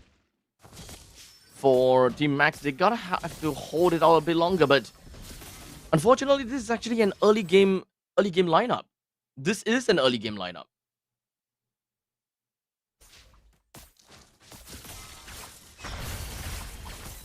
Not too sure whether they will be able to get too much out of this.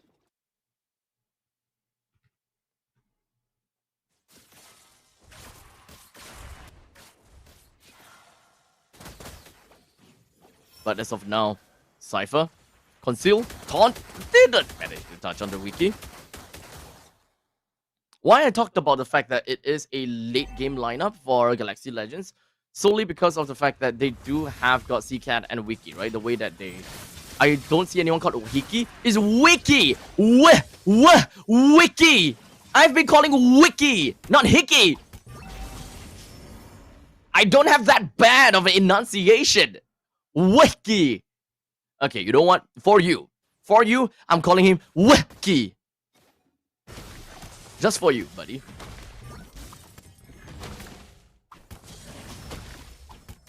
But yeah, big lineup for Galaxy Legends. For the side of Max, we don't really have got a mage that feels very well in the late stages. Selena is actually pretty darn horrible in the late game. So if Team Max doesn't really play as one, and they don't kind of clear waves and go, and if they don't just fight together, especially like Cypher, BMO, and King Ares, if they don't travel together, if they don't try to set things up for the Abyssal Arrow, Team Max is probably gonna lose. They need to make full use of this Abyssal Arrow in the early stages.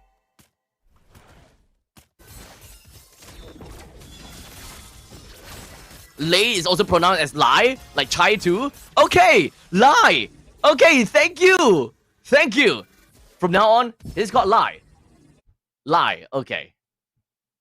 I hope that I'm pronouncing everyone else's name correctly at this point. Now I'm doubting myself. Now I'm doubting if the wiki is actually called Wiki. I won't be surprised if it's actually called Waikai. Waiki. Oh, like Waiki. I'm doubting myself. But regardless, there's gonna be a Falling Star Moon, but unfortunately, take a look at that amount of damage! Literally, every single one of the crowd control just lands on the King Ares, and as an Esmeralda, you don't want to be crowd controlled like that! With 2 men down from the side of Team Max, Galaxy Legends is really happy with what they've gotten so far. Bimono Key is not really playing together with his team. And I think that's the unfortunate part, right? As the Selena is a really good hero if you can land all of your shots. And if you don't, she's just a standing... I don't know. She's just a walking abyss lady, right? She's just walking around and just be like, fear me. But there's nothing to really be feared of. But in the meantime, King Ares and Cypher, they can set things up to ensure that Bimo the Key is able to land some of this Abyssal Arrow. I hope to see you too, Joshua. I hope to see you too in the internationals. We'll see. But I will be there regardless. I'm gonna be watching. But speaking of watching, I'm gonna be watching King Ares go down as Wiki manages to get a kill down on the King Ares. The Abyssal Arrow is not gonna connect again. 1 man down from Team Max, and Galaxy Legends have more or less got a free raid. But you need to remember that Sakzu is currently at level 13. He's clearing up the middle lane, looking for the opportunity to steal, but he's a little bit too far because of Lin has got the heavy spin. Tosses Sakzu, and Sakzu is now dead. The next one, Cypher, giving Lewis the double kill. Who is rage baiting the caster? Keep wiki as... Look, I have no idea what you guys are talking about at this point in time. But yes, my job today is not only just about commentary, but it's about irritating the chat as much as possible. Because why? I don't have a partner to irritate. If you guys watch MPL SG, I'm mostly the irritating guy. Comes out with dad jokes and all that kind of jazz. But because I don't have one, you guys are going to be the victim of my dad jokes and my irritating nuances. But now, Galaxy Legends, they're taking quite a heat down on Team Max as a two-man tectonic charge allows Lewis to pick up a mega kill. Once again, King Ares went down 4 times in a row. Not a great start. It is definitely not a great start and not something that you want to see 11 minutes into the game. It does seem as though Galaxy Legends lineup is actually working. Definitely gonna give Chai my respect. It is working very well, and this is the typical thing whereby you have the Harif and the Lunox in the mid stages of the game. The Lunox technically is like a supplementary to the damage of Harif, and the both of them can melt down people pretty darn fast, and you gotta have to be really careful about that. So you see CCAT, he's ready to dive. He goes in for the Darkening, dealt a couple of Chaos Assaults down onto Cypher, but he's pretty tanky. He's not gonna go down that easily.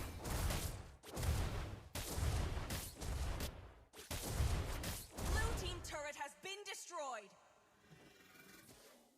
I have someone that's asking me to take a guess which team is gonna secure champ. Honestly, it's kind of tough. It really depends how this game goes.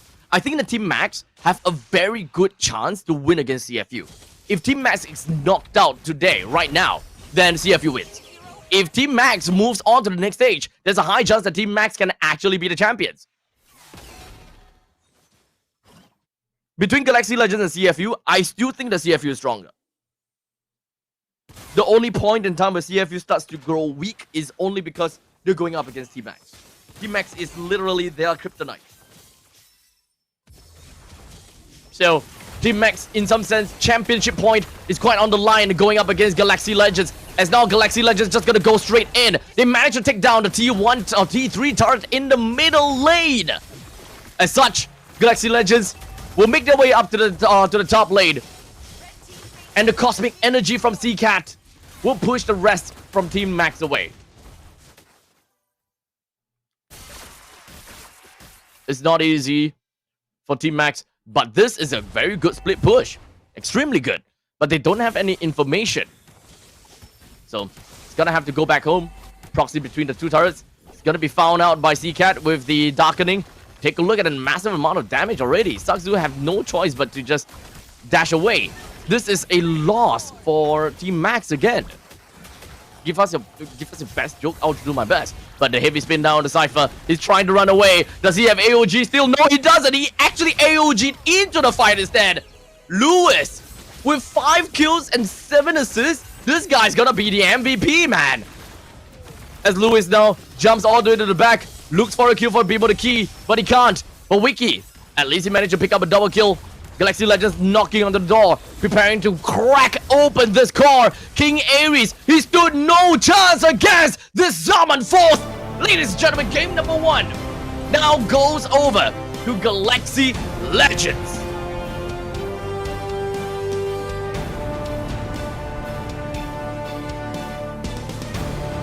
Congratulations over once again, Galaxy Legends.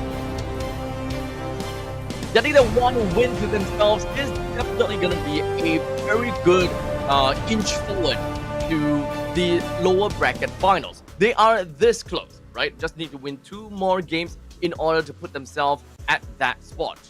And they would definitely want to be the one that stops the dream of Team Max. I'm pretty sure the Team Max themselves understands that they can win CFU Gaming. In their game in the upper bracket semifinals, they showed just how strong they can be against CFU. It's 3-2. They got a couple of games out of CFU right off the start. In fact, it was, I think, game 1 and game 2, if I recall correctly. Oh no, game 1 was for CFU. Game 2 for Team Max. You know what? Let me just pull up the Wikipedia to kind of remember that, right? Game 1 is Team CFU, right? Game 1 CFU. Game 2, Game 3 is Team Max. Game 4 is CFU, and Game 5 over to CFU. So yep, ladies and gentlemen, now we're gonna have to say exactly who the MVP is. And I did say it, Lewis. He is gonna be the MVP. 5 kills, 0 death, and 8 assists. Indeed a menace as that CC. We're gonna go on for a short little break now. And of course, I'm gonna leave you guys with the highlights as well as the post-game statistics. I'll be back with you guys once again before game number 2 starts.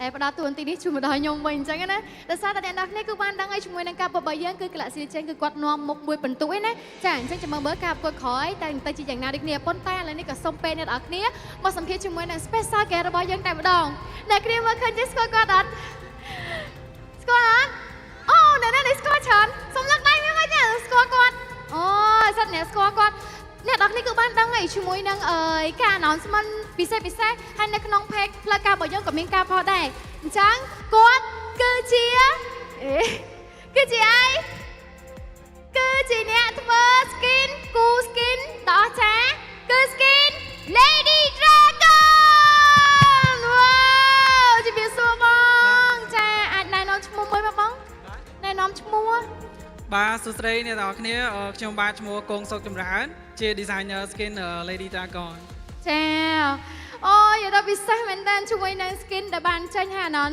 ថាយើងនឹងចេញនៅក្នុងខែថ្មីតែម្ដងចាសម្រាប់បងឥឡូវនេះមានអារម្មណ៍មិនដែរនៅពេលបានមកចូលរួមជាមួយនឹងកម្មវិធីរបស់យើងផ្ទាល់តែម្ដងចំពោះខ្ញុំផ្ទាល់មានអារម្មណ៍ថារំភើបសារបានជួបអ្នកនរគ្នាមកចូលរួមនៅហ្នឹងចាប៉ុណ្ណឹងឯណាសប្បាយចិត្តខ្លាំងភ័យហ្មងអត់អីទេកុំភ័យអីចូលចិត្តខ្ញុំមិនបាច់ភ័យទេខ្ញុំផ្ដល់ភាពកក់ក្ដៅអូខេអញ្ចឹងសាកសួរពាក់ព័ន្ធជាមួយនឹងការគូ skin របស់បងបន្តិចណា skin នេះគឺជា skin logi favorite hero របស់ខ្ញុំហ្មងខ្ញុំចូលចិត្តលេង hero នឹងខ្លាំងតែខ្ញុំពិតជាស្រឡាញ់ជាមួយនឹង skin Lady Dragon ណាមែនតើអញ្ចឹងអាចប្រាប់បានទេបងថាសម្រាប់ការចំណាយពេលគូអស់រយៈពេលប្រហែលប្រហែលដែរហើយបងឆ្នៃក៏ដូចជាដកស្រង់ចេញមកពីណាខ្លះអញ្ចឹងណាចំពោះការគូដំបូងឡើយខ្ញុំឃើញPage 8ចិនគាត់ផុសឲ្យ vote hero ដល់ពេលអញ្ចឹងខ្ញុំគិតថាហើយលូយីហីអញ្ចឹងទៅអាចនឹងលូយីអញ្ចឹងក៏លូយីមែនហើយខ្ញុំក៏ដាក់លូយីទៅប្រហែលជា3ខែដែរក្នុងការ design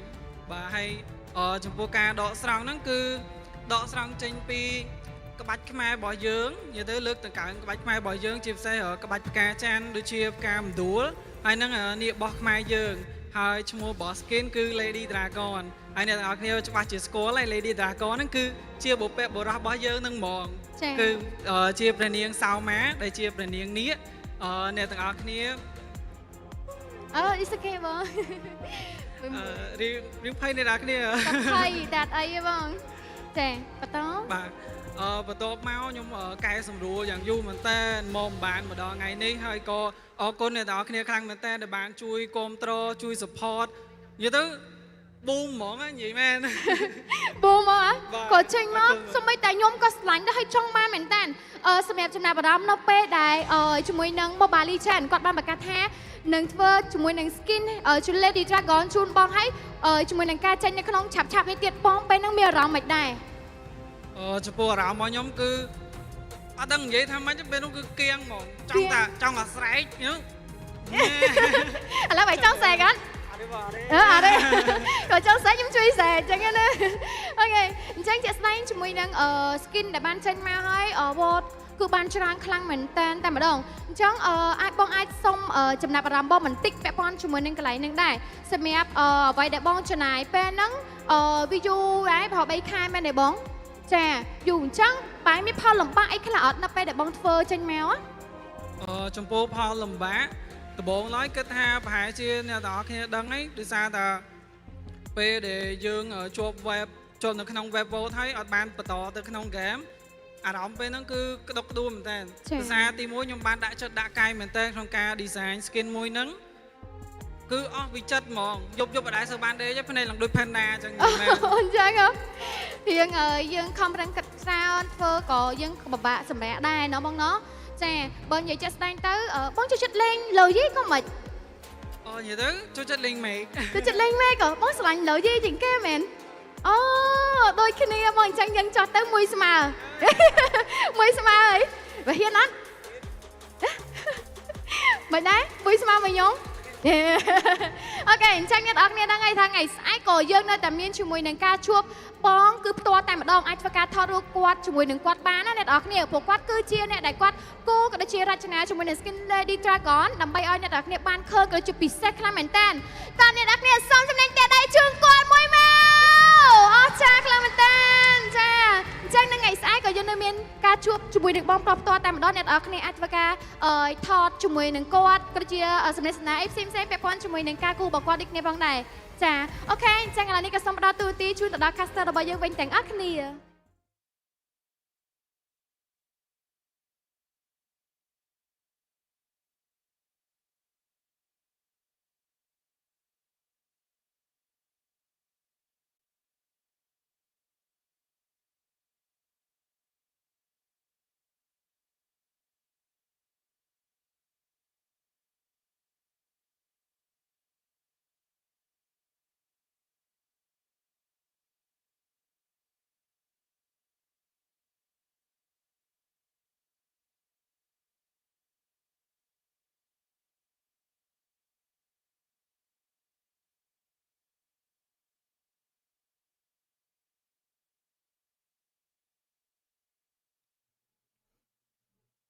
And here we go, ladies and gentlemen. We are gonna be jumping right into game number 2 here at MPL Cambodia Season 9. And understandably, we are now currently gonna be watching the lower bracket semi-finals between Galaxy Legends and Team Max. We've so far one game towards the side of Galaxy Legends.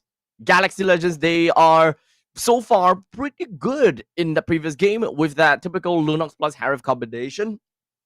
They know exactly how to burst the enemies down, and the Joy just generally have got no way to play solely because of the fact that there is an Akai on the opposite side, right? You don't have flanking options to go over to the back lines, and Sakzu has been, I would say, targeted to be banned out, and most of his heroes are just generally banned out.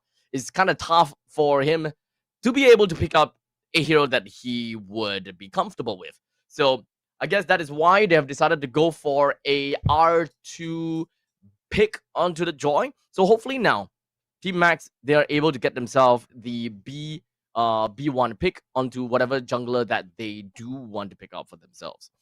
So at least it's not up to them to pick, to ban out all of the junglers. Maybe not ban out some of these junglers such as the Lancelot, because they were at red side just now and they were kind of forced in a situation where they have to ban the Lancelot. Otherwise the Lancelot is going to be a free pick for the opponents, and it's even tougher for them to play from that point on.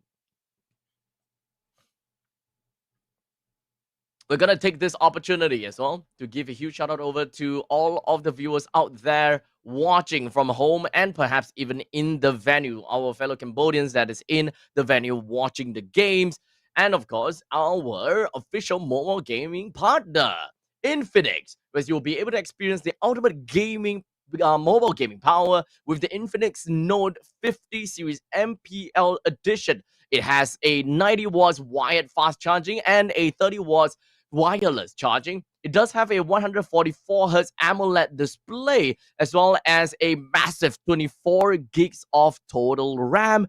This phone is geared just so that you will be able to enjoy playing Mobile Legends at the finest while being able to multitask to your best extent as well.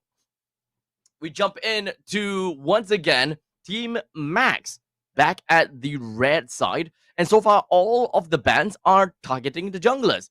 Hayabusa, Yisunshin, Baxia, and Lancelot. They're all gone already. And this kind of puts out a very serious difficulty for Sakzu to be able to play something that he's used to.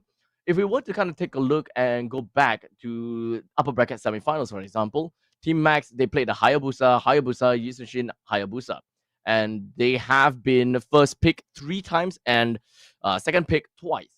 In their games against Valhalla, Team Max have been playing the Hayabusa, Lancelot, a single Akai, and the Yisunshin. So there is an Akai that Team Max can potentially play.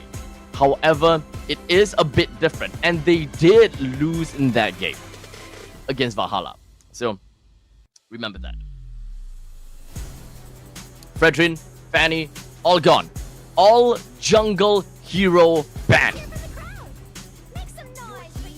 This is tough for Team Max. Now they're kind of left with the Fredrin. No, even Fredrin's gone. So they're just left with Joy and Akai. I think that they have to look at some other junglers at this point in time. let me take a look. What other junglers do they play in Cambodia? We have Fredrin, Yi Sun-shin, Lancelot, Hayabusa, Baxia, Joy, and then the next best is Akai, and then the next best is Fanny, and then the next best is, I don't know, Bane? Alpha? Nolan? I don't know about this, to be fairly honest. So you see now, Team Max have decided to pick up the Joy for themselves once again. The R. They feel like they have a lot of options remaining, so they had to go for that.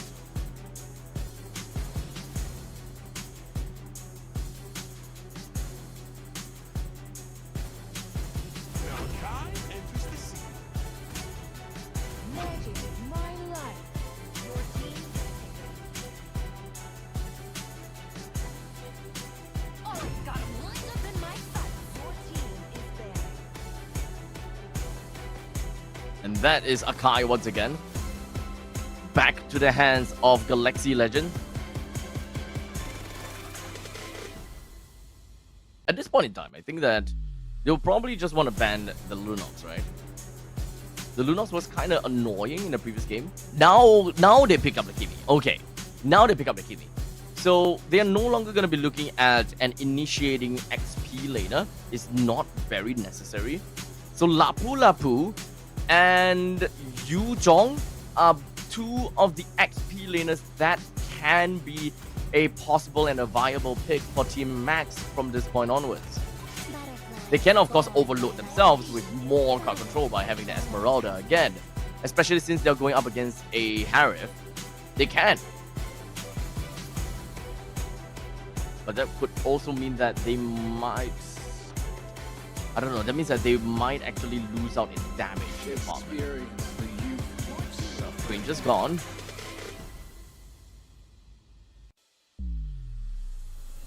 With the Joy, they can kind of consider playing super early game.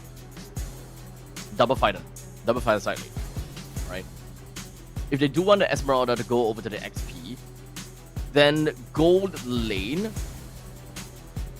Okay, so I don't think that they want to play both Esmeralda and the Ruby. So honestly, they don't have to pick Ruby. I don't think that they need to ban the Ruby either. Pick the Esmeralda, just so that you have an answer to the Harif and kind of steal shields away. And for the damage department, go for a Yu Zhong goal. Probably would be the idea here. Technically, Esmeralda in gold is not too bad either. So Esmeralda gold. Give Esmeralda a bit of that damage department.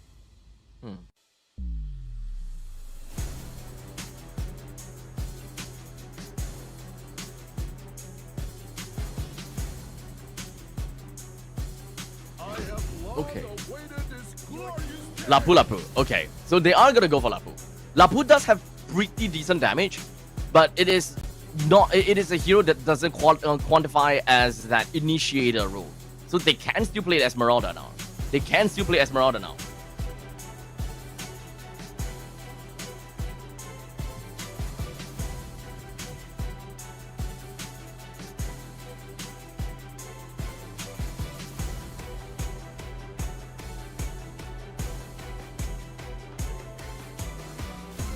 Living up to 2.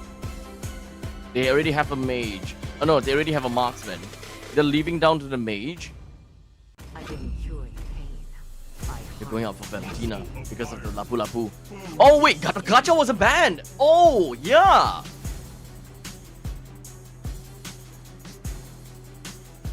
Just play fast, right? I'll say they will probably want to play fast.